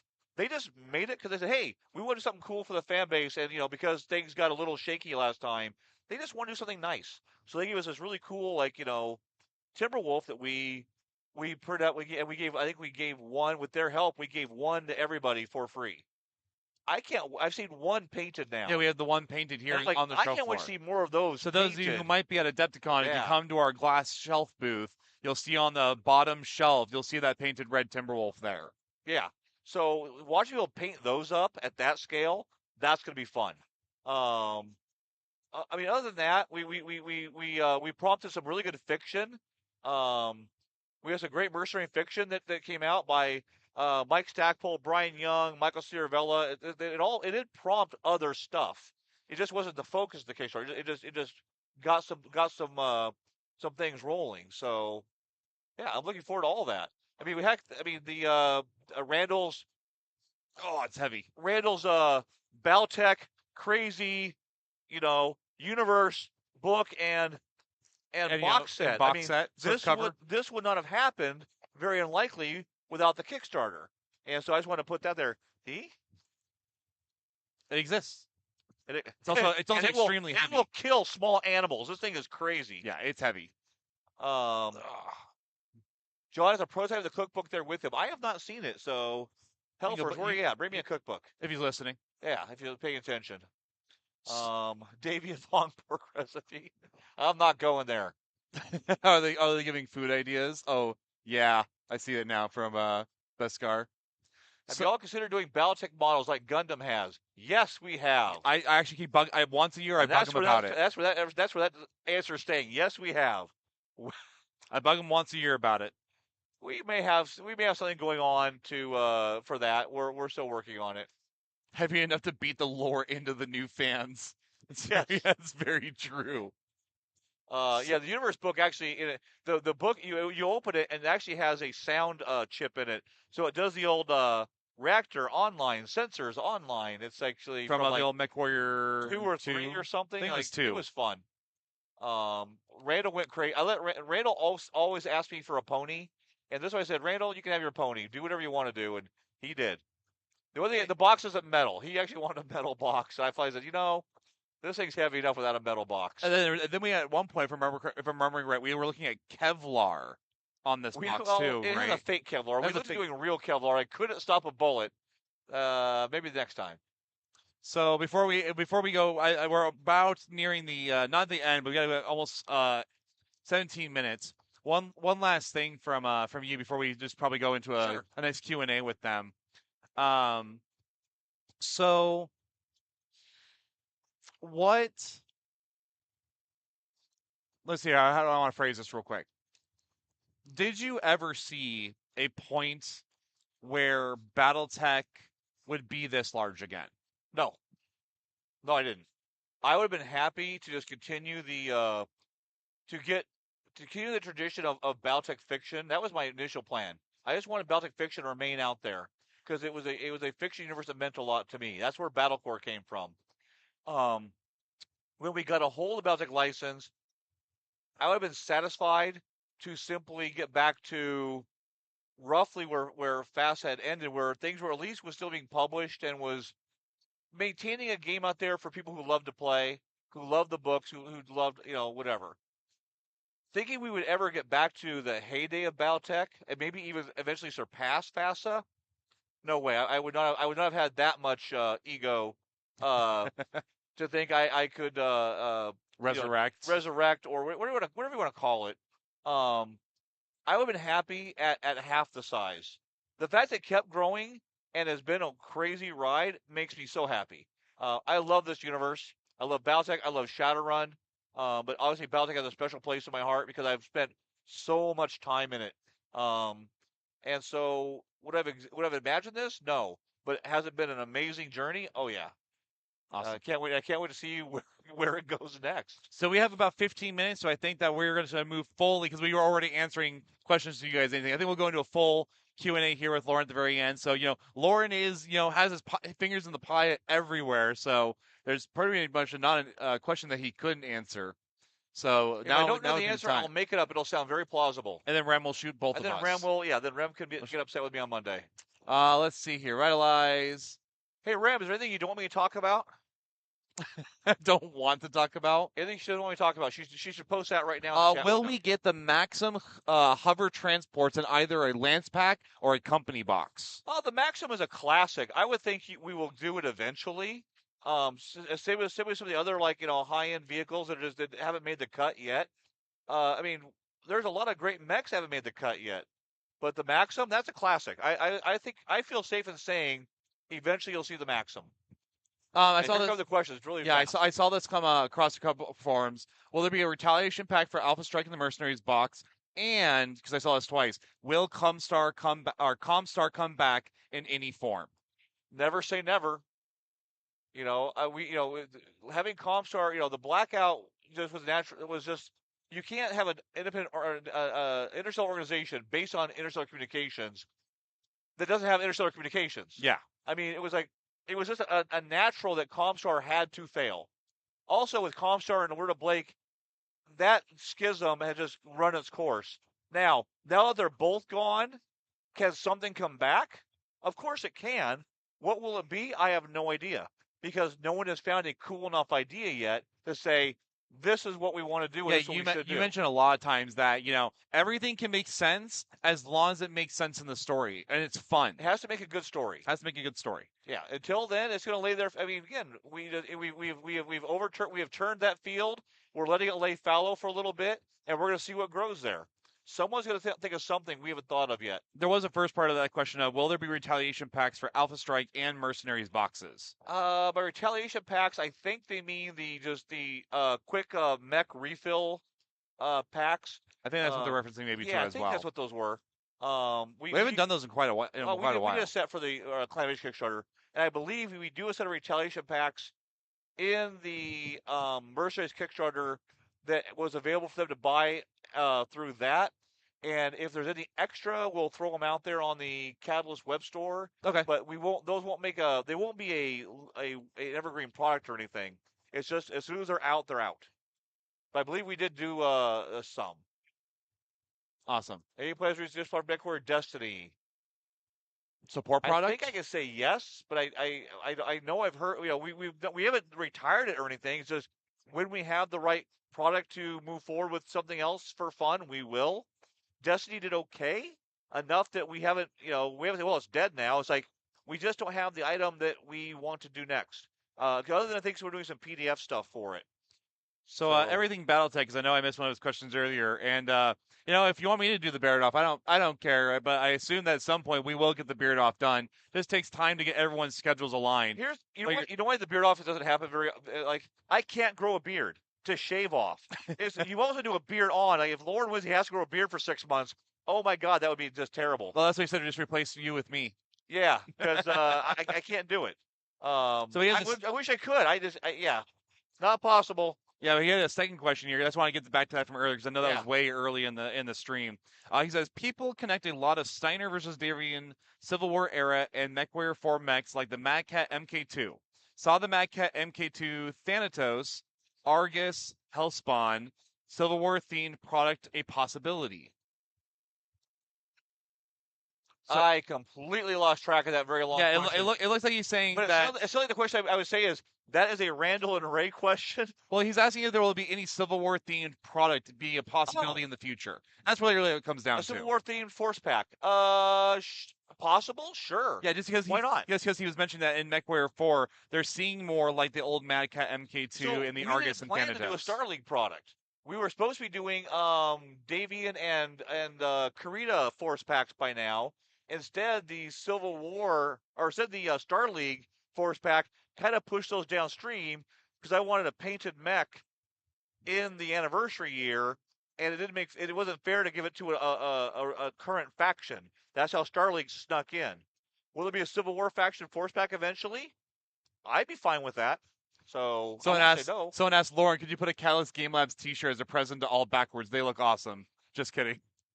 They do look. We work really actually hard on these. Just kidding, it looks awesome. Or just kidding, they want one for all backers. I mean, the one for all backers, but we use these as staff shirts, so that'd be a no in the first place. What's funny is people keep asking us for a Catalyst Game Labs T-shirt, and honestly, that's a really awesome. Is that Jazz Hands? No, it's 10 minutes. I know. It's really actually very awesome. People ask me, they say they want to wear our company logo. It's very rewarding. Will we ever do one for the fans? I would say I would say probably at some point, because I think Rem is having a heart attack right now. But it's just something we aren't focusing on yet because we still need.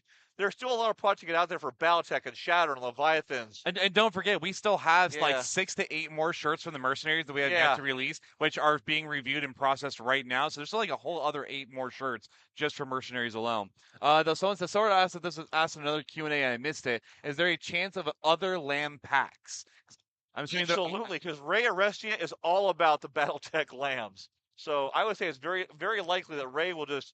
I mean, he said he even said on streaming yesterday that we need more lambs. Did he really? He actually said it. No way. I don't believe you. I want to go back and watch that one. He did something like that. They were like, "Dude, you said that out loud, really?" Not for the backers. Put it on the website. That's probably what we'd have to do. Yeah, sorry, Rem, you are correct. We're not adding anything to the backer kits right now to backers. But could we have it on the website for like a Catalyst logo shirt for the fans? Absolutely, and it'll happen when it happens. We got to catch up on all the final mercenary stuff first, guys. So a question that actually just scroll off the screen, so I'm just looking at my phone here to pull it back up. Will your program for tablets ever be fully functional? My group uses Mech Factory virtual record sheets at the moment, but I like your better Mech Factory. Just has all the mechs. Our Mech Factory isn't fully functional? Well, is it breaking, or you just need more mechs in it? No, we're adding more mechs to it. Yes. I think that there's I've heard this asked a lot of times where they just asked whether or not if more functionality will be in place, will we clean it up? Because it was, back during the clan invasion where we first started that project, and I don't know for myself because I don't work with that part of the team, but I just don't know what's been changed since then because I haven't looked at it in almost 4 years myself since I first reviewed it. So yeah, where's that going right now for our Mech Factory? It's being again. There's someone who's in charge of it, and they're working on more mechs to put into it. It did okay. We were happy to do it, and for those who are enjoying it, I'm glad. Someone says Lorna has a lot of bugs. What's that? Says Lorna has a lot of bugs. All right. I believe you. I don't use it personally very often, so I haven't used it in a while. But I will have it looked into because I think we should make sure that's cleaned up for you then. Anything else that we got to do? One T-shirt for each division of Catalyst. There is only one division. It is just Catalyst. It's just Catalyst. There is the CG. There is the. There is but one Catalyst, and yeah.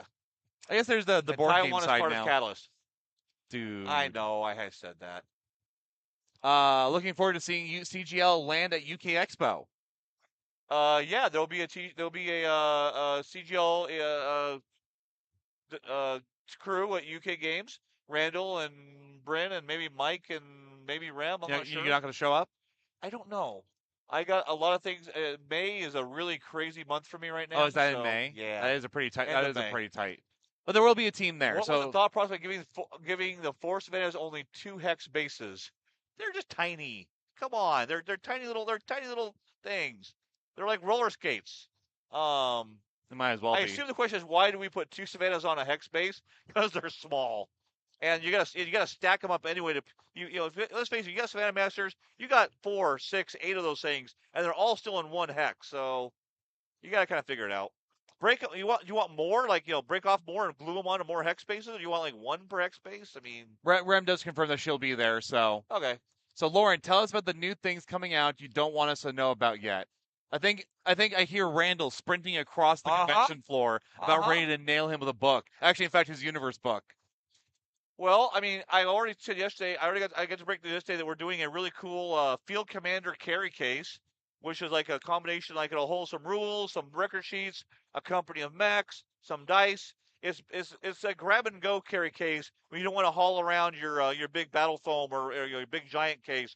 More of a little trapper keeper size. and this looks good. You can customize it with some Velcro patches. Yeah, and- it'll have soft size Yeah. Velcro across it, so you can throw a whole swath of patches over it. Someone says, Yeah, any chance of I really can't talk about us redoing a new Game Over Combat box set or or beginner box. I shouldn't do that. No, you shouldn't do I that. shouldn't do that. Someone asks, any chance of infantry? I think it's still a little bit out. If you mean in plastic, I assume they mean in plastic. yeah, I'm not going to say no, but I'm going to say right now, if we were to do them, you wouldn't even recognize them in infantry. They'd be like little stick figures on a base. If we were to keep it to true scale with the mechs, the elementals, and infantry, you wouldn't be able to see anything. Because we've been working with True Scale recently over the last couple of years. It just doesn't really lend itself to a good game experience. Tokens and are just a better idea right now for infantry. But I'm not going to say no. If we find a good way to do it that looks good and makes playing with them more fun, then yes, we will do something with infantry for miniatures. All right, I'm going to take one last question, and I'm going to take Beskars just because it's about traveling. Question from yesterday at PAX Australia. You said you'd be waiting to see if you are going, wondering how confident you are you're going to be there. Tickets go on sale in 2 days. I heard that we got taken off the waiting list and we're being given a booth. That is what I was told unofficially by someone in the Reed Pop organization. I have not got an official email confirming that yet. So yeah, obviously, as soon as we can confirm it, you're going to see it all over our shoulders, and we will post about it in our Discord. So we just don't have just here at Adepticon, we just don't have great information this time because it was followed up before the Adepticon show. So we actually just got our last warning here for our last 3 minutes. So the Solitaire will be in the new Game Over Combat. Wait, with a Solitaire? Oh, gotcha. Yeah, you can answer that one Yeah, before you finish. I mean, it'll be the Solitaire is coming because it's one of the mechs that I am adamant will be in. It will be in a box set coming up very soon. What the new Game Over Combat could look like, who knows? It could look like something else entirely. I'm just saying, it's always possible. Threading a needle, man. All right, guys. With that, thank you guys so much for joining me here with interviewing Lauren Coleman. Don't even point that round. Like the Harry Potter Game Over Combat, the Star Trek Game Over. See, we could go anywhere with this, and then get sued into oblivion. Well, that would happen. So thank you guys so much for joining me here for this last hour with Lauren Coleman, the CEO of Catalyst Game Labs, and obviously a renowned author and man of many talents who have worked within and out of the Battletech and Catalyst field throughout the years. Up next, we will have for you guys an interview hosted by John Helfers because we don't want Michael Sierravella to maybe spill some secrets of his own. So that interview is coming up next. So we will see you here in a couple of minutes as they get set up. So until then, see you later. Thank you.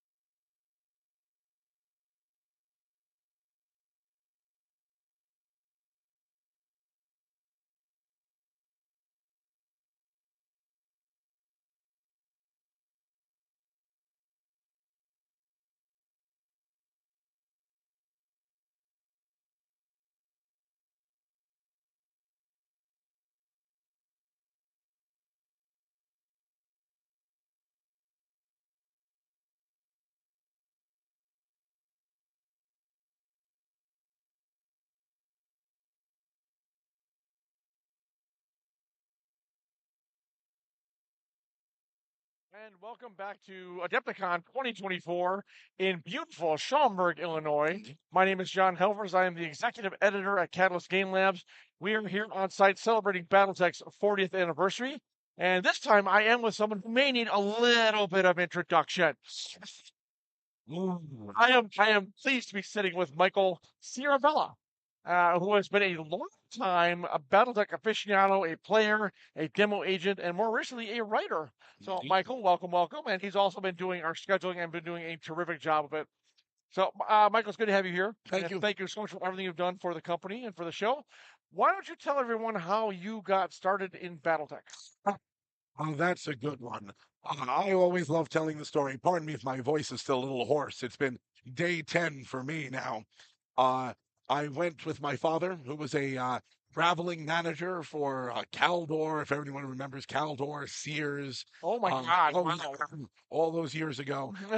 So I didn't see him very much, but I loved science fiction ever since then. I'd read the first Warrior book by Mike Stackpole. Did not realize it was a game at the time. I just thought it was a book. It was just a incredible book space I picked opera. up. Yeah. Fantastic. Came for the political space opera. Stayed for the big stompy robots. Okay. But I went to As many do. Yep, I went to Icon on Long Island, which is I hope is coming back. One of those beautiful conventions that was at Stony Brook University. But I went on the what seemed like the fourth day of a 3-day convention. It was Sunday. Most things were already shut down. All the Star Trek stuff had already passed. Star Wars stuff had passed. I was a little disappointed, but came up on a little booth at the time, Fan Pro agents, and a gentleman handed me a little plastic dime bag with a silver javelin inside. Okay. You It said, remember the first mech you ever I've got? still got it. I've still got it. Wow. Well, as we say, the first hit is always free. It is indeed. And he said, hey, would you like to learn to play? And I sat down. So, wait a minute. How old are you at this time? I'm going to say 10, maybe. Oh, my. Okay, so young. Very. He looks young, ladies and gentlemen. Yes, indeed. But all I will really remember is I loved the game, but I saw my father standing there with his aching feet after having worked 6 days at various stores, taking me there. It's always going to be one of those warm and fuzzy memories. That is for me. awesome when parents take an interest in their kids' hobbies Yes, and indeed. will go out of their way to do what their kids want to do. That's fantastic. Absolutely. Not to mention, I'm sure at some point my mother is going to be watching this. Hi, Mom. Oh my God! Don't make me tear up here. I'm a heartless editor, remember? Yes, you are. By the way, And I I give a shout out to Rem right there. Hi, John. Hi, Michael. Hi, Rem. Sweet. We miss you. Rem is up at Gary Con, which unfortunately, for some mysterious reason, is on the same weekend as Adepticon, so we have to split our forces. Right. So then, when did you start getting into the demo team? Because you've been a demo agent for a long time. Oh God! No, I was doing it. I was doing a lot of private stuff up in upstate New York at that point. But then I joined the demo team. I'm going to say 10, 12 years ago. Going to be Okay. something like that. I've been very active. I came to Gen Con. I came to Origins. I did all the competitions. I loved that. Earned a blood name. Did the Solaris Elite Championship multiple times. No, slow down. So you earned a blood name against a very, very capable opponent, so I've heard. Why don't you tell the story? Oh, we're not playing. Oh, must we tell that story? Yes. Okay. I'm sure the fans want to know because when they hear who you won it against, I'm sure they'll be very interested. Fair.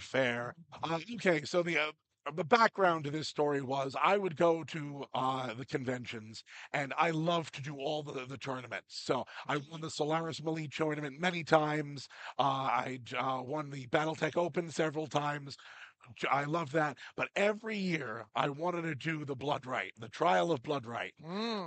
And for a 6-year span, I came in second place every single Okay, I year. haven't even heard this. Yes. Always lead, never pride. 6 years, second place.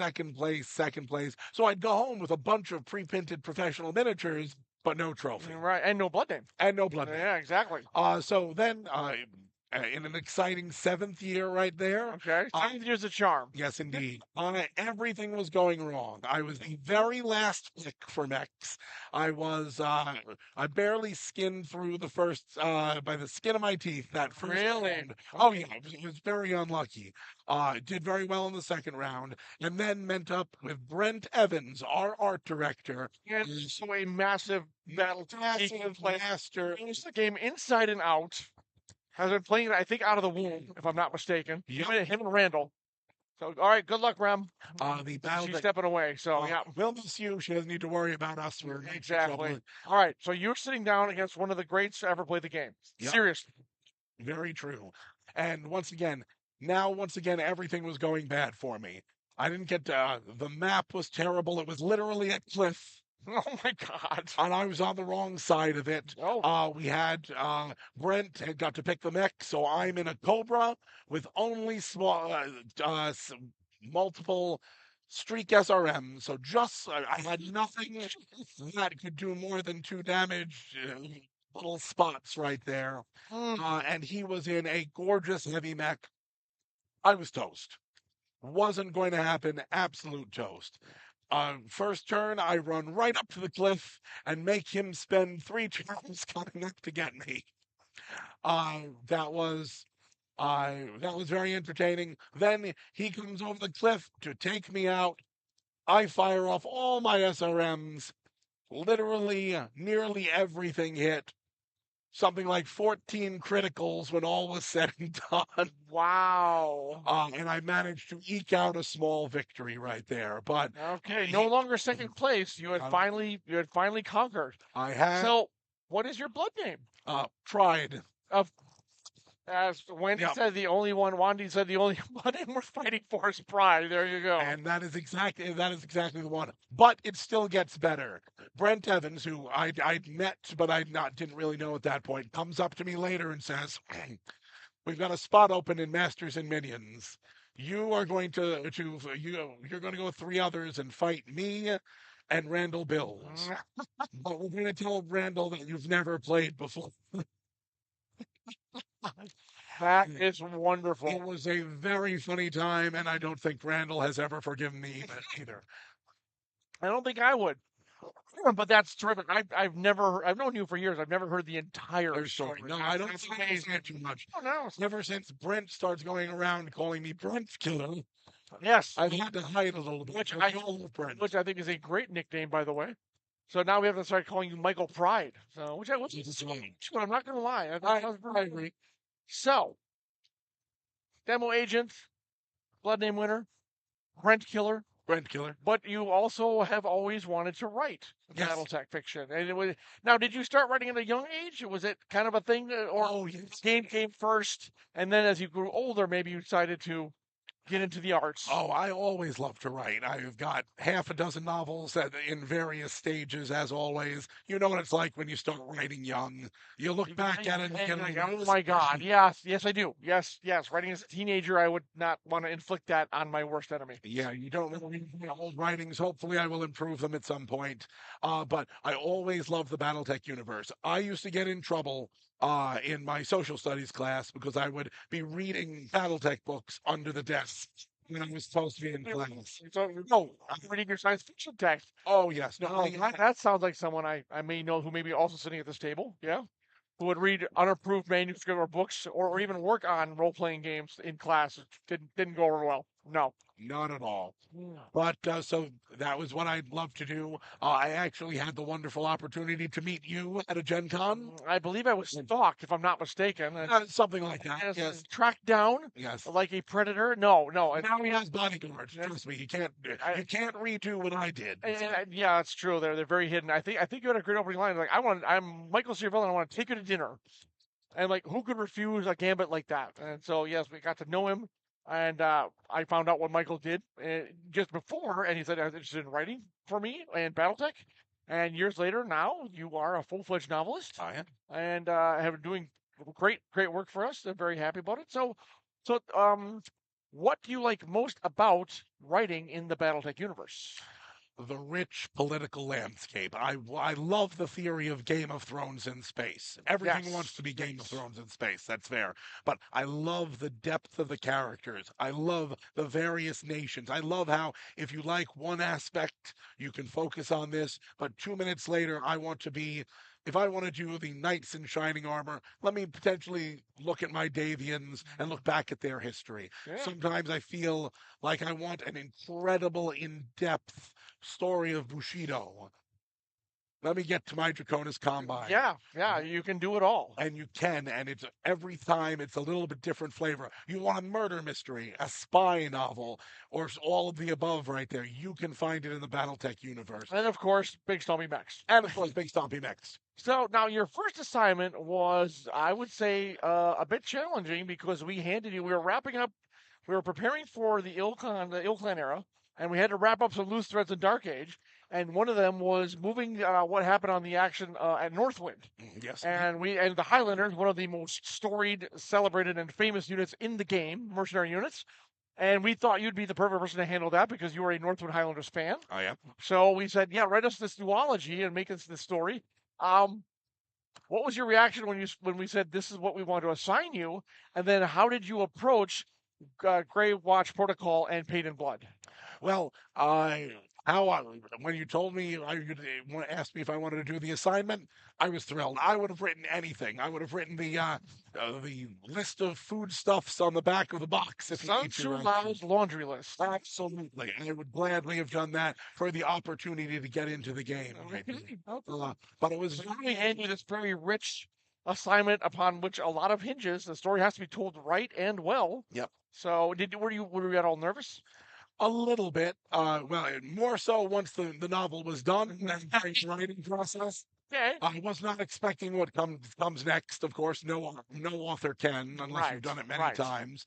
But I reread all of the books involving the Highlanders right there. I went back to my source books. I made copious lists. I plotted out the games on the board. You did. You actually found out like the campaign. yeah. Okay. So you did a ton of prep work. I did. Which I have to admit in BattleTech is kind of a requirement because there's so much lore.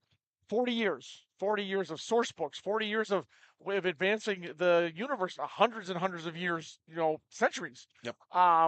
And so when you started to write, you pretty much had the whole story mapped out. You knew where you were going. Did you run into any challenges? Anything that kind of went awry, perhaps? Oh, plenty of times. And finding the balance is important. The one you may be alluding to, but that made me laugh right there, is one of the first notes that I got back was, all your characters are women. Yes. Because at the time, I didn't know we'd had a very strong female lead. We had a strong male lead as well. But at the time, we didn't know that both of the opposing Capellan units, were also canon as being currently led by women. Women, yeah. So first note I've got right there is, wow, why is it we're all the men? We're all the men. This happens. And so that I do remember that. It was funny. So we had to make some adjustments. We did, absolutely. And we had to go back and once again, the story was also growing a little bit very naturally. As it does. Yes, as it does. We were looking at our first duology.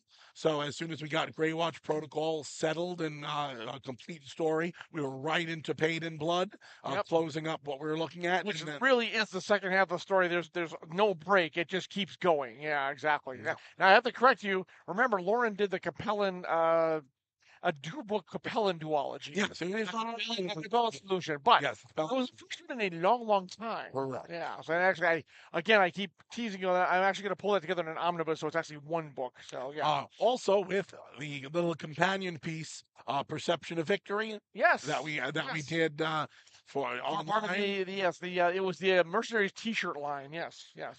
So let's real quick take a little bit of break. Beskar66 has two interesting questions. Well, number one, and we're going to get into Damocles Sanction in just a moment.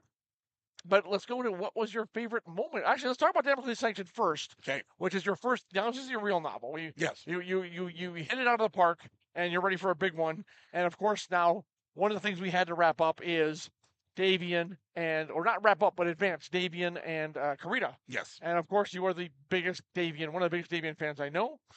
You love that, and so I can't remember. I think you did lobby for that one, and we're like, okay, he's ready. Yep. He proved himself with Northwind. It was a terrific story, and now it's time for a big book, and which it was. It's pretty much kind of the spine novel of that year because it's a one of the longest running rivalries, the longest running wars.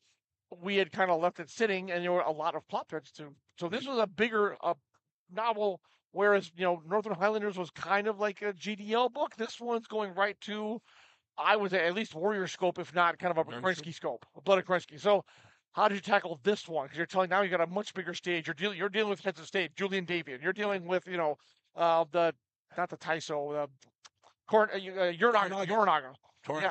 Yes. Toranaga. Sorry. So how did you approach this one? This one was incredibly difficult for a bunch of reasons. Number one, very passionate about the project, which is always a plus. interesting. A plus, That's always but a always plus, a challenge as well. Number two, these characters, Eric Sandoval Grohl has been written about in the Dark Age more than any other character, it seems. Extensively, He'd been done by 4 different writers. Right. It was short stories, novels, a little bit of everything. Julian Davian had shown a wonderful progression. And these are not minor authors. This is the great Lauren Coleman. These are authors who have really established the character. Right. I needed to be true to that. And due to the nature of the time period we needed to hold to, one of the biggest battles has to start first. Yes. You not only need to, there is a lot of world building, there's a lot of set building that you need to do, because we haven't touched on the Davians in quite some time. Right, so especially bring the readers back up to speed of what's going on. Yeah, exactly. And we had to touch on a ton of different items, and that was a great challenge. And which you accomplished magnificently. The book was everything we hoped for and more. And apparently, as Beskar seems to agree. So let's get to the questions here for a little bit. Beskar66, what was your favorite moment from Damocles Sanction? Their favorite novel. I'm going to have to say there were a bunch of them. It's mostly going to be the prison scene. It's going to be, once again. And those who've read the book, I think you know exactly what we're talking about. Oh, yes. If you haven't, we're not going to spoil it. Yep. But it is, I think, an iconic moment in that book, and there are a lot of iconic moments. And another thing is the importance of the line developer and the executive editor in this thought process.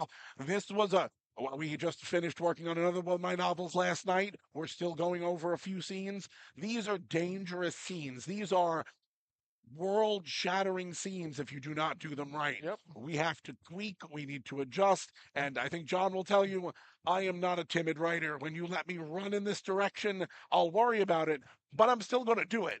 And he's going to run full tilt. And I'm going to run full tilt. And it may, apparently it's been well received, so we'll take it as a win until I hit the wall. A main plot of Damocles, besides, of course, the campaign to retake a certain planet that's fallen into Davian hands for over a decade, I believe. Yes, indeed. Is the, let's say, relationship between Eric Sandoval Grohl and Julian Davian. Yes. And that, of course, needed to progress. But we also didn't want a certain character to come out looking like an out-and-out villain. So that took some finessing. How did you approach that when those scenes were together? When those two characters were actually interacting together and they both had competing goals, competing desires? It was very challenging because Eric has been a villain, has been a hero. He has walked the line. Very much so. And so that's been a challenge. And Julian himself has been very heroic, but has been forced to do some terrible things in the line of his duty. Right. Neither one is inherently evil. We love having these complex characters. Both of them are doing what they think is best. Even some of the tacit villains of the piece, Toranaga himself, none of them are evil.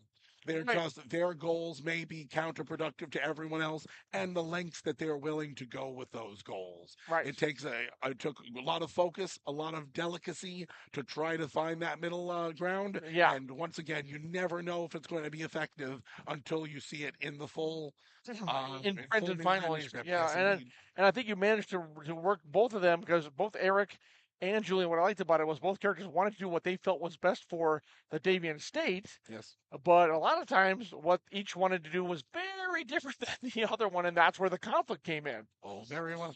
So, let's see. So, another question to Michael: if you could write any BT story, what would it be? Oh, I pitched that one to John. We've got some fun stuff. I'm very excited for the Jihad era. I know there's some stories there that I'd very much like to hear myself. But of course, they've got me on a full schedule moving forward as well. So we'll see how that falls out. I do have Michael kind of tied up with several across. Actually, one of the few writers doing things in all three of our major IPs, all three of our universes, which I'm very much excited, looking forward to seeing those come out. But yes, we've been working on Trial by Birthright, which we're going to talk about in a little bit. Yep. And the editing. So we were sitting down with Ray, our line developer. He had some notes, wanted to make sure everything was good before Michael starts the next pass. And this is how it works. Working tie-in, writing a tie-in novel, you will do several passes, and it's not just writing one pass and done, unless you miraculously happen to hit it on the head. And BattleTech is a complex intellectual property. It is a complex universe. It is 40 years of lore. The details matter. The details must be done right. Wouldn't you agree? I completely agree. And the devil is in the details, and no matter how well you know it. John and I joke a lot of times. When I first met him, I knew everything there was about BattleTech at that time. I now know less. and part of that is now I know more, or things that I can't say. I regularly go back and go, can I say this? Right. What do I know right here? It's a constant kind of struggle between what we want to tell people and what we can. Absolutely. Yes, and legitimately, just the sheer amount of storylines that are coming in, keeping track is a full-time job. Yes. Wandy lists a Davian fan with a merchant cap. I don't think that's a merchant cap you're wearing. Steiner, it absolutely is. But I love them all. I love all my factions. A nice compliment for Beskar. Damocles, hands down, the best modern BT novel, at least for me. Reread it like 5 times. That is lovely. Lorcan Nagel has come into the chat. Question for Michael: what character, faction, and era that you haven't written would you like to write in? Oh, that's an excellent. Well, that's a very interesting question indeed. Yeah. He did mention Jihad, but let's keep going. I'm curious about character and faction. Yep. Yeah. Character is going to be a little challenging. I'm not going to tell you who, but I've got a few that come up in Trial of Blood Right that I was hoping to write for, so that one's tough. The faction, I would like to get a little Steiner love going on right now. It is we have not had the chance to get back to the Lyran Commonwealth in quite some time, and I'd love to see a little bit of what we're looking at in the future. Interesting. Okay. And as everyone knows, currently I'm not sure if we'd say the Lyran Commonwealth is on the ropes, but they're not doing well. They have some challenges, some severe challenges. Might be interesting to hand you the reins and see where you would take them in the context of where they need to go in the story and how they would get there. I appreciate it. Yeah.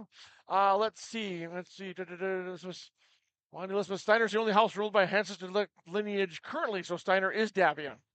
This is fair. This is fair. Absolutely. I can see that. And it's the only correct answer by Beskar. It was a piece of art that scene. Yeah, I got chills reading that one. It was a meeting of two warriors, two warriors who have been fighting a long time for different goals, and it was a fascinating character study for both of them. Let's see. I'm aware, Craig. I'm aware we have to cut words. Believe me, we will be cutting words. Yes. Always do.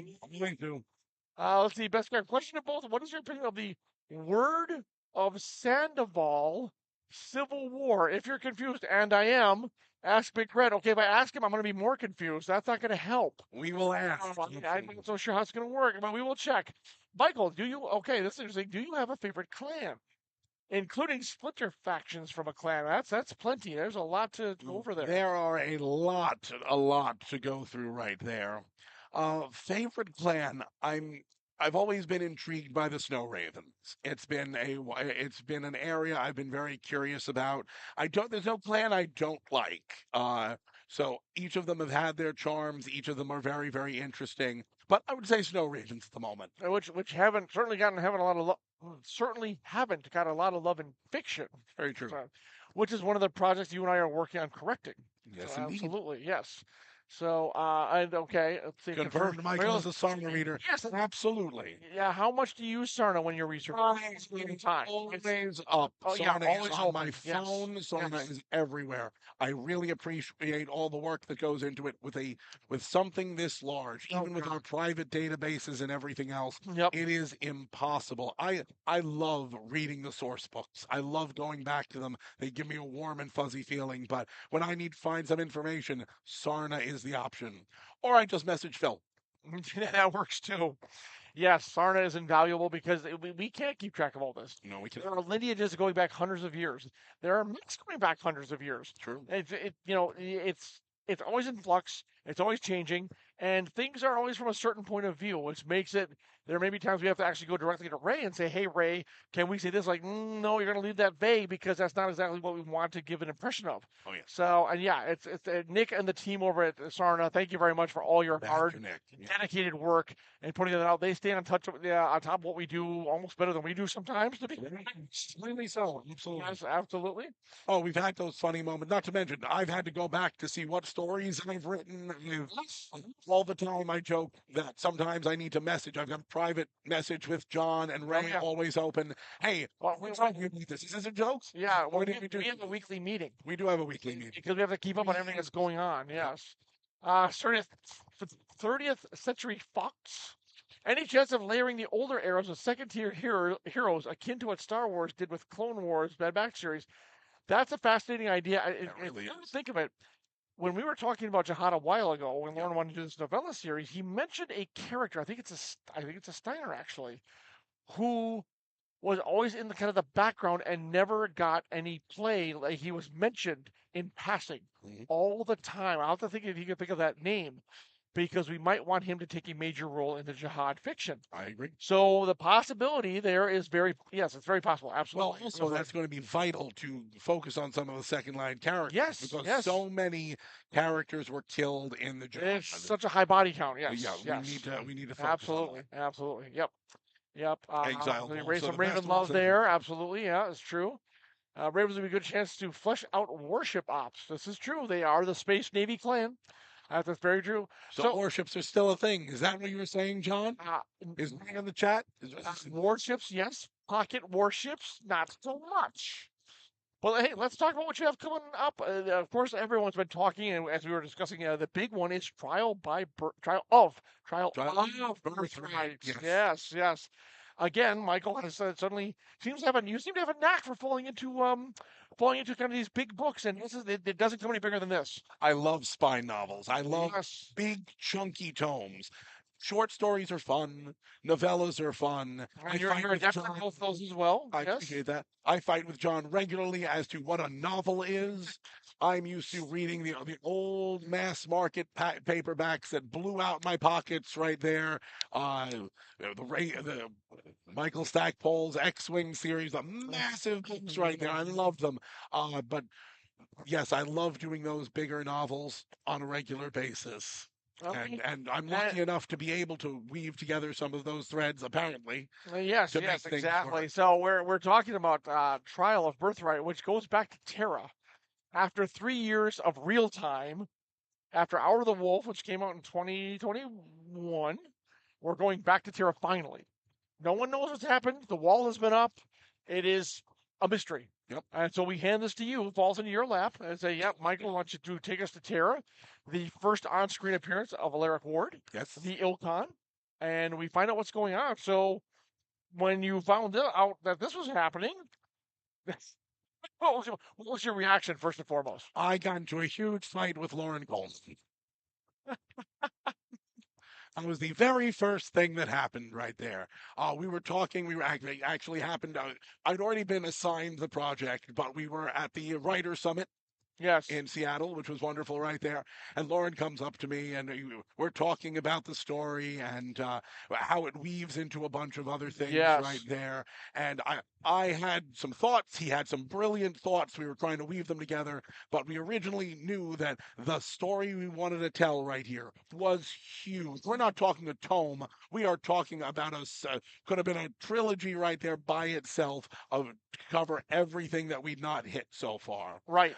so we needed to figure out what the specs of that were. And why it had been mentioned, oh, we're going to do the first Alaric novel. And you saw me shudder a little bit, and I don't want to do the Alaric novel. However, I do want to do the first new Star League novel.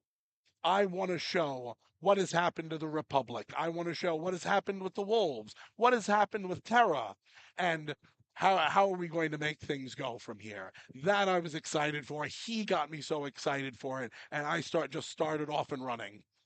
Yep. And this is how a project can change. Originally, Trial of Birthright was supposed to have a big, long, kind of a subplot thread dealing with House Lao. Yes, indeed. But this book is so big, and it is, we had to cut that. That's an entirely different novel. Mm-hmm. Because the events there were so pivotal, we handed it off to another author, Tom Levine, who's turned in his first draft, so we have to dive into that one, too. Yep. So those are kind of two halves of one story. So, yeah, and it was, we just, at the same time, like, we have to cut that out into its own book. And I resisted at first. I thought we could do it, but no. Michael's turned in. Current draft is over 120,000 words long. It's supposed to be 80. Yeah. But a story is as big as it takes to tell it. It's as large as it takes to tell it, and this is the broadest canvas possible. I'm sorry, John. I didn't quite hear that. My throat's been hurting. I'm having trouble hearing. One more time. I said a story is as long as it takes to tell it. Ah, yes. Now there is, of course, the editing phase, which it hasn't truly entered. So I am sure we will cut down the. I won't call it fat necessarily, but we'll make it a lean, mean plot. Everything will move brilliantly. Yes. Wow. You all heard it here. You're deathless prose there, sir. Absolutely. Wow. Let's see. There was a question up here. The Beskar asking, what was the hardest thing, right, Michael, for you to write and me to edit? Are you talking about Michael's work or for me just in general across the board? Because I've done a lot of editing. Well, first of all, what was yours? What's the hardest thing for me to write? Sometimes the interlude scenes right there. You get so focused on, you want to create this scene, you want to create that scene, but then you need to put something in the middle so it makes sense somewhere else other than your head. Sometimes that can be a big challenge. At that same point, sometimes that's where some of your best work can come from. Craig at the bottom there. Fair. Let's see. Hardest thing for me to edit. I mean, I like to consider myself a pretty facile editor. I think the spine books are difficult. I'm not going to single out one because they're all difficult because there's so much going on. There are plot threads to keep track of, both coming into the book and setting up threads for future books. There are character arcs to you must know backwards and forwards, because if characters don't change, if they remain the same, that's not exciting to write about. Very true. And there's conflicts, and sometimes just the planetary, can a ship get to here to here to here in time to actually do what they're supposed to do in a battle? It's the spine novels are extremely challenging. Absolutely. Let's see. Is it true Alaric plans to recruit for the Star League through checking the scores of an arcade game? Arcade Warriors. We miss the Arcade Warriors. Eventually, who knows? I ask myself, was the wall something the Republic came up with, or did Comstar Word of Blake already have that technology? That's a great Ray question. I know an answer, but I don't know if that is the final. That is the answer. That is a great question and fantastic for jihad fiction. Yes. Oh, that's a really good kind of a sub-thread. Yeah, absolutely. Let's see. Beskar Trial by Bloodright is going to be like the most important novel of the Oakland era. I mean, you're not wrong. You're not wrong. It will determine how the rest of the era will pan out. Couldn't be in better hands. Well, that's wow. All right. Ease up, Beskar. His ego's going to swell, and this is a big hallway, but he's not going to be able to fit through the door. Okay. No, you are right. It's not right. I think we chose the right author for this one. And from what I've seen of the manuscript so far, we absolutely made the right call. Yeah, let's see. Shocking what you get paid. I do not get paid by the word, folks. No, these are just massive stories. Absolutely. There's no way there are certain scenes that have to be. When we were going through editing, like I said, this speech has to be written out. You can't summarize it. This scene has to be expanded. Yep. Which is terrible because I got to figure out what else to cut to make it work. But we're gonna do it. We're gonna do it. Absolutely. Let's see. I could have forgotten to translate parts. Wow, Dan, thanks. Don't make me go to Google Translate to look up your German, okay? You're not going to like that. I guarantee it.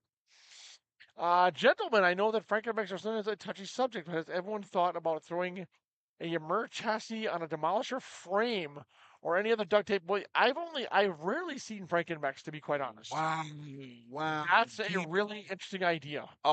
We're talking about the Demolisher tracked with the Ymir body at the top right there. Oh man, I need to. If that's what I'm thinking, ouch. A good Frankenmech is a good Frankenmech. Yeah, now I'm really curious. I wonder if anyone's touched on that in Solaris. I think that'd be an automatic campaign or a tournament. A tournament. Frankenmech tournament would sound like it'd be amazing. Frankenmech tournament. Right, exactly. That sounds fun. Let's see. To both of you, what is your okay? That's a very unique. What is your opinion of the 3250 source book blurbs? You mean like the back of book writing, the back of book text that tells kind of what the book's about? I think the notable mech warriors and the pages itself. We may need some more information. I love the TROs. I love the source book blurbs. I love hearing all about. Sometimes it's the stuff in the margins. If you went through the Jihad era, some of the best pieces of story were hidden along the sides there. Gotcha. Did we ever tell the story of when Jihad's Conspiracies came out? No, I don't believe so. Jihad Conspiracies, brand new book is coming out at, I believe it was Gen Con. Okay. I'm playing in the gaming hall, and suddenly robed figures come into the room and just start yelling at the Yes, exactly. They've got books, and they're ripping out pages, white books, and just throwing them everywhere, and it's in the middle of the Battletech area. Right. Apparently it was the word of Blake. So I go over and I see what they're ripping up, and I see source book pages. I don't know what this looks like. I've not seen this source book. I start gathering them. I am Lao at the wedding. I am gathering up every page I can get. I've still got them at home. Of course, I bought the book 2 days later when it dropped, but it was so much fun. It was so much fun. Beginning of the okay. Thank you, Beskar. Beginning of the source books, they talk about what happens in 3050 from the perspective of a lore master. I will confess, I am so busy, I don't really have time to read those. We had the lore master fight last night. Lore master and the clan watch. But it was already fixed. So it was already fixed. It's all good. It was already fixed. There was a question release date for the TRO Ill Clan 2. Well, I think that's the Ill Clan we have right here. It should be in stores, or at least on the store. On the web store. It looks so good, folks. Some of these new mechs look stunning. God, yeah. Hermit Crab, Carrion Crow, that Hammerhead. Oof, love it. Yep. This is what's coming home first. We are getting some comments that the audio mic quality is subpar. Check, folks, if you can somehow fix it. Would really appreciate it. So let's see. Oh, is there a video on YouTube of the Jihad Conspiracy Skag? Absolutely. Let's see. So as I mentioned earlier, Michael, you're a kind of a hybrid author for me. And that's someone I call who works in more than one IP or more than one universe. You also have a Shadowrun novel. I do. That is currently underway. And why don't you tell the folks a little? I mean, I know this is mostly BattleTech. This is mostly, but there's some Shadowrun fans out there. Okay. Why don't you tell them a little bit about that one? That is the Chimera Complex. Yes, not Conspiracy Complex. I was looking for the opportunity amongst all of these spy novels, which are great. I love, once again, the giving the full area. Pardon me a second. Need to stay hydrated. I love that, but I wanted to get even deeper into the characterizations. Right. I wanted to get a small Shadowrunner team able to go do some fun missions, do some exciting things, and Shadowrun is particularly well placed to be able to do that. Right. Okay. Yes. Absolutely. And then also, you are involved in Leviathans. I am. And you did a little bit of fiction writing for that one. Yes. And then we tossed you a Leviathans novel. So let's talk about that one a little bit, too. That one's another fun one. I love Bryn Bills, the line developer for Leviathans. I'm currently working on a novel with a famed Italian hero that they have created. I get to show off some of her early battles. I get to see some wonderful successes and her journey, which is going to be fun, interesting, and I just love the concept of naval warfare, whether it's in the sky, in space, absolutely, wherever it may be. It is very exciting.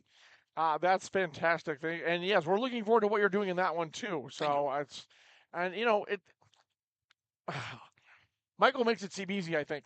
You come in, you play the game for 12 decades, win a blood name, Oh, yeah. and then you're also but no, it was he had to kind of go through, not take his lumps, but he had to prove to us that he knew what he was doing.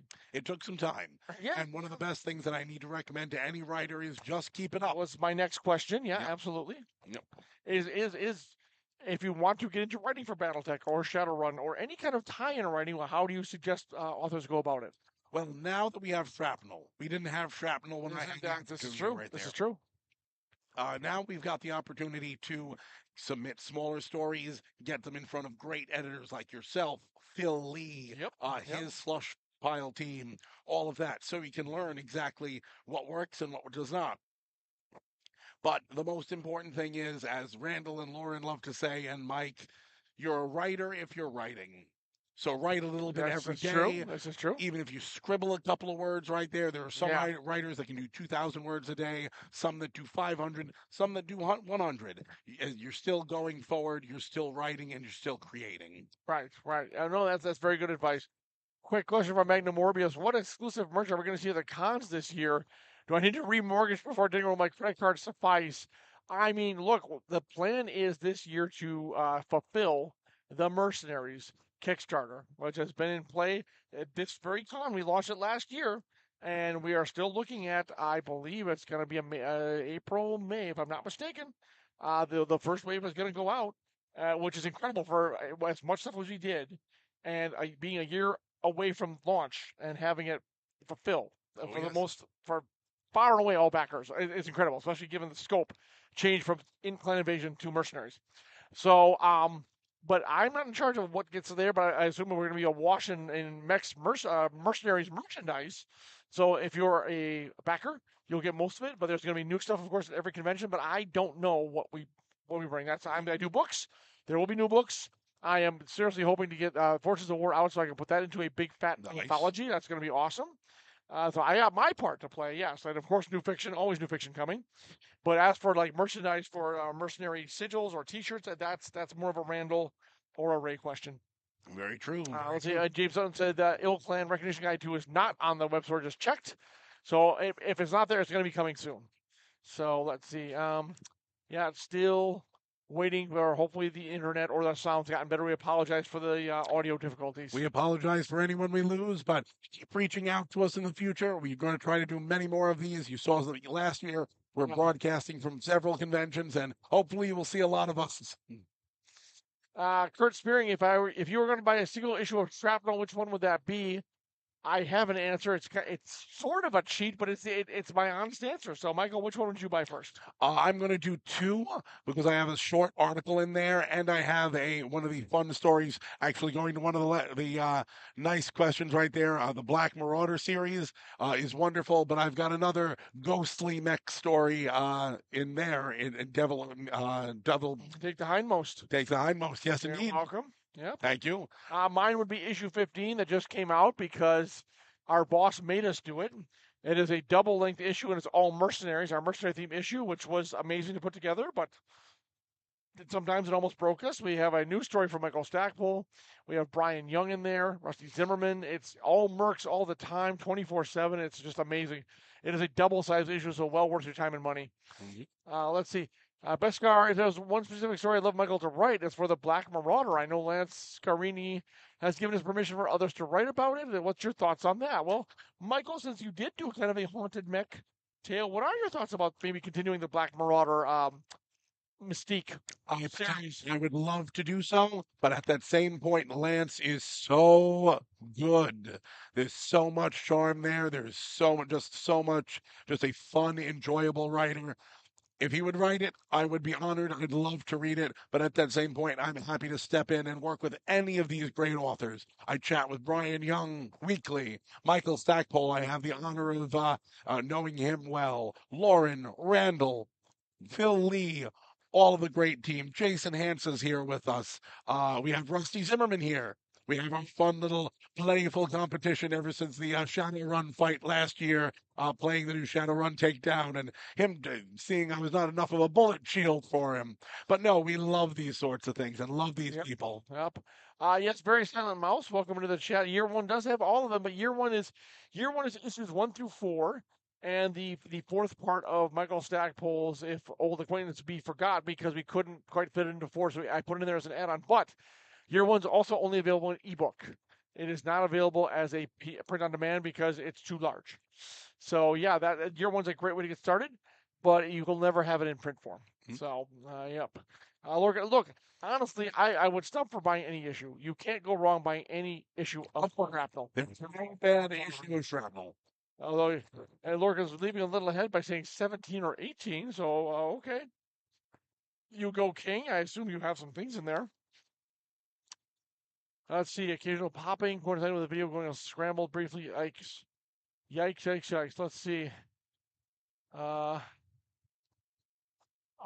Ray, thank you. Ray has entered the chat. We're dealing with it, but I don't know. I don't know what the issue is. So we're just soldier on as best we can.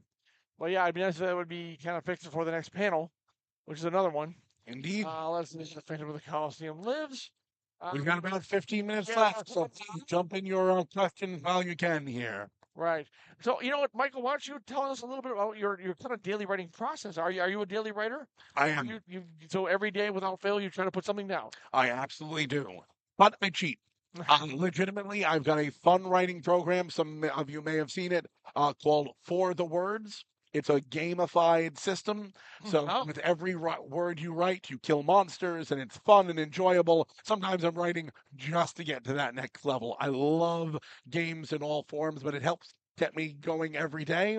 I try to put down at least 500 words a day during some of those special months when there are good contests. I'll do 1,600, 2,000. I find it very easy sometimes to get the words on the page. It's getting the quality ones there. So I spend a lot of time editing and fixing back at that point. But it is something I love to. But I do try to do my writing in the morning every day. Doesn't usually work out like that. So I'll do the late nights. Luckily, I'm very blessed to work with Catalyst. So we've got a lot of nice meetings in the evening, and then I can stay good. I'm not sure if anyone's meetings with the company blessed, but you do you, exactly. I get to talk to Ray Arostia on a regular basis. There's nothing better in this world. Wow, even better than talking to your editor. Gosh. I adore talking to you, right? But there is. But Ray's the best thing in the world. I see how I rate. Sure. You have to be very blessed to have that special time because he has so little. So, of course, we require plot outlines because we need to see what you have in mind, and anything needs to be tweaked. When you sit down to write a plot outline for a BattleTech novel, how do you approach it? Do you start with characters? Do you start with the overall plot? Do you start with setting? How do you start with it? What's your process? For me, when I'm trying to outline, pardon me a little bit, when I'm trying to outline, I try to go with the overall theme and any questions that I want to answer in this book.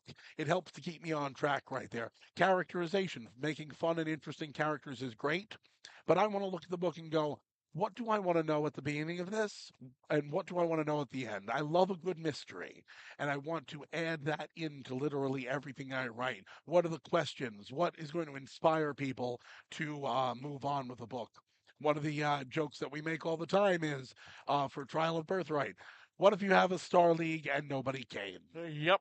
It's a very interesting, it's one of the first questions that hit me and allows me to start my process and see how do I make characters that work well with this? How do I find the road that we should take? Yep. Magnum Orbis, due to the incredible success and popularity of the first animated series / propaganda series, will we ever see another animated series or live action webisode? I would love that. Unfortunately, it was answered down that Tornante, which is a Michael Ovitz company, I think, if I'm remembering correctly. Is it Eisner? Michael Eisner, sorry. Wrong Michael. That company owns the rights, and it's further complicated that Microsoft owns the video rights. So the rights are split, and that makes it very difficult to land a deal anywhere because studios want to own everything. So, yeah. If I had my way, what interesting directions would you take the setting? I happen to love the direction the setting's going in right now. I love the openness of the BattleTech universe in and of itself. I would love to dive back, as we said, into jihad fiction. I think that's an interesting area. And I would like to take a look at some of the various houses, once again, it's a personal passion project, and clans that, now that we're in the Ill Clan era, how did we get here? How are we going forward? And really being able to delve in, because everyone has their favorite faction, and I want to help continue to flesh that out a bit. Yep, and that's very appreciated too, because a lot of times an author will come up with an idea that we never even thought of. And I'm like, well, that's fantastic. We're now going to go a little bit in this direction. Of course, it all has to kind of fall under the master plan. True. It has to fall under where the meta plot is going, which is a complicated, unwieldy, sprawling document detailing all the plans for all the clans, the great houses, and things like that. So an author has to know how to work their way in there, how to insert without upsetting the mech cart, without upsetting the dropship. Let's use that term.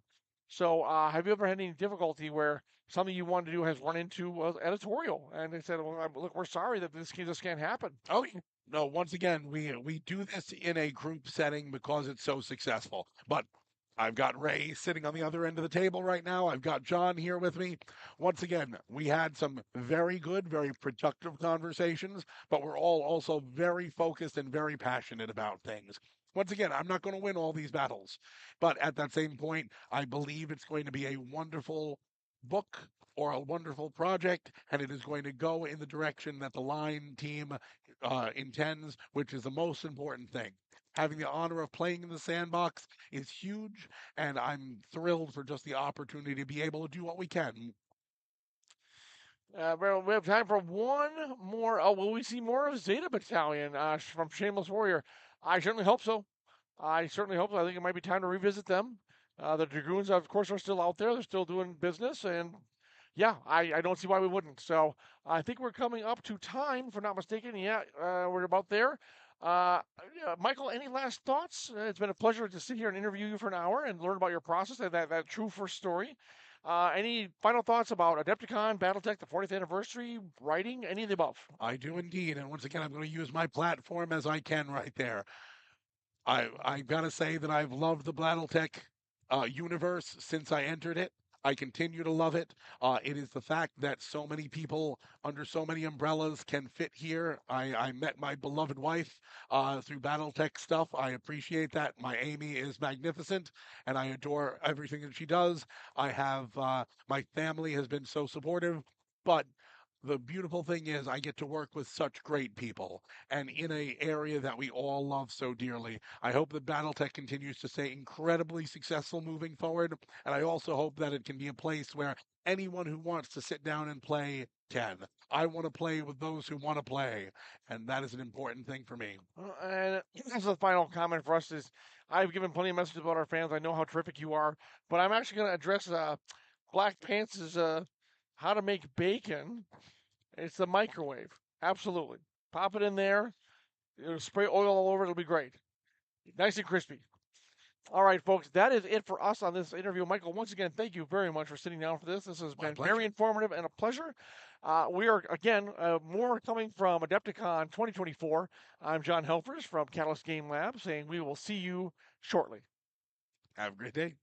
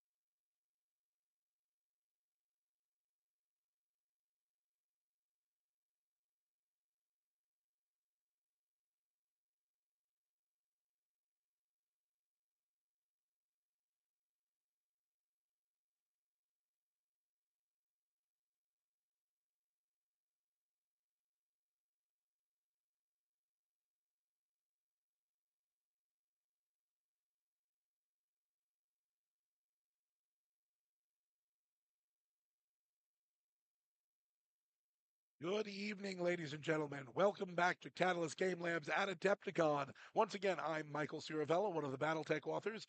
We are about to do our gorgeous new fiction roundtable. We've got some fun things to talk about today, including one special project. But let me introduce the wonderful people who are here with me.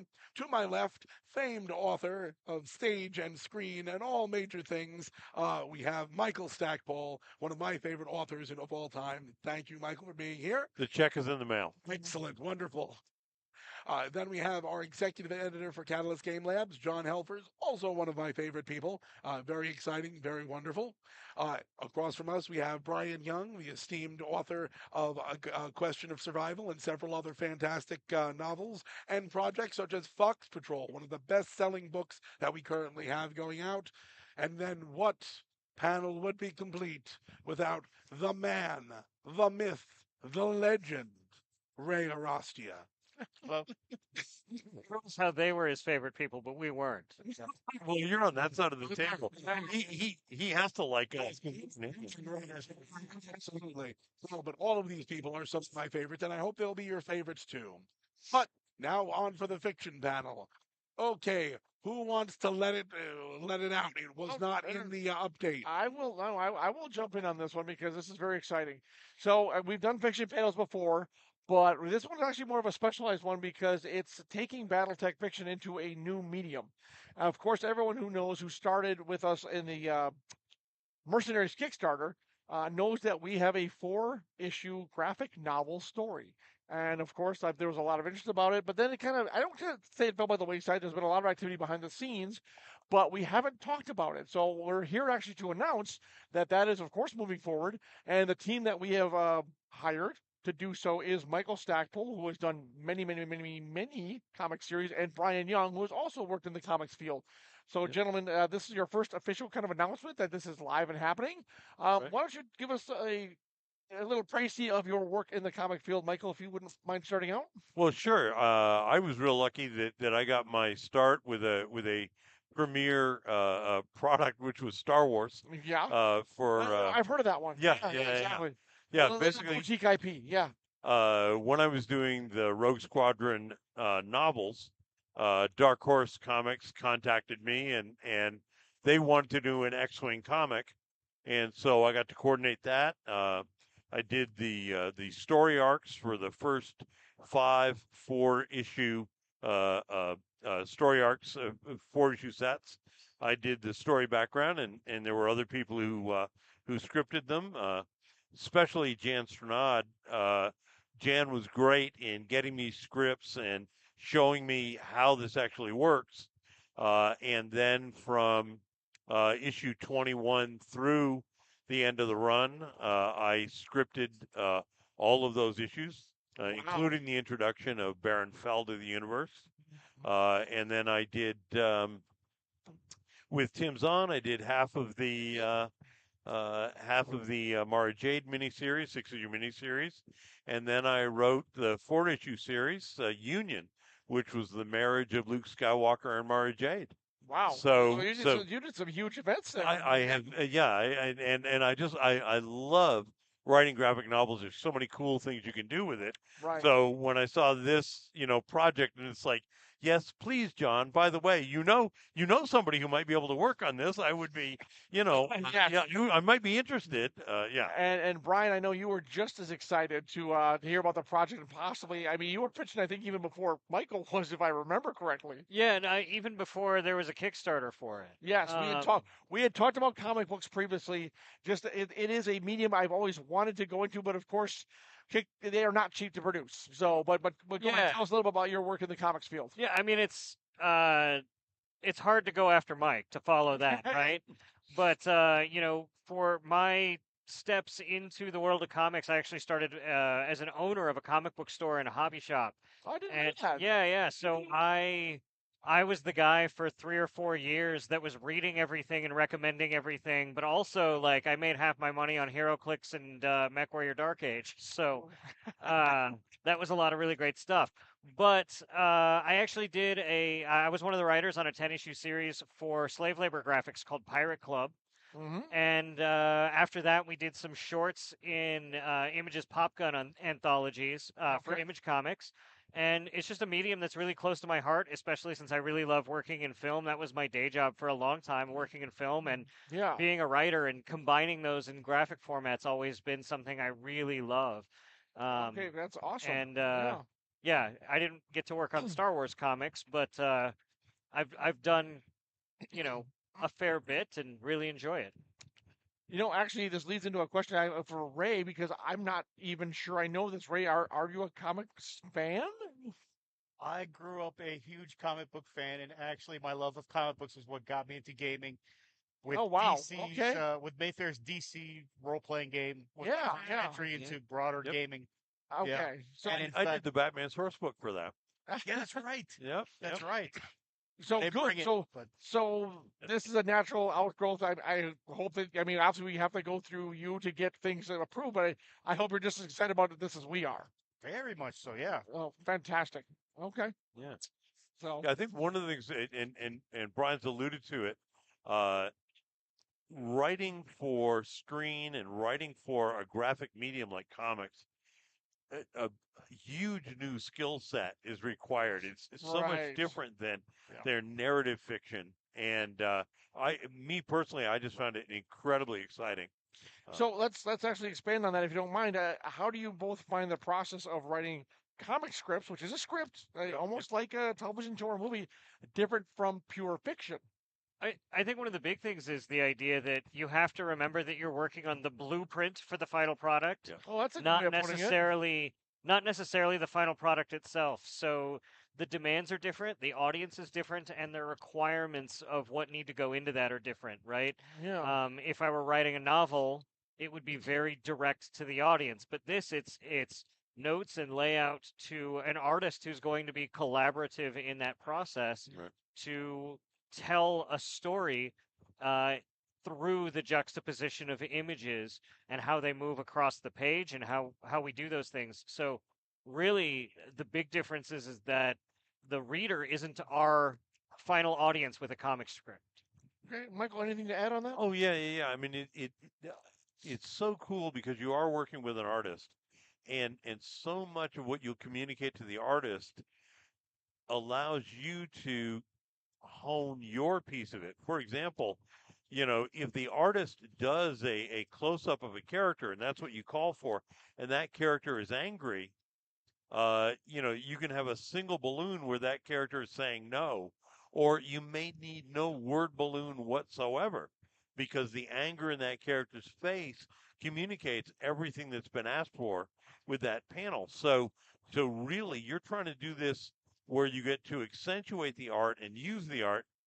One of the other things which I absolutely adored was the ability to have two stories going on in a panel where you have characters in the foreground having their conversation and you see action in the background. Right. And you could never do that in narrative fiction I because don't see how. yeah, because I mean, the second you call attention to the fact something has happened in the background in narrative fiction, it's now suddenly moved to the foreground. Right. And so, right. and there are other tricks that you can do, cool things that you can do that Yeah. really just leverage the art for a lot more impact than we would get in narrative fiction. So now one thing about, of course, writing a script is you folks are limited relatively to dialogue. That you're just providing a lot of the dialogue and then of course directions for writing. So first of all, on the panels, how detailed do you go? Is it to the nth degree? From what I understand, I think Neil Gaiman writes like huge paragraphs of description. Yeah. Do you? And by the way, real quick, I know the artist we're working with on the entire series is Eldon Cowger, which I'm very excited about. One of our very best BattleTech artists who's worked in the comics medium as well. I cannot wait to see what this collaboration is going to pull off. Yeah. So, how much direction do you give the artist? Is it a lot, a little, somewhere in between? Certain details, of course, have to be in every panel, Right. but then you let them kind of not run amok, but use their own imagination to fill in the details. How does that work? The collaboration between artist and author. I do remember when working for Dark Horse, we were doing what's called full script. Okay, and what's that term mean? And so what that meant is that I would do a breakdown of how many panels on the page, what size the panels were going to be, where they were going to be Wow. located. So you were And truly storyboarding the whole thing. storyboarding the whole thing and providing the descriptions of what should go into the panels, when I needed it for the story to be that tight. Right. But then there would be something like, literally, it's a 2-page spread. I need an inset panel in the upper left corner. I need an inset panel in the lower right corner. The rest of it is a space battle, and I literally would say, knock yourself out.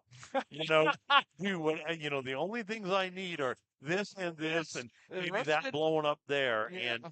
And so for me, it was always a thrill to see what the artist was going to do with the words that I'd provided. Yeah.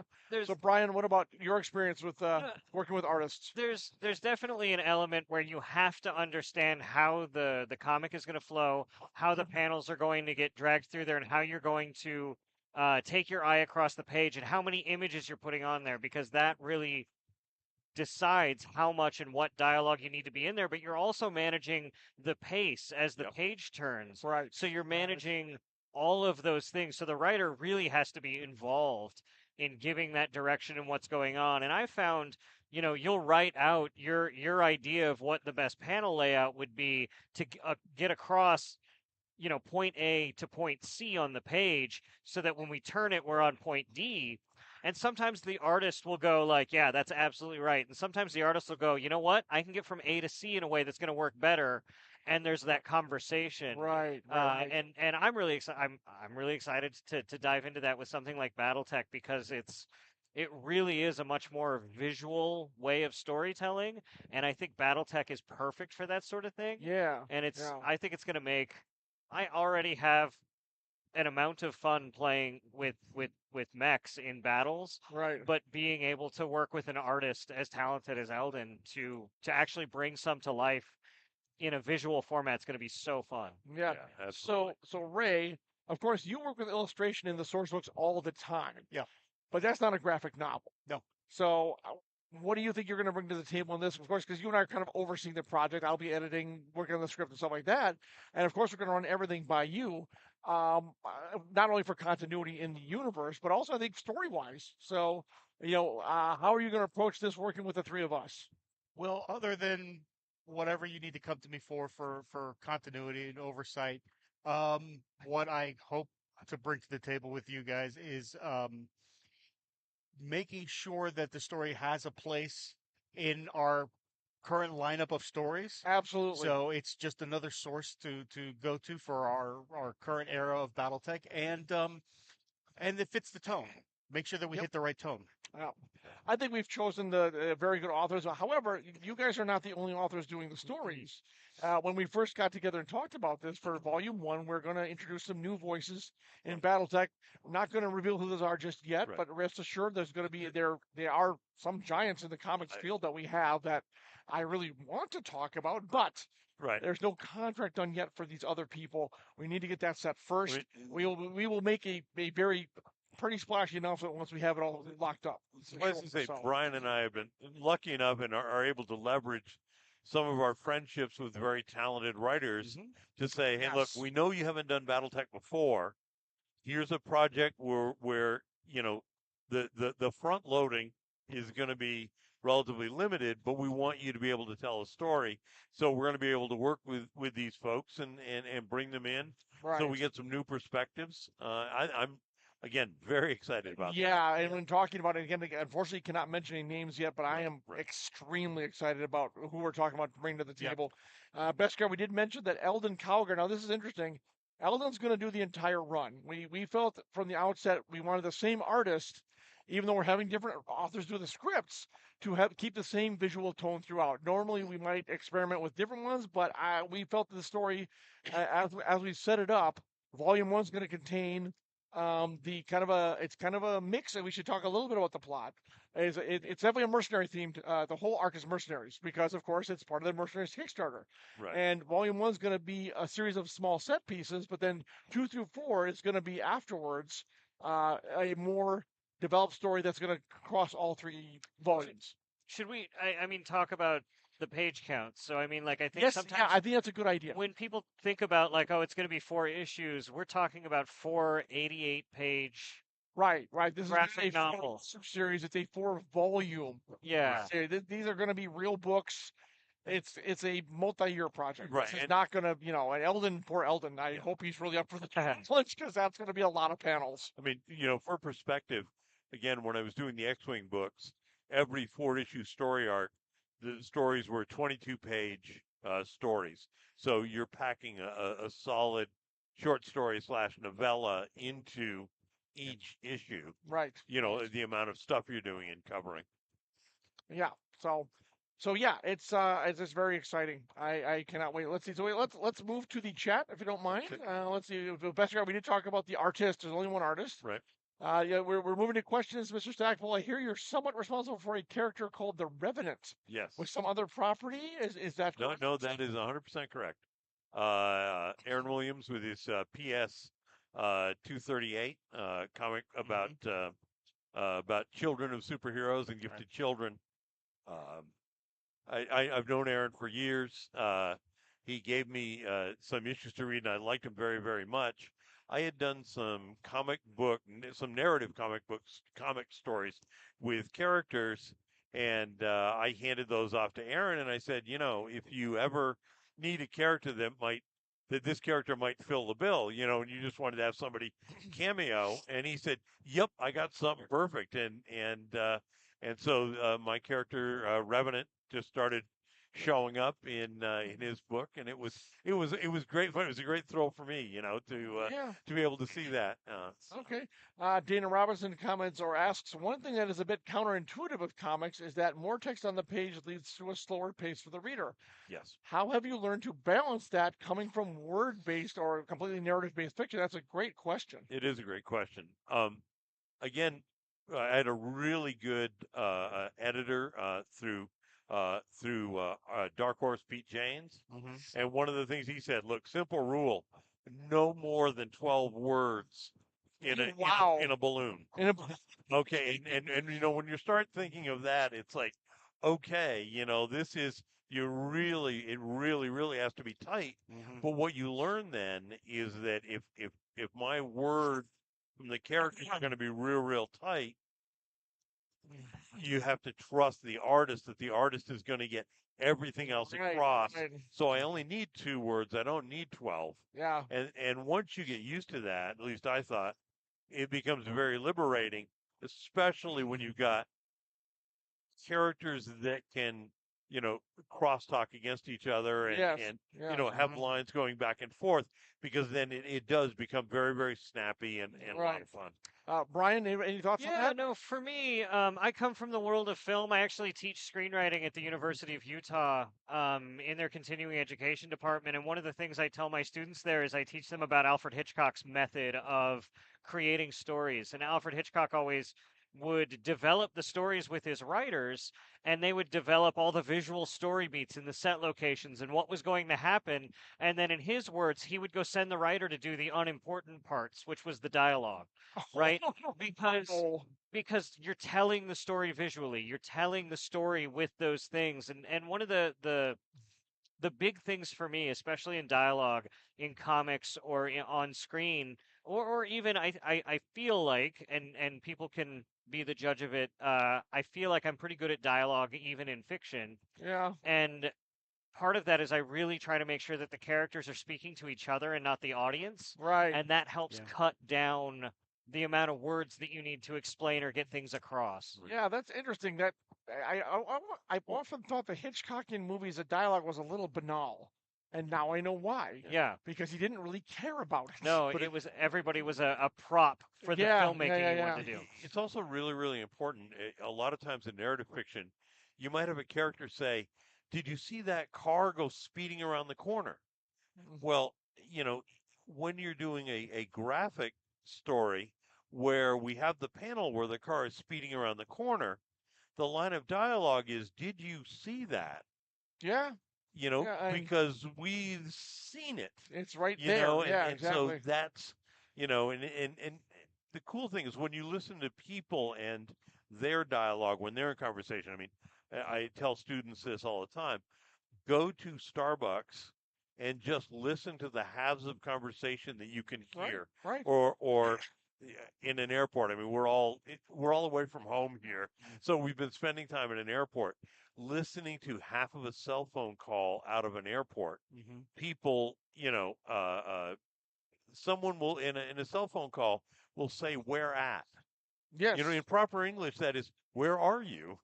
But Yeah. where at, we suddenly understand, and that's communicative, Right. and so we can use that. Yes. And so for us, we just have to find the where ats that fit into the BattleTech Right. universe. Comment from Mad Ducks. Thank you. Howdy, y'all. Long-time listener, first-time caller.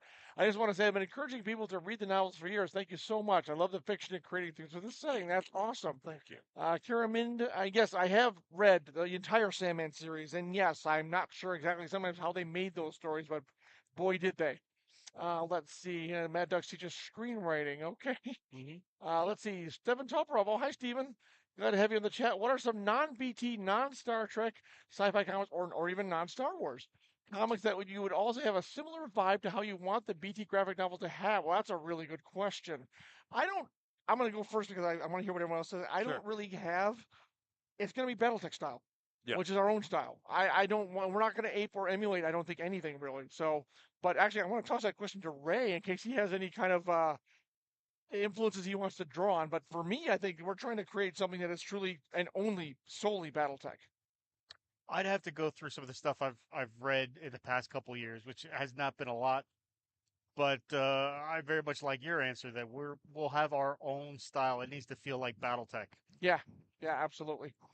Brian? Well, I agree. Like it needs to feel like BattleTech, but there are some in my head writers at least, maybe not in the tone, but at least in how capably they tell the story. Right. That I'm really interested in. Like I think back to Walt Simonson's adaptation of Alien, the movie, and how beautifully he tells the story across panels without a lot of the dialogue. That's a really great comic adaptation. Track that down. That sounds fascinating. And it's interesting because he built that off of a work print, so it has all the deleted scenes in it, and he worked those in. My goodness, it's wow. really, really good. That would be one. I'm not a huge. I'll be honest. I'm not a huge comic book reader. I prefer prose, but that I would love to see. Walt Simonson's just great. Yeah. He did some of my favorite runs. He did my favorite run of Thor. He's just a really terrific storyteller in the medium.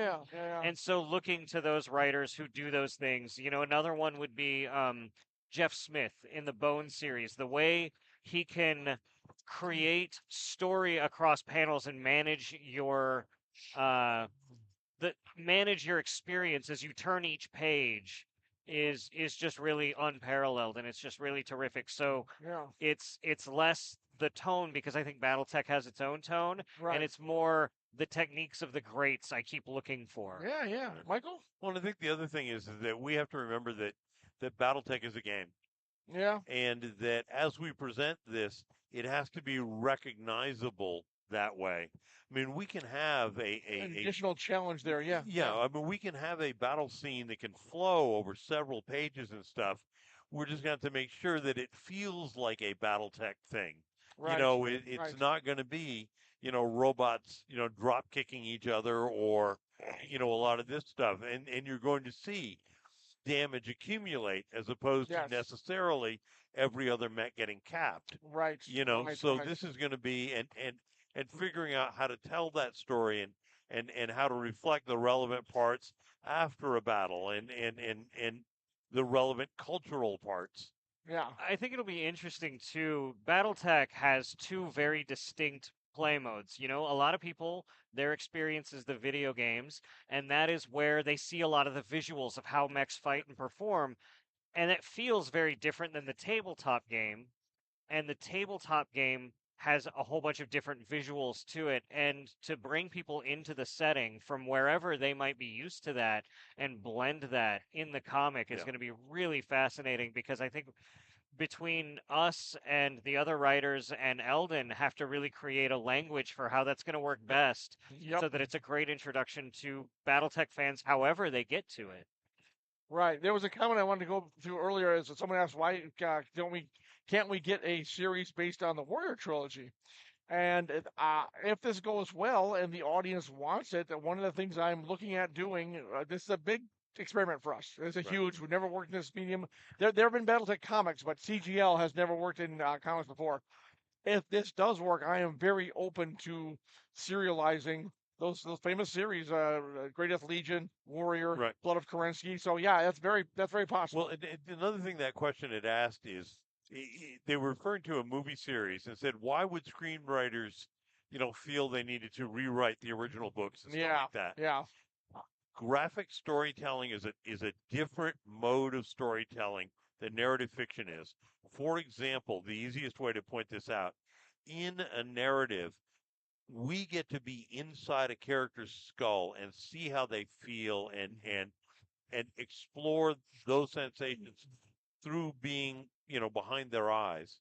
In a graphic storytelling novel, that has to be what's on their faces. That's what has to be in their body language. Right. So a screenwriter is going to be taking everything that I may have a page of a character dealing with conflicting feelings before they answer a particular question.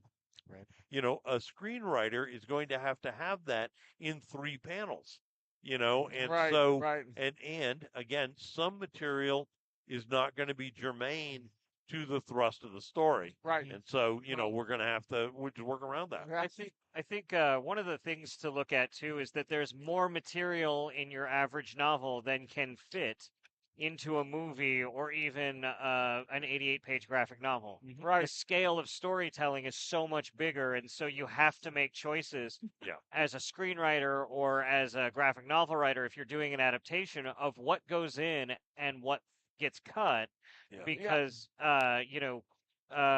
Graham Greene, who's a really terrific writer, he wrote The Third Man, and he wrote he adapted other of his books into movies, and he said the only time he had a good time was when he adapted a short story, because it was the only one he could where he could expand on the material rather than have to trim it down. And just for people trying to figure out these differences, a short story, when we do a short story for something, we're talking 3 to maybe 7,000 words. Yep. Okay. Yep. Whereas a novel is going to be in excess of 100,000 words. Right. So, and if a 22-page issue of a comic is half of a short story, or maybe the full short story, that means per force, if we're going to adopt a novel in 4 issues, we have to leave out 3/4 of the damn thing. Oh, that would be impossible. And so that's just how that stuff has to be reduced. Yeah. Right.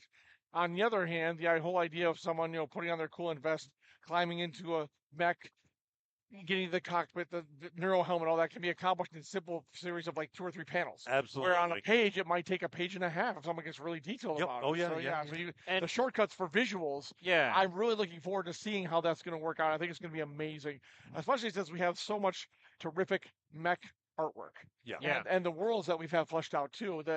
Yeah, absolutely. We're going to be going to a lot of different places. I know that it's going to be a fairly wide-ranging story. I can tell that much.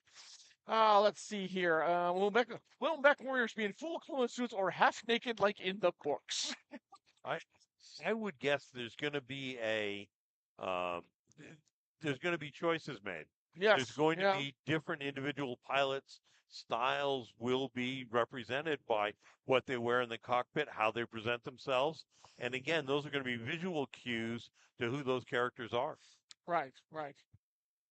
Question, did you let Mike... Well, first of all, that wasn't the Death Kangaroos. That was actually the Kellhounds. That was the Kellhounds. And did you get the decoration from the cake this morning? I did not. It may be sitting back there somewhere. That's true. Let's see.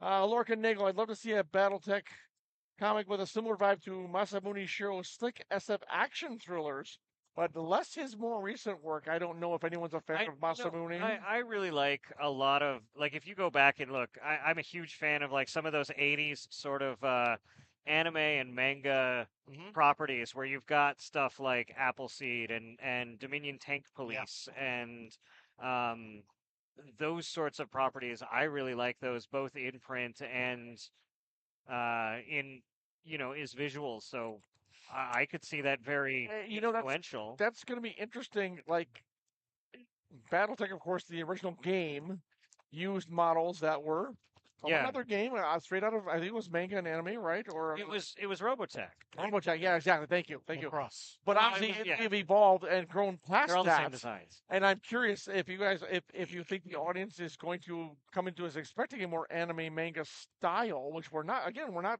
trying to go for. We're going for BattleTech. It's a BattleTech graphic novel. And I wonder how the audience is going to respond to that. I I don't would know. say have a focus group. Mm. You know, because that's not a question. You know, we are not going to be able to read the minds of the audience. This is well, true. maybe one or two people, but you know, but yeah. But I think the real key thing is what we've all talked about in all the meetings is we want this to be BattleTech. Right. You know, right. Another time, maybe we, you know, take stories out of Shrapnel and do some one shots that would be manga style. And yeah, we are different considering an things, you know, 8-page so- insert, possibly if I can get the story down to that page and Right. script it out. Yeah, that's something we would But- do as an experiment for sure. I think So- though, like really, BattleTech, yes, it had its origins there, but it's really evolved into its own, Yeah. and Oh, the yeah, book really needs to absolutely. reflect that. Right. So I think we really want I want the readers to come to it expecting BattleTech and nothing else. In my mind, absolutely. Yeah, absolutely. I would agree. So yeah, see that artwork for the 2C line. Absolutely, you'll see the. Have you seen the Blackthorn comics or BattleTech Fall? Yeah. Okay, Yes, this is hilarious. Yeah. Yes, thank you, Jennifer, the one who found that. Yeah, we have the old comic series. We actually have the pages, and we are going to put those back out. I'm not sure if we're going to collect them all in a kind of a volume issue or what, but including the 3D. And we are tracking down. Jennifer, I have your glasses. I have like 25 pairs of cardboard 3D glasses, and we're going to see if it works on an iPad because it looks like it will. The colors are there, and it's very odd. And we're going to put on the glasses and see if it actually keeps the 3D effect. I don't know if it's that'll going be to or not. Yeah, it's going to be very interesting. It We're would a long work way on- for it would 3D work on an ourselves. Apple Vision Pro, you know. Probably. I think you guys should buy them for all of us. You know, Mike, you know Lauren the best, so I think Christmas presents this year. Work on Lauren. Exactly. Let's see here. So yes, those are going to be coming back out just because Jennifer has been kind of to track those down. I don't know where she found them, but she got them. So yeah. Who's the scariest at the table, and why is it Rem? Rem is a sweetheart. Yeah. Just don't cross her. Well, if you remember that, you're that- fine. yeah, Yeah, exactly. yes. I guess here's a question I'm going to throw out to the table. And Mike, I am so sorry. I asked you to moderate this, and I'm totally taking it over. And then you put him right on the inside so he can get out. Yeah, I'm the best moderator in the world. I This get is to say great. nothing. I am wonderful. I've gotten in no trouble in the last 20 minutes. And we're letting your voice heal. Exactly. So what do you guys hope to accomplish with this graphic novel series?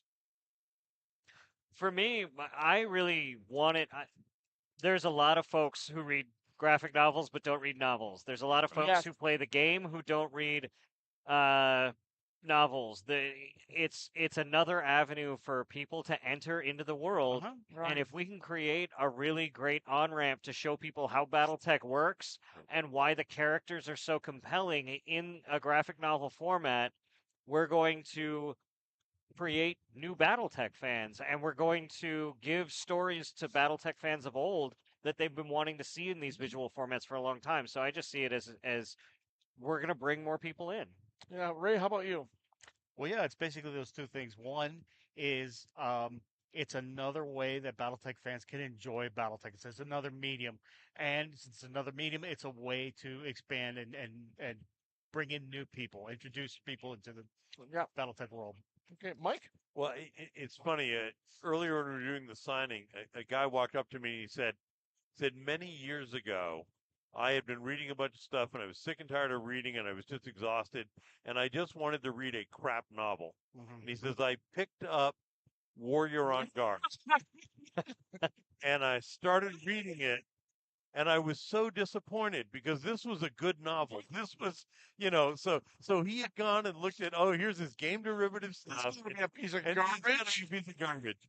And I think there are a lot of people that haven't gotten the memo about graphic novels, graphic Yeah, storytelling. yeah. And so I think that this both current BattleTech fans and just other people, and I think this is another cool thing that we would be able to do, to be able to tell a BattleTech story in this new format and show that, yeah, this universe will support that, and and we've got the talent and the willingness to deliver that and play. And I think this is really I think a key thing for the future of BattleTech.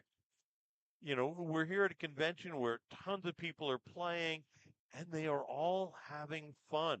They're all enjoying themselves, and that's the purpose for which we do this. Right. So when we write a fun story, and people get to smile and laugh, and man, did I just read that? Let me look. We've got them, and we engage them, and we're giving them what they come to us for. I think that's real important. Yeah, I everything everyone has said here is true, but for me, it's the excitement and the challenge of bringing BattleTech into a new medium. Yeah. I am so excited, and it's the fans, new fans, old fans enjoying it, but new fans who some people it did look 100,000 word book is not for them. I understand that. I get it. It's just doesn't work for them.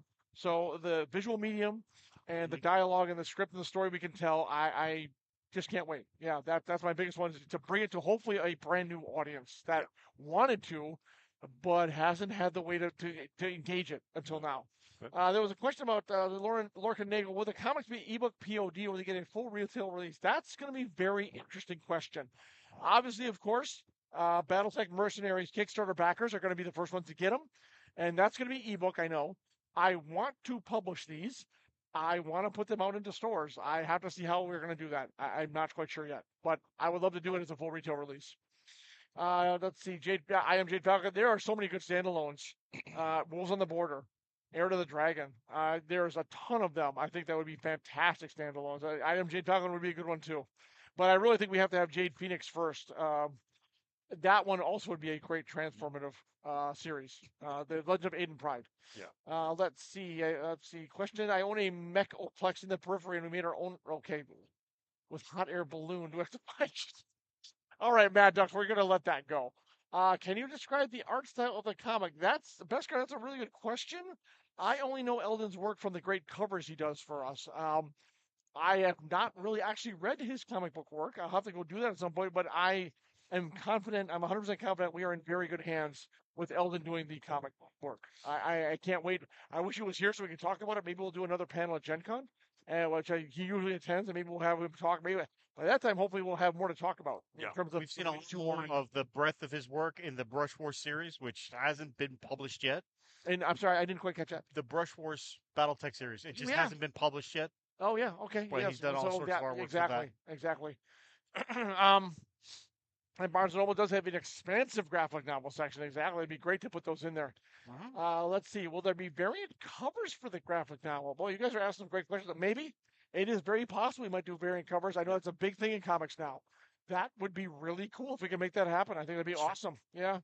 Let's see. I got the BattleTech Second Edition because the Robotech mech on the cover. Yeah, that one was really kind of an iconic image. Absolutely. They also wanted to know what era Can is we this going to say? be set Oh, in. yes, absolutely. No, it's Ilklan. We are telling definitely Ilklan. what we call a modern era story. When we first talked about what we wanted to do, we talked about other ways, but we felt that setting it in the now, I think, was that we all agreed was the best way to go. Absolutely. Absolutely, yes. So, as well, without venturing into spoiler territory, will TPC shots be balls of energy or lightning bolts? They're actually grain alcohol and something else. They're going to be those PPC shots are. I don't know what you're talking about, energy or lightning bolts. They come in a glass. So you're saying it's going to be a complete black screen after you drink it? Yeah. It will be a blackout. I think, probably Ray's going to have some input on what we wanted them to see. I always like the beam, like, for example, it's a PP shot on the cover of 15, right? That's the beam with the kind of spiraling energy around it. That's the one I love. And that's going to be fun to talk about. What are lasers? Is it going to be, the pulse laser going to be laser burst? But is a regular laser going to be laser beam? And we're going to have really fun defining that because, yes, it's done in video games. Do we want to follow those, or do we want to make our own path of graphic novels? And I think that's going to be half the fun of doing them.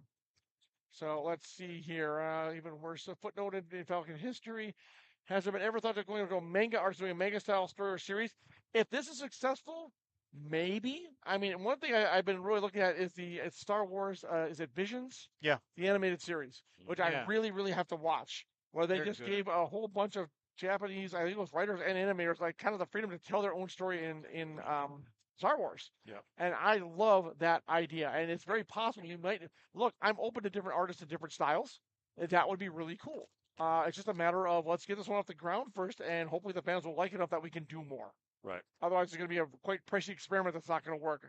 I'm very confident it's going to work, but we have to do this one, and then we'll see. I have really high hopes for this. Right. Well, let's see. In the cookbook, kitchen sink drama set in the Battletech universe called Love and Drop Shit. Look, that's anything.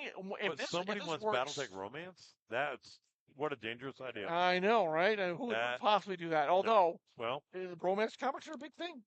So there we yeah, go. I guess they're coming back. Yeah, So, yeah. So maybe we'll do that. Let's see. You'll have to define what color the various laser sizes are. I have thinking of tried. that, I have been yeah. trying to do that for years So and failed. I will say, I have a chart that I've been using to keep an internal consistency of what they all are for at least my books. So Okay. I'm happy to share I that. thought it was one, and then someone said it was the exact opposite of what I was writing down. So Really? I don't know, Ray. What are there codified colors for the type of laser that's being shot? Yes and no. Yes, there are, as far as I'm concerned.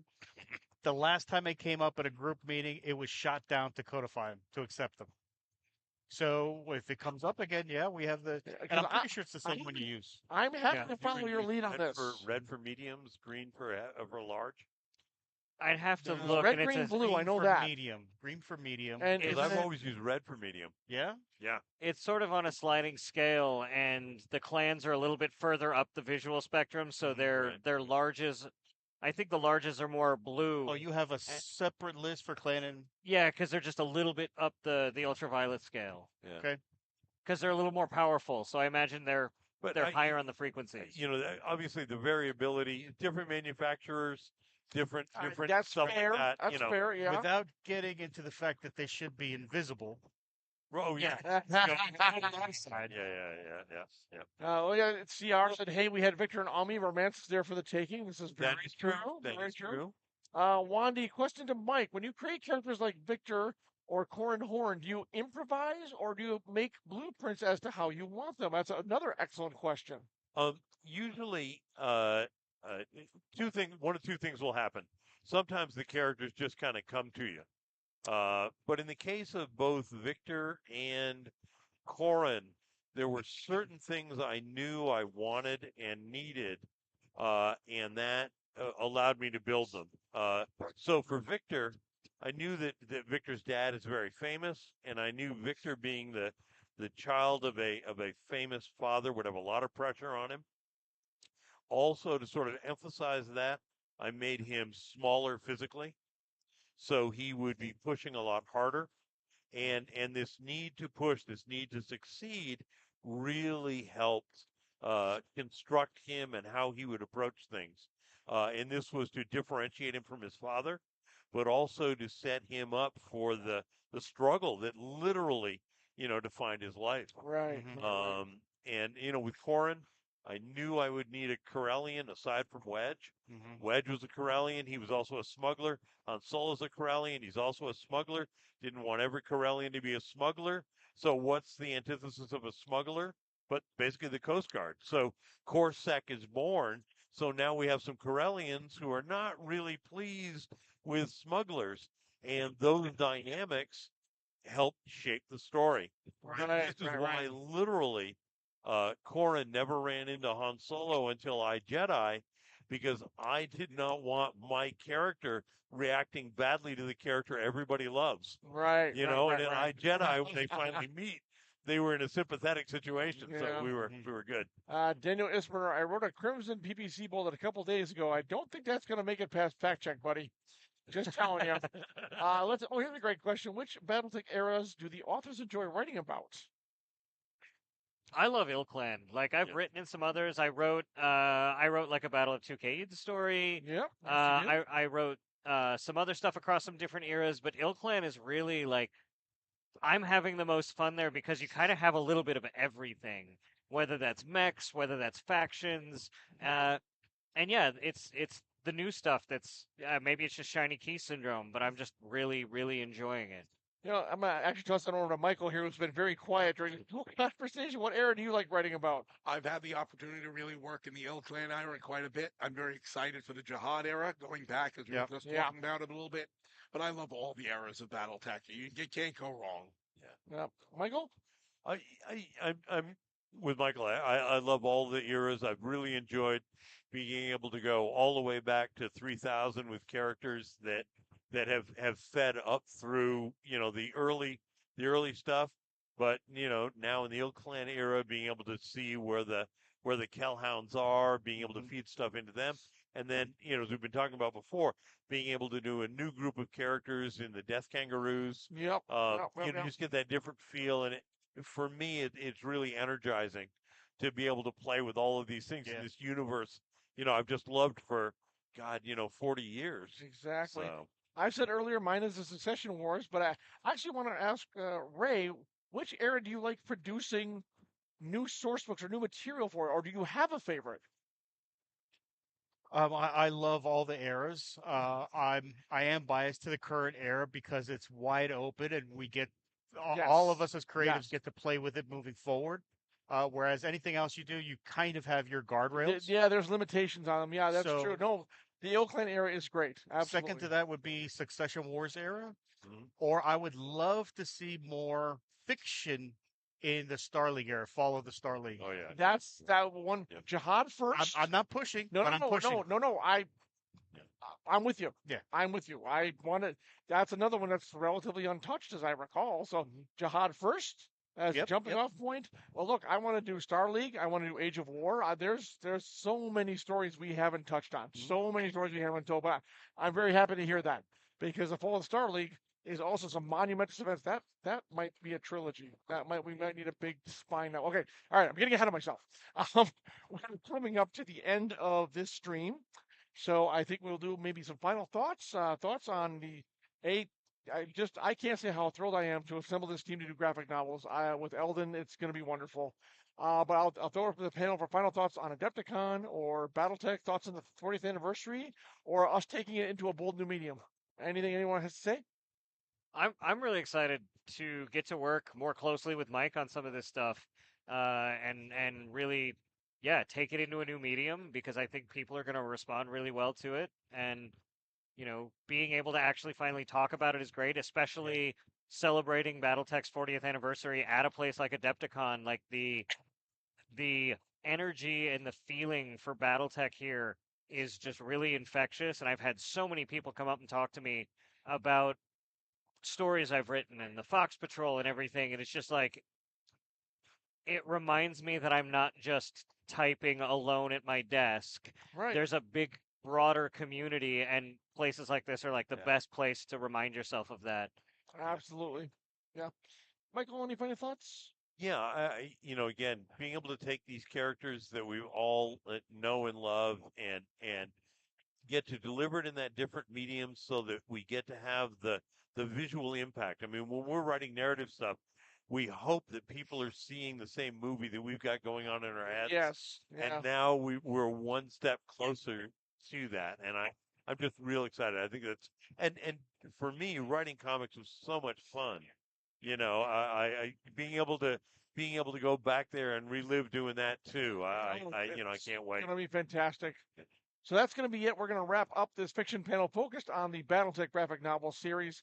I'm John Hovers here with Michael Stackpole. John, before you go, yes. Just a quick update. We did just hear from Adepticon. For everyone who is looking forward to the Alpha Strike box battle that was supposed to come next, and the submission Q&A fireside chat that we've been doing each night, unfortunately, we will not be able to do those tonight. We've been asked by Adepticon we need to shift the location of our booth for one of their main events right here. It was oversold, and so they need a little bit of help. We're glad to do that. However, our goal is still to come back back at 8 o'clock to show off some of our painting competition winners. We've been doing our first big painting competition here. The judging was several hours ago. I'm very excited to hear the results, but please peek in at around 8 o'clock. We are hoping to be set up in a new location, and we appreciate your patience. Okay, so from all of us here, thank you very much for watching. Thank you very much for the chat, asking wonderful questions, and we will be back a little bit later. So, thank you. Bye, everybody.